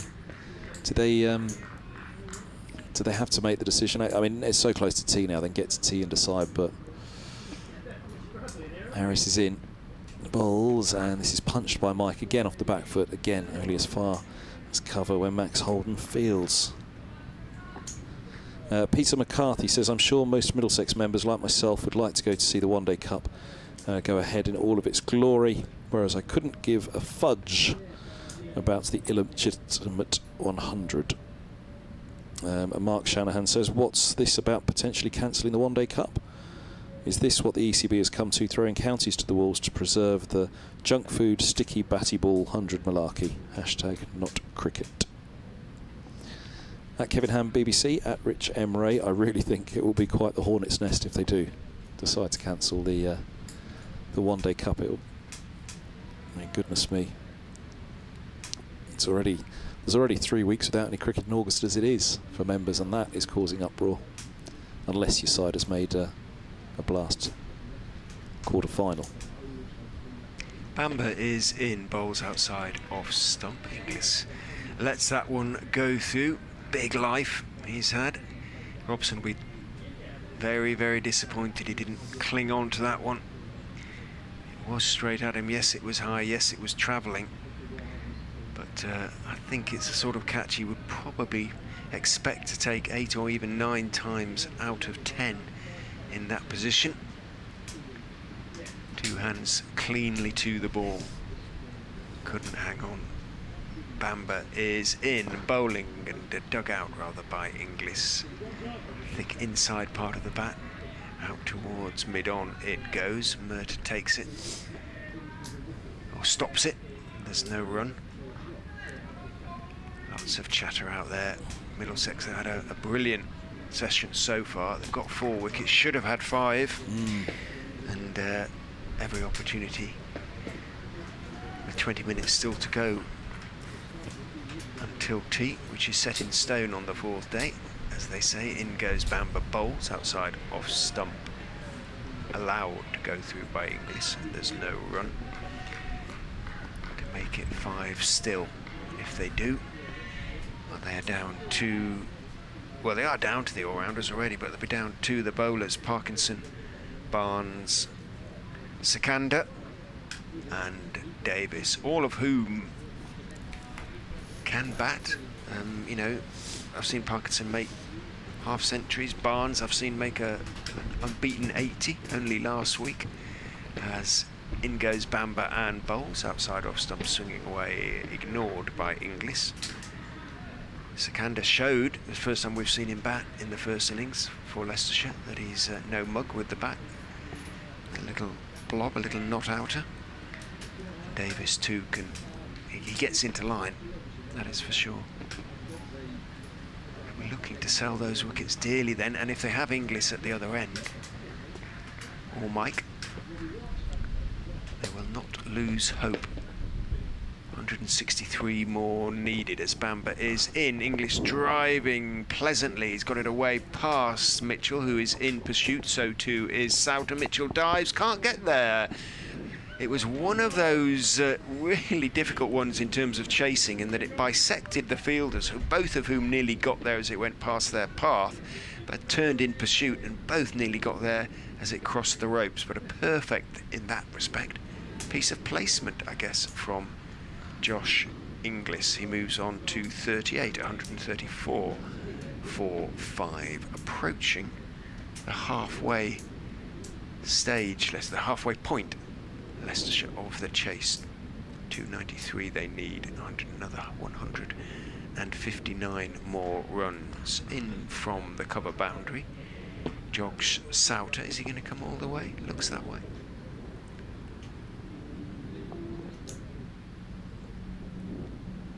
Bamber is in, bowls, outswing it outside off stump, and it's ignored by Inglis. Guess brought him in because they kind of want him to drive a little bit. Inglis at the outswinger. Wasn't tempted on that occasion. End of the over, 134 for 5.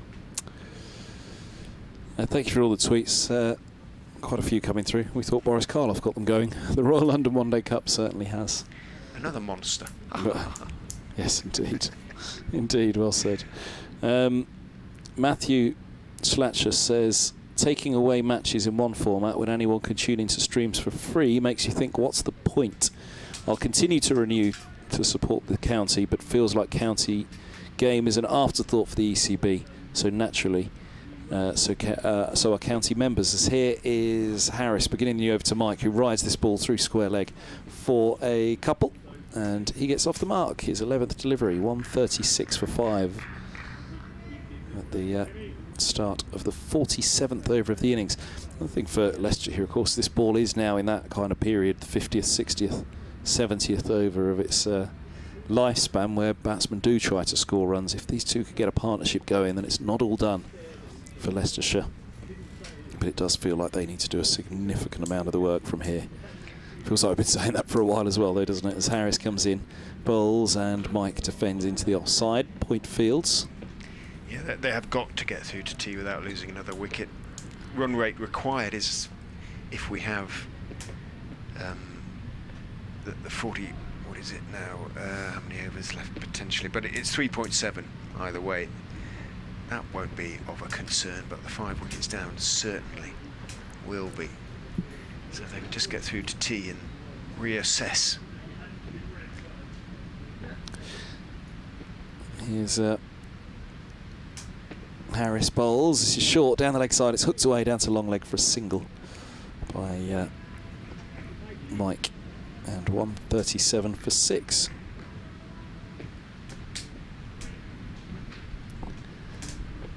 For 5, my apologies.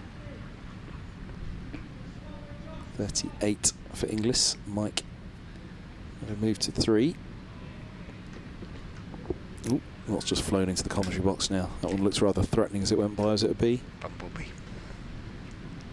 Harris past the umpire, he bowls, and Inglis leaves alone. Oh, it's picking up pace outside the off stump and through, picking up bounce as well. Ooh and an R from behind the stumps as it skids on through. Still 3 down at the oval. So we're trying to monitor everything here. I suppose this is part of what that loss that people are talking about in September, in terms of there's no promotion from Division 2 or relegation from Division 1 to worry about. I suppose we're getting that effect at this point of the season, aren't we, in terms of the shake-ups for Division 2 and 3 and Division 1. There's Harris bowls, and this is dabbed away just fine of the cover fielder off the back foot by Inglis. Moves to 39 off 57, 138 for 5, and 155 more runs required for victory. Durham 114 for 2, having just lost. Borthwick, Court Clark bowled James. 267 more to win. It seems really at tea. They're not going to be able to chase that after tea, are they? It'll be Notts heading to Division 1 surely. Harris is in, bowls, and Mike drives. A cry of catch it from behind the stumps, but he checked the drive through the vacant point. There is a sweeper on that boundary, Holman, and they have one more to the total. Mike is on to 4, and 139 for 5 it is. 154 more required for victory. I can't give you any more cheer, I'm afraid, from the oval. Surrey is 71 for 3. I'm not sure whether I'm talking to Middlesex or Leicestershire fans in that breath. Both, I suppose. Say, yes. I suspect most Middlesex fans wouldn't be entirely displeased were Surrey to be in Division or Group 3 or whatever it's called, Division 3. Again, points-wise, it does benefit Middlesex that it's Surrey there, not just rivalry. Points-wise, they'll be better off with Surrey with them in Division 3 than they will Leicestershire. Just on principle. Yeah. Very funny to see Surrey in Division 3. Ben Mike's shedding all sorts. What's he running off for? He's asked permission to leave the field. He's taken off a glove. Oh, comfort break maybe? Helmet. Something. And I wonder if he's forgotten a box. He's going all the way. How far is he going? He's going to go past the yeah, he's off the toilet break surely, isn't he? Oh, he's heading he's going to the other pavilion. It's got to be a toilet break. The umpires don't look best impressed. There's a double teapot on from umpire Newell up there, isn't there? Yeah, well, he did have permission to leave, so... It's 10 minutes to tea, so... yeah, exactly. Can you really not hang on? Come on, he's only been out there 14 balls. It's a contact lens. He's lost a contact lens. Thank you for that. Paul Nixon indicates that Ben... Well, that's a reasonable... Absolutely it is. ...reason to go and get a new one. Get your double teapot down, umpire Newell. So yeah, it doesn't seem too No, unfair. there's nothing you can do about that. And also, it's not particularly... It's not affecting the game in any way, is it? All right, it's going to push the evening session on slightly, isn't it? There'll be more overs to bowled after tea, but tactically, it's not an issue, is it? Yeah. The game at Cheltenham College, meantime, 296 for 7. Gloucestershire lead by 39 now, hanging on. The Price brothers, Ollie and Tom, 15 and 12. And there is Paul Nixon on the camera. As we see the replay, Evan Nasser with us, telling us what the delay was, so he's off to replace a contact lens.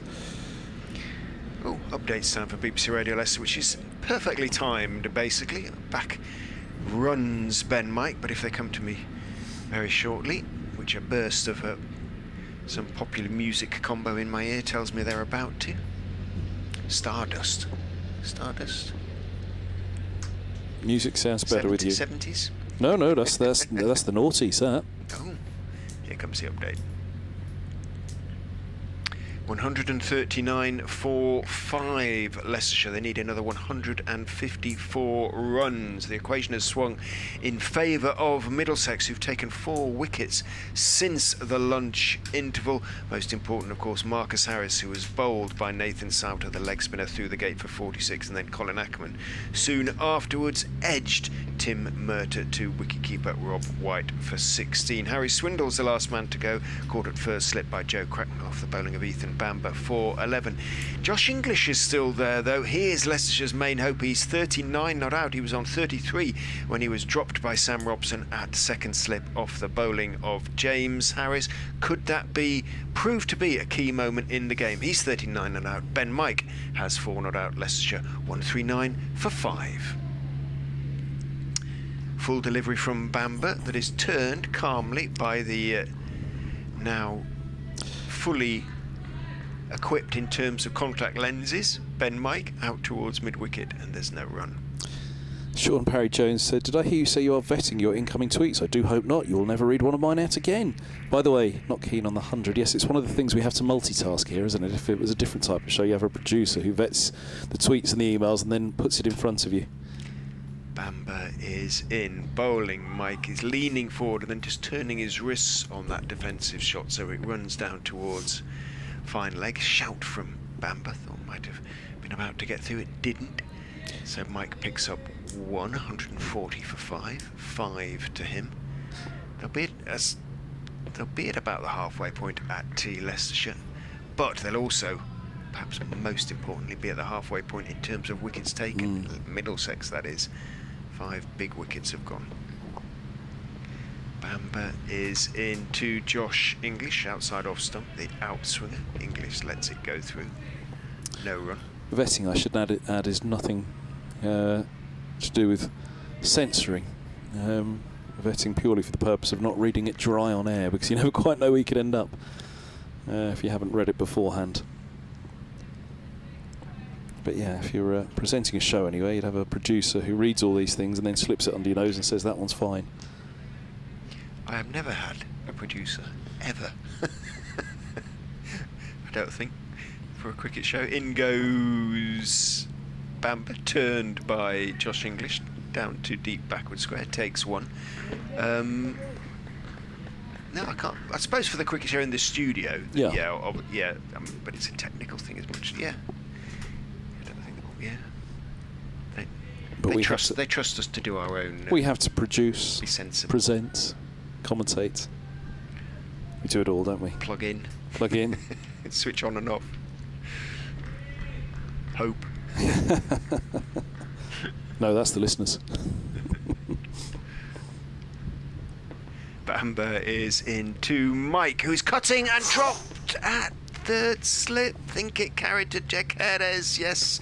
Bamber's reaction suggests it did, but again it wasn't half travelling.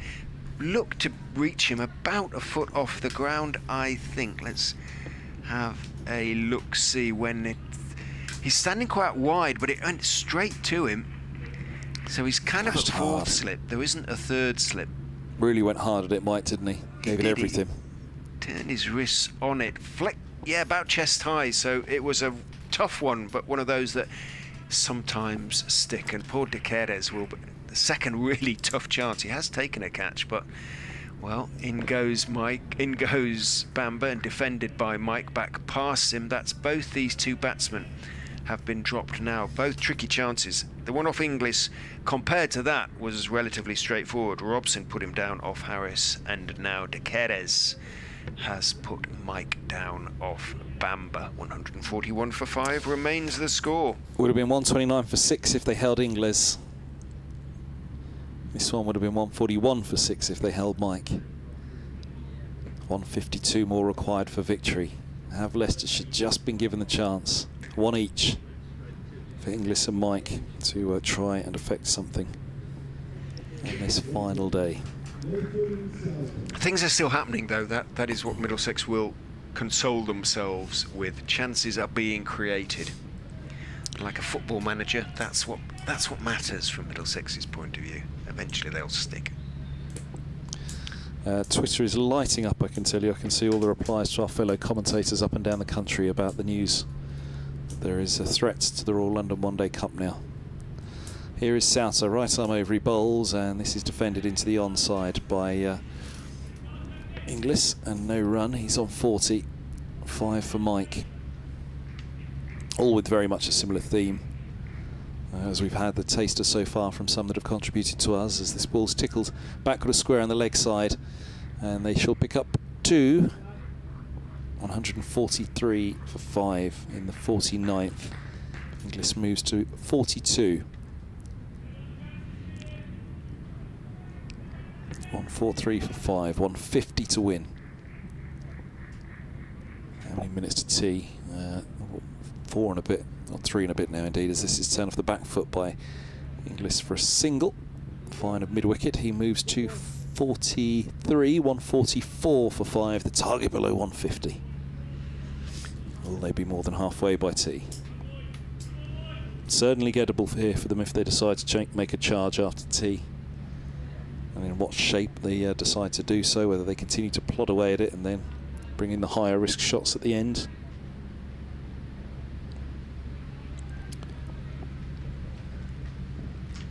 Souter with a slip and a short leg. He's the man delaying at the moment. Middlesex might be thinking there's one more before tea here if you hurry up. He bowls to Mike down the leg side. It's taken by wide. In fact, it trickles away from him, and short leg De Queiroz goes around to collect. You can't complain too much when you get to tea on the final day and all results are still possible. Beautiful, isn't it? This is what we hoped for from the game, as Souter bowls and forward goes Mike. Big stride pushing back. We said that it could be a really fascinating, intriguing final day. Souter bowls, and little inside edge to the pad was that from Mike on the back foot, just trickles away into the offside. White runs around to collect, end of the over. They will get one more before tea, quite easily really, 3 minutes to go until the interval. And 144 for 5. Do they throw it to somebody like Robson? No, it's going to be Bamber to continue at the Benham end. And a quick check on events at the Oval, just to see if they've got anything before tea to change things here. Not really. 79 for 3. Amler's 23 not out. Smith's 25 not out. And really, Somerset have... Sounds a bit like they're batting for the draw, though, doesn't it? Oh, yes, yeah, I don't think they go for it. They require 180 more with 7 wickets standing. But if it's turning a lot, that sounds, like it might be out of reach. Yeah, I think so. Which means Leicestershire have to go for the runs, really. Bamber is coming in to bowl to Josh Inglis, who is pushing it out towards mid-on, and seeing that it's Tim Murtagh, who isn't the fastest Middlesex player, off the mark. They immediately call for the single and make it very comfortably indeed. 44 now to Inglis, 145. Almost exactly halfway, just another 100, exactly another 148 more runs needed, with 5 wickets in hand. Bamber is in and bowls. Ben Micah, very correct forward defensive textbook, one might almost say. Glorious afternoon. And the forecast for the next few days is beautiful as well. including 28 degrees bright sunshine all day for the Tour de Foxes that will be happening on Sunday before Leicestershire take on the Rapids of Worcester in their final T20 game of the competition. In goes Bamber, bowls, and Mike is stroking it out into the offside. It bounces nicely for Holden to run across and take it on the full. To underarms it to Bamber, in fact to Murta, I beg your pardon, to do the polishing. Looking forward to that. In a way, 80 odd miles, 11 cricket clubs. Hopefully chosen for their lack of hills in the vicinity. I don't know. There's plenty. In goes Bamber, bowls. Mike goes back and turns the defensive shot out towards mid-wicket. There is no run. Applause from Cracknell. Holtman is the fielder.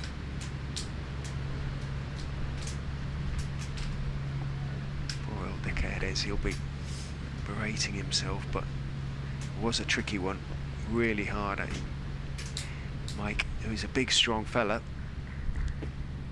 certainly added a lot of pace to it as he chopped at it. In goes Bamber, bowls, and trying to do the same thing, it bounces past the outside edge on this occasion. Not the wisest choice of shot with 2 balls to go before tea. Mike knows it and wanders away, having got away with it, avoiding, I suspect, glancing at the Leicestershire bench, so to speak, which is in front of the marquee. Away to our right.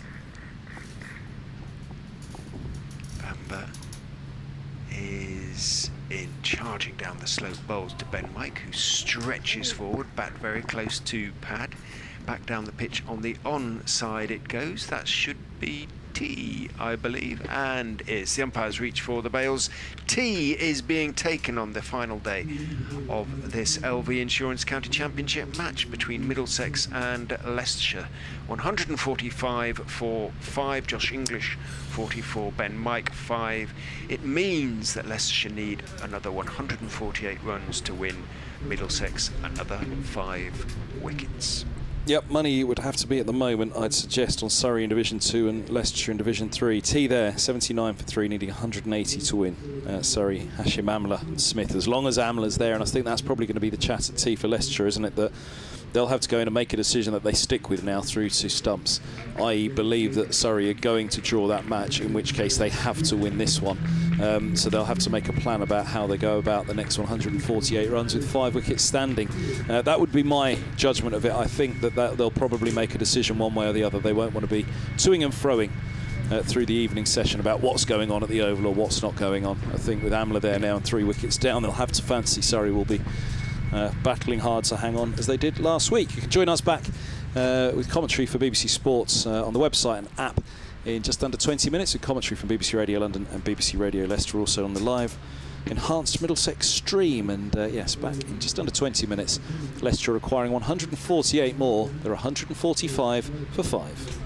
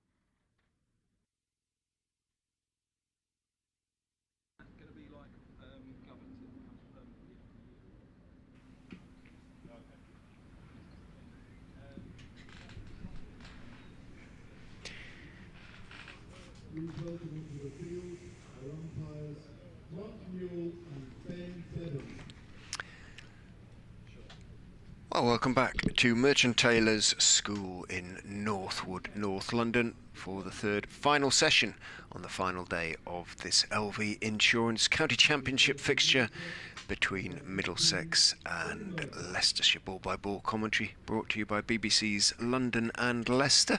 Kevin Hand and Richard Ray, your commentators for the game, in which all results are still possible.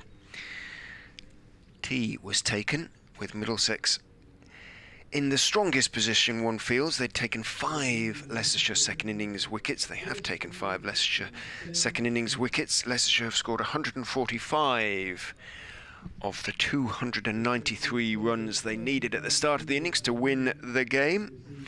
Need another 148 to complete that victory, therefore. 5 more wickets for Middlesex. As I say, the 2 not-out batsmen are Josh Inglis on 44, Ben Mike on 5. Both have been dropped. Inglis quite badly by Sam Robson on 33 at second slip off the bowling of James Harris. Ben Mike, not quite such a disappointing from Middlesex's point of view drop by Josh De Caires at 4th slip off the bowling of Ethan Bamber. It was pretty catchable though, and he hasn't added to that score since. There will be an update for BBC Radio Leicester. Not many to go now. BBC London and Middlesex supporters will be glad to learn. They've had to put up with me updating BBC Radio Leicester's FM frequency on the half hour throughout this game. There'll be one just after the 4 o'clock news, which should be at any moment now. So do forgive me if I interrupt commentary on this. Tim Murtagh over. Murtagh, the Middlesex skipper for this game for the first time, possibly the last time. But it could be a victory, and he'll be very proud of that. 100% record, potentially. He's going to be bowling from the Lake End here at the Merchant Taylor's ground, and he's going to be bowling to Josh Inglis. And here comes the update, of course.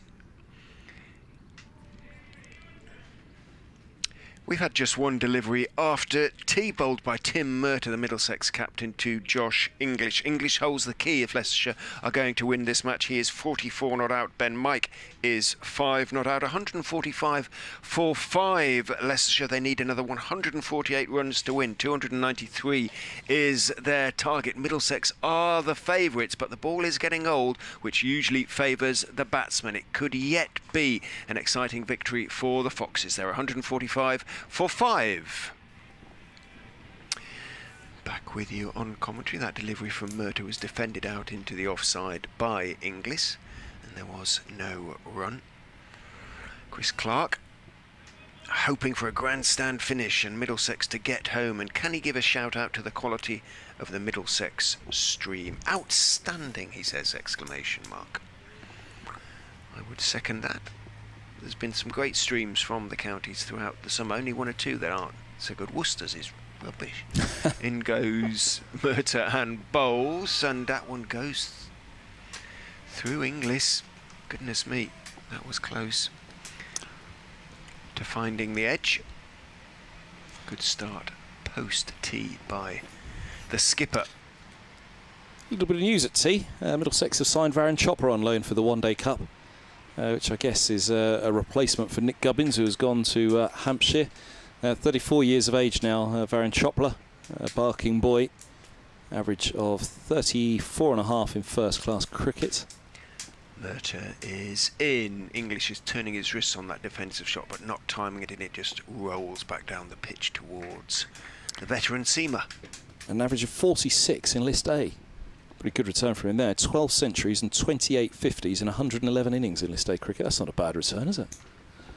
It is not. So Varun Chopra will be joining Middlesex for the Royal London One Day Cup, which gets underway a week Sunday for Middlesex against Essex. Or so we hope. Yes. In goes Murtagh, bowls. Inglis is getting forward on the walk, and he has to scamper back into his crease as having pushed it out towards mid-on. James Harris picks up and he turns round, as I say, and little steps back into his crease. Quiet start, post tee. Well, we mustn't put 2 and 2 together, but and make anything other than 4. But Chopra's signing suggests that Middlesex are quite confident the One Day Cup will be going ahead.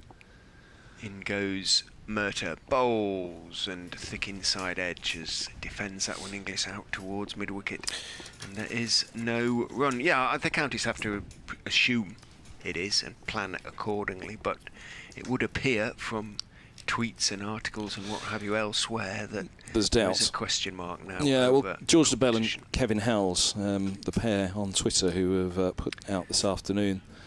Kevin Howells saying he's expecting a decision tomorrow, and George de Bell saying that a doubt has been cast because of the concerns over COVID and completing that competition, completing 2 competitions, a One Day Cup and the COVID, and the 100 with COVID obviously on the rise at the moment, and the isolation period's going to create havoc for squads as they already have in this round of championship fixtures. But it is something that the counties would have to allow themselves. And again, my overriding feeling is there's no way in the world that the counties would allow that to happen for their members. Here's Mitchell from the Benham end. He bowls outside of the off stump. That's left alone by Mike. Through to the keeper it goes. So yeah, I mean, I totally hear and understand that George de Bell and Kevin Howells will have heard this on on good authority, that there is some doubt about it.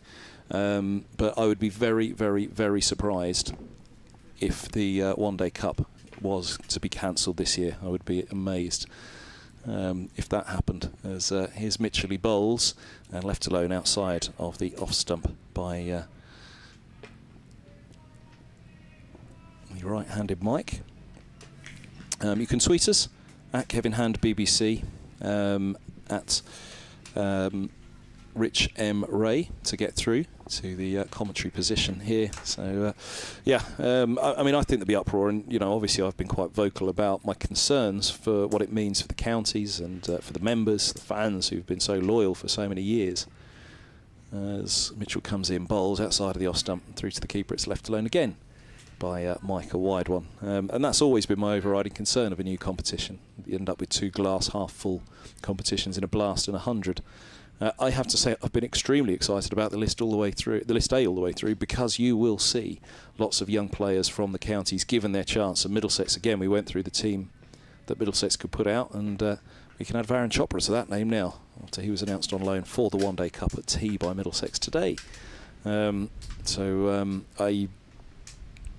more and more that I think about it, as Mitchell comes in and bowls, this ball's pushed into the onside by Mike, and there is no run. It bobbles up and away. 145 for 5. Because again, it's not a decision that the ECB could make. It's a decision that the counties would have to make. And Richard, I think I'd feel pretty confident that Middlesex, alongside Leicestershire and all the others, will be putting up a mighty, mighty resistance to say that, yeah, that's fine. We'll just push the Royal London One Day Cup to one side, and you go ahead and have all the players that you could possibly want for the 100 for the next, until what would it be, August 30th, when the championship resumes. Mitchell's in, bowls and goes past the edge. That one doesn't get up to Mike, and through it goes to the gloves of White, all along the floor almost, and no run. So the more you think it through to a conclusion, and again I know that Kevin Howells and George de Bell will have been doing their research and speaking to people in high positions about these things, that obviously it may be a consideration or something that the ECB may have to think about. Overall, though, I don't think it's anything that could possibly happen. As Mitchell bowls, this is left alone by Mike, through to the keeper. 145 for 5. It remains here at Merchant Taylor School in the County Championship. 148 more required for victory. You're listening to commentary from BBC Sports, with your commentary team of myself, Kevin Hand, for BBC Radio London, and Richard Ray for BBC Radio Leicester. We're pleased as well today to be on the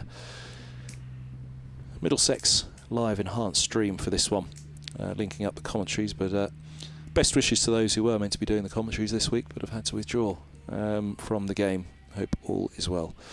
52 bowled here and 145 for 5 it is. 293 is that target, which is very much in the spotlight. Merter is in, turned off his legs by Inglis. First runs post tee. Took it quickly just in case, but in quickly from the boundary Souter. So just the single to Inglis. He moves on to 45, 146. 4-5 the score. Minimum overs remaining, including this one, 37. 2 maidens to start with post tee. But the run rate is up near 3, 2.8 effectively. They'll need to score it. Getting on for 4 runs and over Leicestershire, but as I say, they're at the moment just thinking about, in terms of playing themselves back in, I suspect watching with half an eye what's going on at the Oval, where Surrey are 80 for 3. Look like they're going to secure the draw, which means Leicestershire would need to win to go through to Group 2. In goes Merter and Bowles. Ben Mike depends on off stump out into the offside. No run, picked up there by Holman with his long sleeved shirt. Looks several sizes too big for him almost. He's a big fella. I think it must be an extra large. Merter just stretches his right arm high as he walks back towards his mark. This is the 13th over of the innings for him, 2 for 33. As effective as ever, goes in bowls to Mike, who is looking to steer it wide of gully. In fact, it bounces down and is a fairly comfortable stop in the gully for Max Holden. Robson at second, Cracknell at first. It's been De Queires who's been saying it's Holden. It might be De Queires who's there in the gully. Logically, it should be.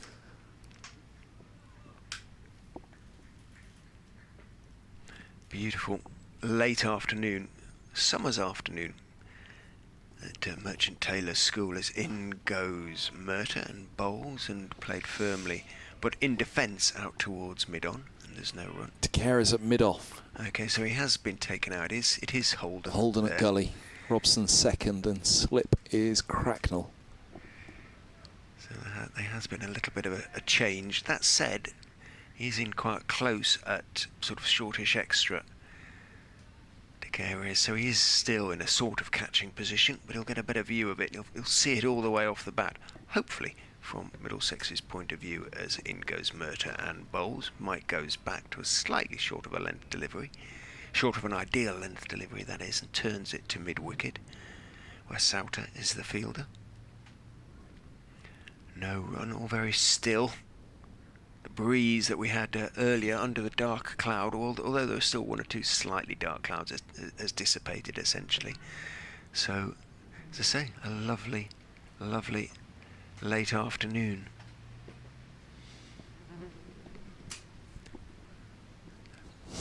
Merter is in and bowls to Mike, who is stroking the ball but in defence out towards Souter. Not entirely convincing. So just the one from the first 3 overs post tee. What is Leicestershire's modus operandi here? Just to hang around and see what happens. 5 wickets down, see what goes on at the Oval, but they're going to run out of time, and it might run out of time sooner rather than later. Well, Surrey have only added 1 to their score as well, so both sides playing without great urgency at the moment. Very easy game from here, isn't it? But I suppose one way of thinking about it, or one way that teams do think about it, is take it to a 2020 equation. So with what, 69 overs left, so in 16 overs time. So here's Mitchell bowls, and forward goes Inglis defending back into the offside, and there's no run. What would they need to have got it down to? So if they scored at 2 and over, just for round figures sake, take 32 off that, they require 115 off the final 20 overs then. Now they'll hope to go at more than 2 and over, so 2.5 and over, even if, you know, it's just taking another 8 off that, take it down to 107. off 15, off 20. Sorry, it would be very doable, wouldn't it? As here's Mitchell bowls outside of the off stump through to the keeper, 146 for 5. That also allows them the option of shutting up shop if it goes horribly wrong at that point and Surrey are heading to defeat. So maybe they're thinking about going about it methodically and plodding through this next little period. I suggested when they were coming off that perhaps one way of thinking about it is that you just say, right, at this stage we can't count on Surrey, we need to focus fully on this game, let's work out the win. But sides do like after tea to go about it that way. Let's get to 20 overs and then see where we are. Here's Mitchell bowls, and this one's eased into the offside to backward point by Inglis. He's on 45. Unlike the first 2 days, light isn't going to be an issue, is it? That's true. So we're going to get the full allocation if they're taken, and I suspect they will be. Both sides, even if matters proceed slowly to the last hour, will still be in the game in the last hour. As in it would be winnable. Mitchell has 2 slips in place as he bowls, and this is left alone outside of the off stump. White collects, 146 for 5. Yeah, it's I mean, perhaps as well they've said, look, you guys, you've got time. Don't go out and just throw the bat at it immediately after tea. Build yourselves into this chase then. Build yourself into this evening. It's going to have to be this partnership that does a lot of it. Take your time, get yourself back in. There are still 27 overs to be bowled with this ball as well. Yeah. Well, I suppose there is that as well, that 9 overs of the final part of the chase would be with the new ball in hand as Mitchell's in, bowls outside of the off stump through to the keeper. It's left alone by Inglis, which perhaps goes back to the train of thought, get on with it now. Exactly, but 27 is a lot. So, you know, they've got time on their side. They can take a few overs at the start of this session just to see how fresh and or tired the Middlesex seamers are. He's a wily old fella, Paul Nixon. He'll know what needs to be done here, what advice he needs to give particular players and partnerships. As Mitchell's in, bowls, and that's driven away into the covers. Good one-handed stop there, low to his right by Nathan Souter, picking himself up.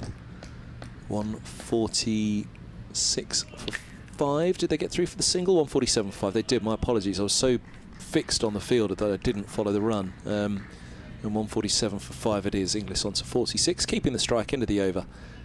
They are ahead, or they're past the halfway point. 146 more to win. Downhill all the way now. But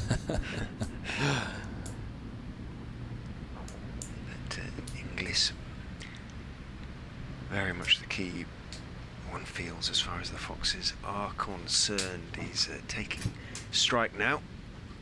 As Murtagh runs in and bowls to him, he turns him calmly off the back foot in towards mid-wicket. They'd put Souter back to deep mid-wicket. Murtagh had put Souter back to deep mid-wicket, so easy single for Inglis. He did pull Murtagh meatily to the deep mid-wicket boundary. It was sort of half an hour or so before tea, but it only happened once, so just dropped a little bit short for once. Seems an oddly defensive position, dropping back. Anyway, from Ben Mike, he's come into short mid-wicket. Murtagh is in, bowls to Mike, who is up on his toes, dropping it out towards backward point. Head went back a little bit as though the bounce was slightly unexpected. He was in control though. No run.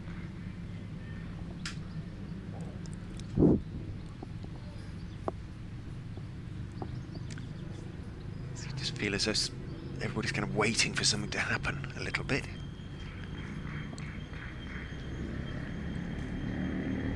Murtagh trying to make something happen is in, bowls to Mike, who defends back foot out towards mid wicket again. It goes. Yeah, I apologise for the change from reporter voice to commentator voice, Simon. We only have a certain amount of time to get all the news in, and you do tend to take on a slightly different personality. I liked his note on Kevin James on that tweet. A minor third. minor third that's in Hallelujah. Is that the lyrics? In goes Murta and bowls. Mike is forward on off stump. There is no major key, the minor third. Scorching evening here in Northwood. Certainly is in this tent, isn't it? It's red hot. Sun blazing down. Temperature set to rocket for the end of the week. Kent visiting Lords on Friday for the final T20, home T20, and then a trip to Essex on Sunday in the Blast before a trip the following Sunday to Essex in the One Day Cup. Murta is in and bowling. Mike is leaning forward into that one, just steering it to mid-off. It does feel as though Mike in particular is playing to instructions up to a point.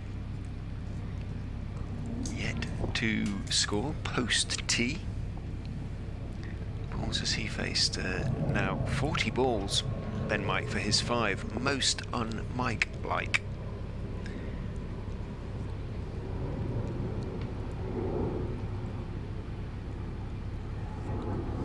Murta is in and bowling. That one goes through Mike. He's appealing for the catch behind. No, says umpire Debenham. It was a little bit of an afterthought. Beat him on the inside edge, I suspect.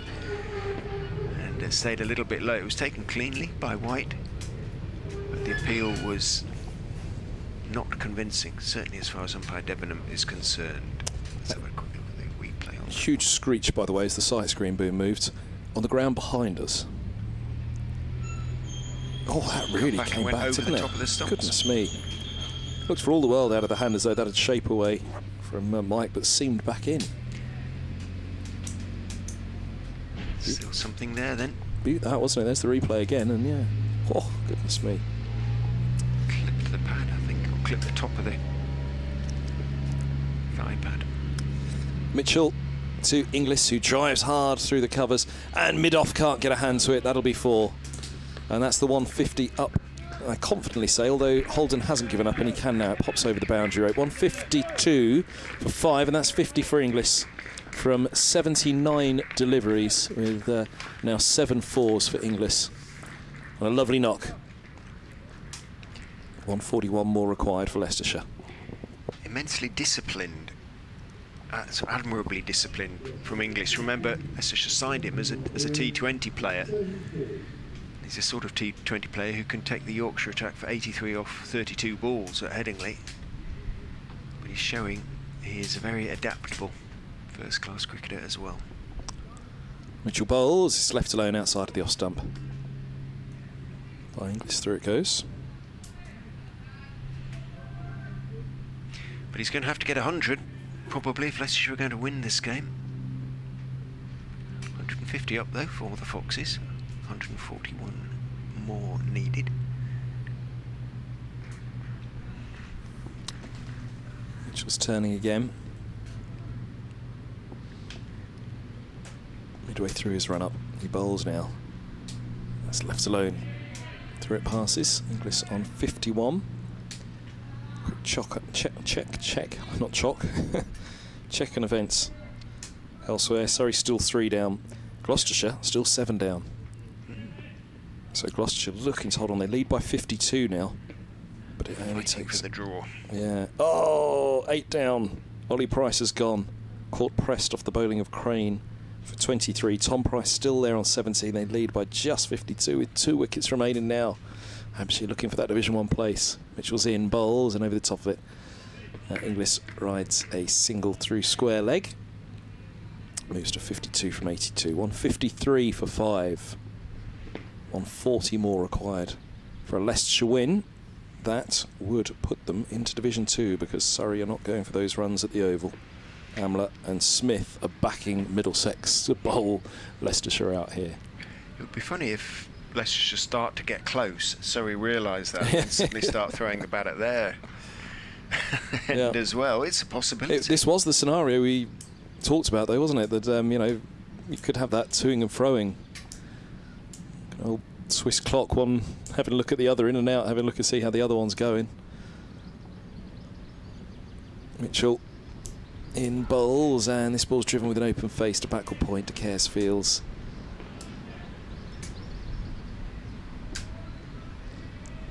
53 for 5. Mike on 5. Inglis 52. Mike's been there for 43 balls now. The required rate 4.2. It's manageable, very manageable at this stage. Not big hitters are still to come for Leicestershire if they did have to give it a little bit of a clobber at the end. Not many. Not really. Capable, but not big hitters. Mitchell bowls and Mike defends to extra cover, where Max Holden comes in to collect. 153 for 5 the score here at Merchant Taylor School. 140 more required for a Leicestershire win. Inglis with 52 holding it all together. Mike on 5. And Middlesex 24 overs away from new ball becoming available. There's all sorts that can happen in the next couple of hours here. One way or another, we're expecting a fine, fascinating and perhaps even thrilling finish to this championship game. 33 overs minimum remain in the game. Souter again going back deep on the leg side to give Murtagh a bit of cover as he runs in from the leg end. Bowls to Inglis, who is advancing down the pitch and then defending it out into the offside, where De Queiroz picks up and there is no run.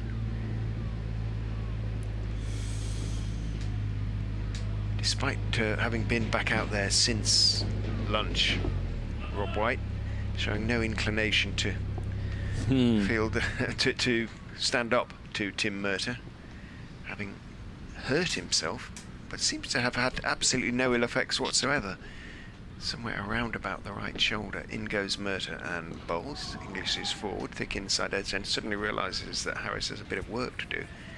Mid-on running to mid-wicket, takes a couple of exploratory steps down the pitch.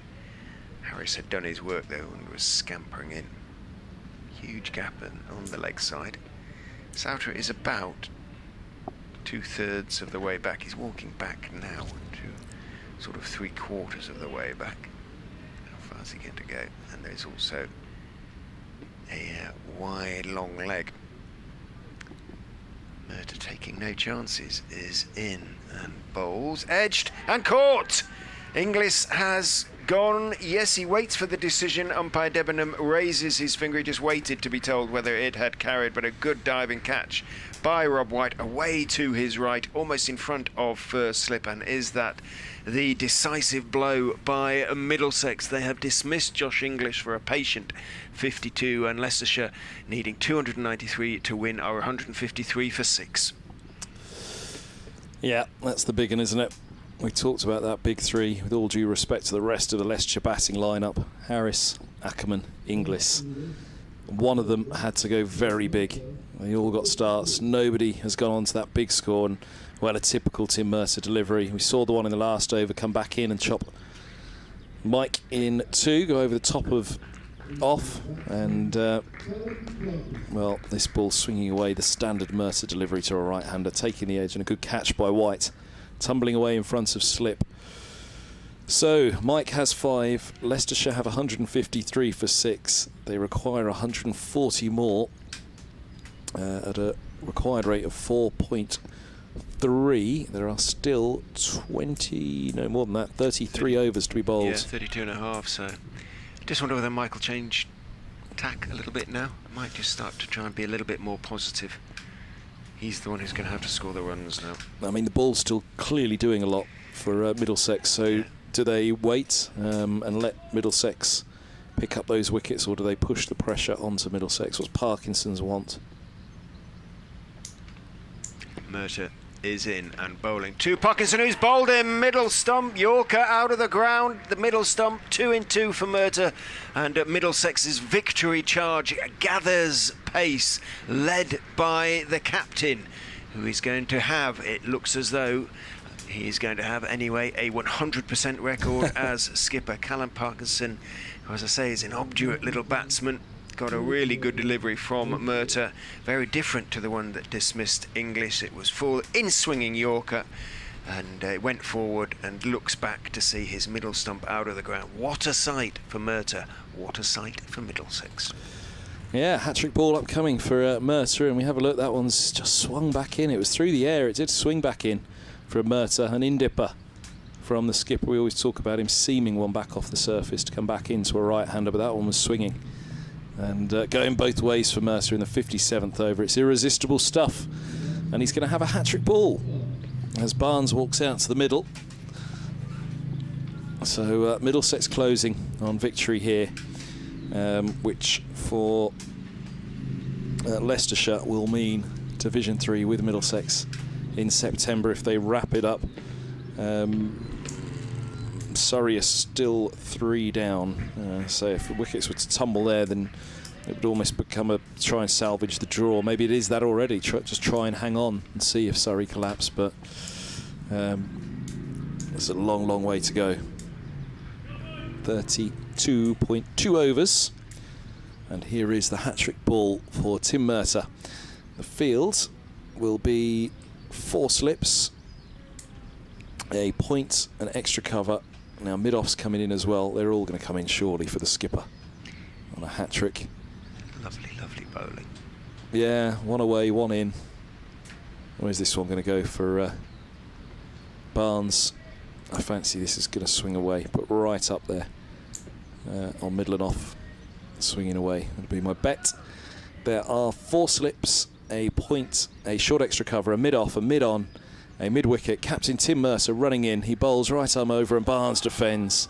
Back up the track, and there is no run. And there is no hat-trick for Murtagh, but applause from the field. You couldn't imagine a more popular captain than Tim Murtagh.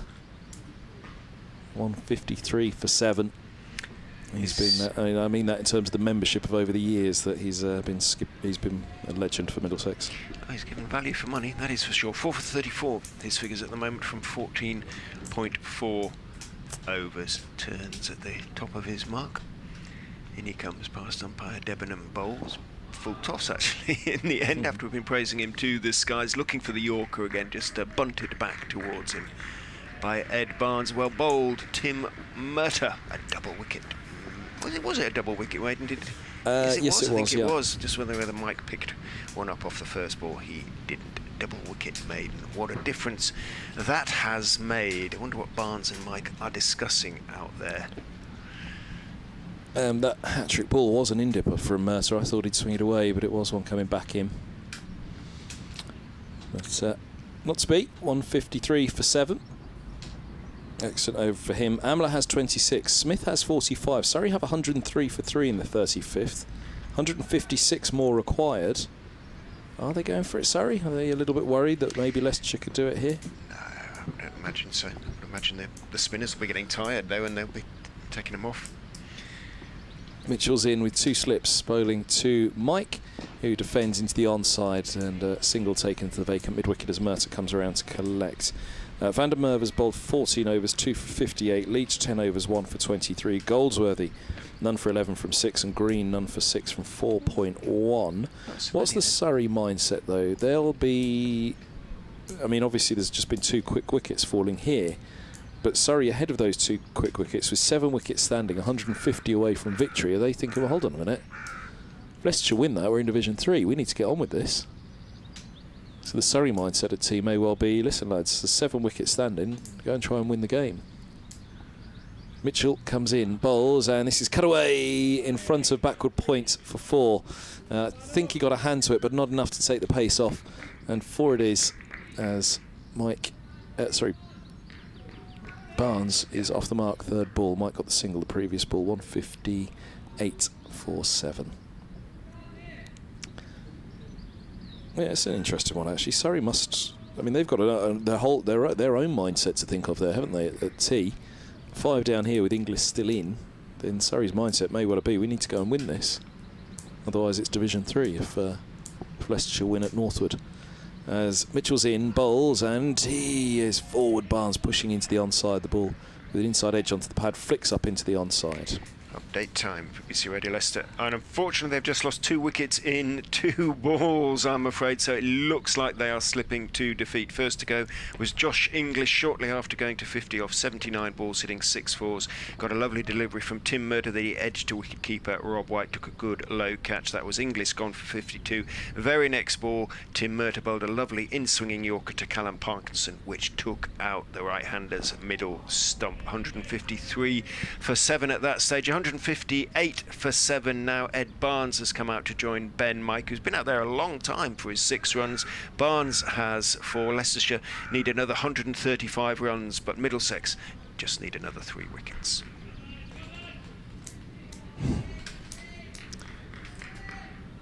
Anna on Twitter says, don't say stuff like Middlesex are closing in on victory, it's bad juju. Haven't you met this team before, says Anna.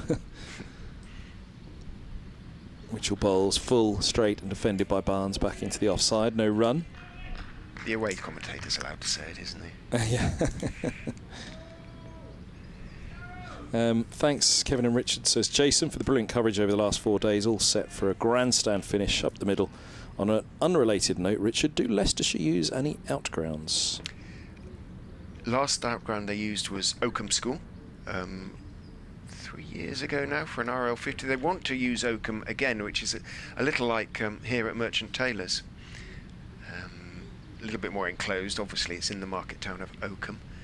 Mitchell bowls and forward goes Barnes, drops a single through the vacant point. They just dropped back point to give him the single. 159 for 7, 134 to win. End of the over. As every Middlesex supporter will know, is actually the county town of Rutland, which the Leicestershire Cricket Board is the Leicestershire and Rutland Cricket Board. It's actually much closer to Stamford and Lincolnshire than it is to Leicester. It's about 25 miles away, but that is of recently that is the only outground that they have used. They've used over the years, I think, sort of 10 outgrounds, Leicestershire, but sort of almost for financial reasons, it's pretty much now only Grace Road, as was the Upton Steel County Ground as is, but they've played at Ashby de la Zouch, Barwell, Colville, several grounds in Colville. In goes Murter and bowls to Barnes, who is turning it neatly down towards fine leg. He's going to have to scurry down at long leg, and does. Good work down there by Mitchell. Makes sure it's just a single. Several grounds in Hinckley, Ashby Road, Coventry Road, Leicester Road. They used to play at the Ayleston Road ground in Leicester, of course, but it all got a bit grimy. Now the Leicester Electricity Ground. There used to be a power station down there. They've played in Loughborough, 3 different grounds in Loughborough, the Brush Ground, the College Ground and Park Road. And of course in Melton, Mowbray, but now just pretty much Oakham is the only possible outground. In goes Murter and is turned by Mike calmly out towards mid-wicket. Bit of work to do for James Harris running down from mid on this time. Mike calls for the single straight away. He moves on to 7, 161 for 7. Is your question comprehensively answered, isn't it? Very much so. Yeah, it'd be lovely though. I think the club would love to go back to Oakham. It's a question of sort of sponsorship and getting it all sorted out, but I think it's very much in their plans. Short run from Murter, which he very occasionally does, and then he spears it down the leg side. Tries to flick it on its way. Barnes doesn't get anything on it. Taken by White. Oh, hang on. Has he got an issue? Murter here. Harris is taking his cap off. Murter, don't tell me Murter's picked up a niggle as well. Oh dear. Doing that short run, I don't know whether he's just hurt himself, and it looks like Harris is going to have to finish the over for the captain. Well, he's done his job in the game, but he's springing on the 12th man. Not what Middlesex need ahead of the One-Day Cup. The procession continues of Middlesex players picking up injuries in the game. Thankfully, White is okay. We know the extent of Eskinazi's. What's the issue with Murter? He's not limping. He was stretching his right arm earlier, wasn't he? Holding it above his head. So whether he's just got a little bit of a shoulder niggle. He's had a slight elbow issue this summer. That's flared up slightly. Could be. But as I say, he's done his job in the game. And he's done his job in this innings with 4 for 35. So it's going to be James Harris to finish Murtagh's over. Mercer 4 of the 7. Does that give Leicestershire some hope? The wily old dog's out of it. He's been getting it to swing both ways this evening, which we'd noted at the end of the Middlesex second innings, haven't we? That you know, it was swinging a lot. In fact, end of the first innings as well, that it was swinging greatly, wasn't it? As here is Harris. Yeah, down the slope he comes. Past umpire Debenham. Bowls to Barnes, who's looking to turn it on the leg side. There's appeal for leg before he's gone. Barnes has gone. He moved across. So with the very first delivery taking over from Murtagh, Harris strikes and Barnes goes, having played a couple of decent shots in that little knock, but it was only 8 balls worth. The 9th was too good for him. He went across his stumps, tried to turn it into the leg side, was given out leg before. Leicestershire 161 now for 8, still 132 short. Now just 2 wickets left. Yeah, you can't believe it really, can you? Mercer walks off and Harris runs in and does that. So the end is nigh here for Leicester, you'd have thought. Which means Middlesex, I mean, again, you know, Middlesex wrapping up a win here. It means Leicestershire have a win going into Division 3 in September, and Middlesex have a win going into Division 3 in September as well. After the win at Grace Road for Leicester and the win here for Middlesex, if that is what it is to be. So you take the points and then divide them in 2. So Sakande comes out to bat. Did okay in the first innings, held up an end for a little while, didn't he? Just for 8. Ended up not out. Davis managed 11 coming in at the last. Just to finish what I was saying about Oakham, Sean Jarvis has been in touch, Leicestershire's CEO. Definitely keen to go to Oakham and create an Oakham festival, and hoping to talk to the good burghers of Oakham and Oakham School over the winter with a view to possibly next year. We shall see. Fingers crossed. Always nice. It was very nice. I used to cover the odd game there. Leicestershire were playing in it. Very good wicket, and I was living in Stamford at the time, so very easy to get to.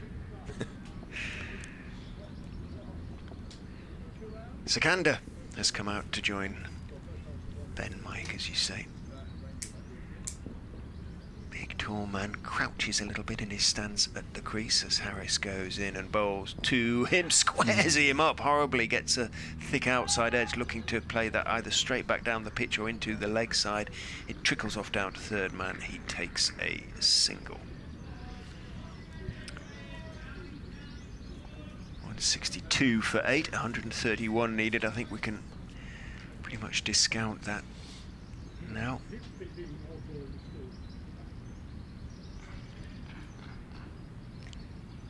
Surrey still just 3 down. That is the last time I'm going to mention that game.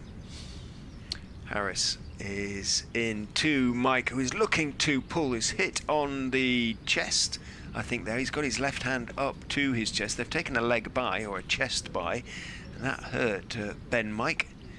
He's okay. I don't think he's one for wearing a chest pad. He might have one over the ribs, but one he wore a little bit higher than that. Went for the pull.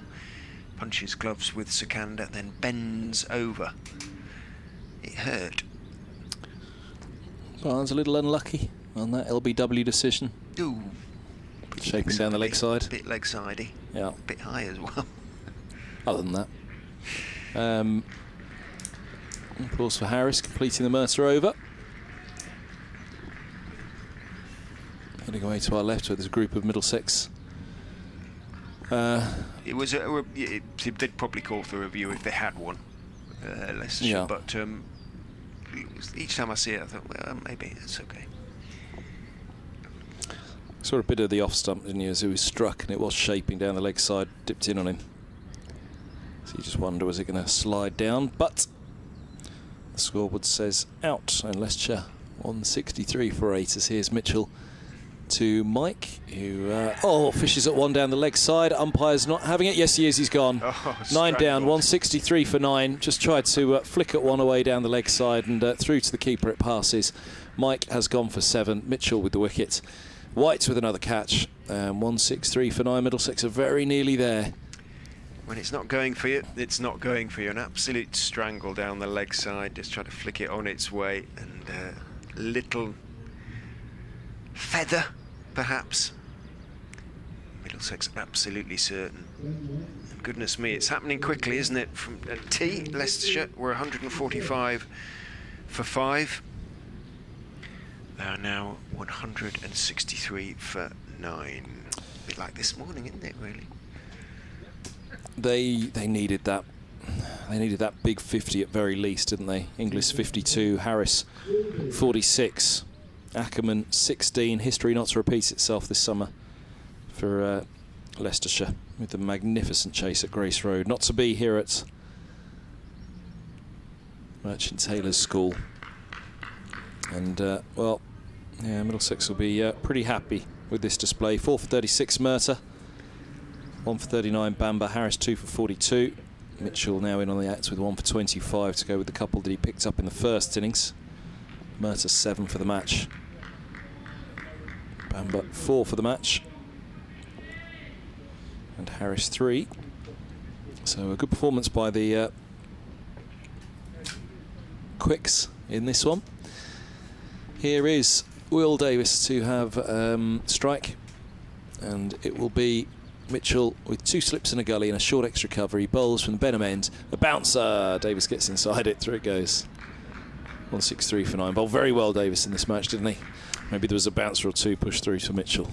Yeah, first class best match figures for him. 8 for 88, I think it was. 8 for 86. There we go.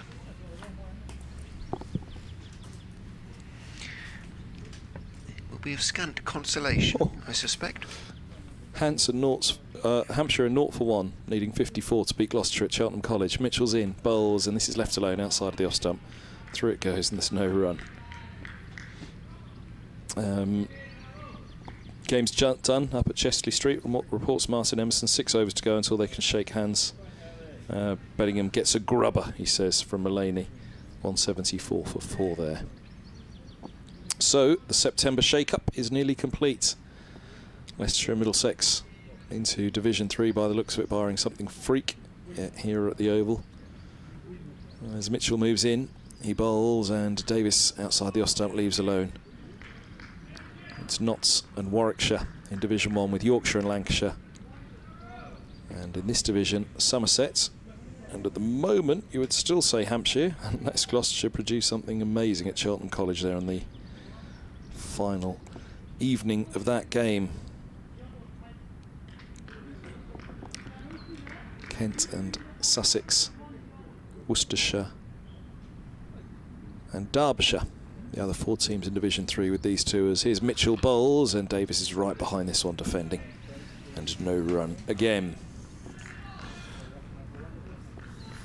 If you want to tweet us, at Kevin Ham BBC and at Rich M. Ray to get through to the BBC Radio London and BBC Radio Leicester commentary team here for BBC Sports. So Sussex, Worcester, Derbyshire, Leicestershire, Middlesex and Kent, did you say? Of course, yeah. Of course it is. That was the one thing. Here's an on-air question which if somebody threw at me, it'd be, oh, come on, give us a chance. Do we know how the shake-up will be? So if you finished 5th... Who gets... Who you'll play? Yeah. Or where? Yeah, I'm not sure. Here's Mitchell bowls, and this is dug out into the offside by Davis, and there is no run again. 163 for 9. There must be some merit. That is the end of this 60th over. Sakandi 1 will have strike Davis 0 from 5. There must be some merit to finishing 5th rather than 6th, as opposed as to where you get your home fixtures and against who. Instead of 2 away or something like that. So if... Hold on, there's probably a bit of logic to this, isn't there, which has eluded us. Don't you believe it? There might be, I'm sure. If Middlesex are bottom, is it fair to assume that their 2 away games will be to the teams that finished 5th in the other 2 divisions, Kent and Worcestershire? As here's Harris in bowls, and this is defended into the offside by Sakandi, and there's no run, which would mean then Leicestershire finishing 5th play the 2 teams bottom, Derbyshire and Sussex at home. Would that make sense? Can we go to Hove, please? Always fun. But then I guess not, because then No, I don't think there is a logical.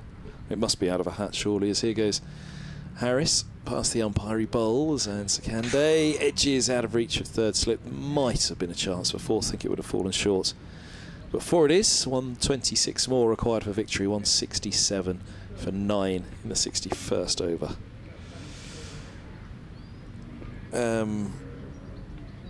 Yeah, I don't think it falls evenly, does it? Because, yeah, I'm going to do this in... I'll do this off air rather than on it. They're going to plug third slip now, and indeed fourth by the looks of it. I suppose runs don't matter to Middlesex quite at this stage. Maybe in another 100 runs time they might start worrying about runs again, but 3 slips in a gully for Sakande. He was on 5 and on strikers. Harris moves in. He bowls and Sakande defends into the offside, no run. I think the blocks are already there, aren't they? For you know that you're at home for these 2 weeks and away for these in September. I think for Middlesex, obviously that was quite important because of Lords and the way Lords is available. Whether it's the same for all, but certainly I think we know the home fixtures for Lords. The dates thereof, yeah. Yep. Harris bowls short and Sakande hooks him away for 4. Lovely shot, just rock back into the shot with some good efficiency and time perfectly. He's on to 9, 171 for 9. Clearly a perfectly capable batsman, Sakande, and that will be worth a brownie point or two with the coaching staff in terms of how much more first 11 exposure he'll get over the rest of the season. I don't think he's done anything wrong here, has he? No, he in this game clearly got some, well, as Jason Gillespie's tweeted, loads of potential if he gets the attitude right. Here's Harris in bowls, and this ball comes back in, wraps the pads, bit of bat involved maybe, high as well, says Richard. 171 for 9. They weren't convinced, were they, Middlesex? Depends how far the umpire has to go home, doesn't it, really? Yeah. They're still relatively localised, aren't they, the umpires this year? Are, yeah, that's the theory. Yeah, a bit high for me. Above the knee roll, well above it. Harris past the umpire, he bowls. Sakande's bowled, and there it is, Middlesex win. The second victory of the season, a punch of the air for James Harris. Delight for him as he claims another wicket, but 171 all out. Middlesex win by 121 runs here at Merchant Taylors School. In the end, an emphatic victory, which ends Leicestershire's hopes of a place in Division 2. So that'll be the lineup for Division 3 completed for September. Leicestershire joining Middlesex with Worcestershire, Derbyshire, Kent and Sussex. But here, though, this has been a pretty comprehensive victory for Middlesex. That wobble at the start of the second innings, 17 for 4. Great concerns of another collapse, but those fears allayed by Stephen Eskinazi's unbeaten 66. Mitchell and White hanging in with him for a while. Harris as well. Middlesex able to top it up enough to 196 all out. But a pretty solid 4 days cricket from Middlesex, but for that wobble at the start of the second. And I say that purely from the BBC London perspective of reviewing their 4 days, because that has been the woe. They've had that crazy hour, that crazy innings, that crazy day that's thrown a game when they felt they've played very well for the other 3/4 of it. And this one, there was a mini wobble at the start of the second innings, but pretty comprehensive in the end for Leicestershire. I think they fought all the way through, didn't they? And up until tea, there was still the possibility of the Leicestershire win.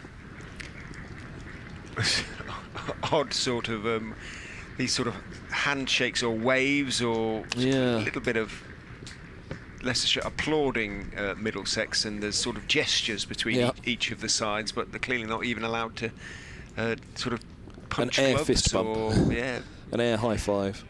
A virtual high five. Odd conclusion to a game, but very well played Middlesex in the end. The game swung from one way to another. I think Leicestershire will look at their first innings batting in particular, and the way that Ackerman didn't really get too much support, and conceding that sort of first innings lead.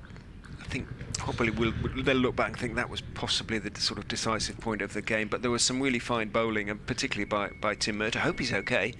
Had to leave the field with an injury just on the point of victory. Really picked up 4 wickets in that second innings, and class bowling. I guess when I look at the match overall, Middlesex 324 for 9. Eskinazi had to retire hurt on 23. Leicestershire 228, then 196, played 171 in the second innings. Really, were Leicestershire light, or did Middlesex go big because of a fantastic Sam Robson display? 154 from him. That was the Robson key innings of the game, wasn't it? But at his very Eskinazi best too. I thought Eskinazi's knock with that injury was very important, really. You know, if Leicester had been chasing sort of 200, as looked to be a genuine possibility at one stage, that would have been a very sort of different feel to it. But even so, I think outstanding performance at a lovely ground. Thank you to Middlesex for the hospitality. Thoroughly enjoyed being here, and I will go off and get interviews. Richard Ray of BBC Radio Leicester, thank you very much. I'll quickly run through the scorecard of that second innings. Evans was bowled Mercer for 0, a fantastic start for Middlesex. Hill caught De Caires, bowled Harris for 17. Harris bowled Souter for 46. With a brilliant ball from right arm around, which turned back in from pretty wide from the leg spinner to go past the inside edge of the left-hander. Ackerman caught White, bowled Mercer for 16. Inglis caught White, bowled Mercer for 52. Swindles caught Cracknell, bowled Bamber for 11. Mike was caught White, bowled Mitchell for 7. Parkinson bowled Mercer for 0. Barnes, LBW, Harris for 6. Sakande bowled Harris, the last to go, for 9. Davis not out on 0. Mercer 4 for 36 from 15.3, limping off the field with an economy of 2.3. Bamber 14 overs, 1 for 39, economy of 2.7. Harris 13.3 with 3 for 50, an economy of 3.7, but a bit more of an enforcer in this innings. Mitchell 1 for 25 from his 10, and Souter 1 for 15 from his 8. I think, again, across the match, just looking at the bowling performances, the first innings for Middlesex, 3 for 49 Mercer, 3 for 54 Bamber, 2 for 50 Harris, but with an economy of 2.5, which he'll be extremely happy with, as will his coach, and Mitchell 2 for 43 from his 15. I think across the match Middlesex performed as they'd expect to with the ball. So really for me it was that Robson innings in the first innings, and the fact that they were able to stop that collapse in the second innings. Mitchell 23, White 34 and Eskinazi with a not out 66, Harris 26 as well. That middle order, that lower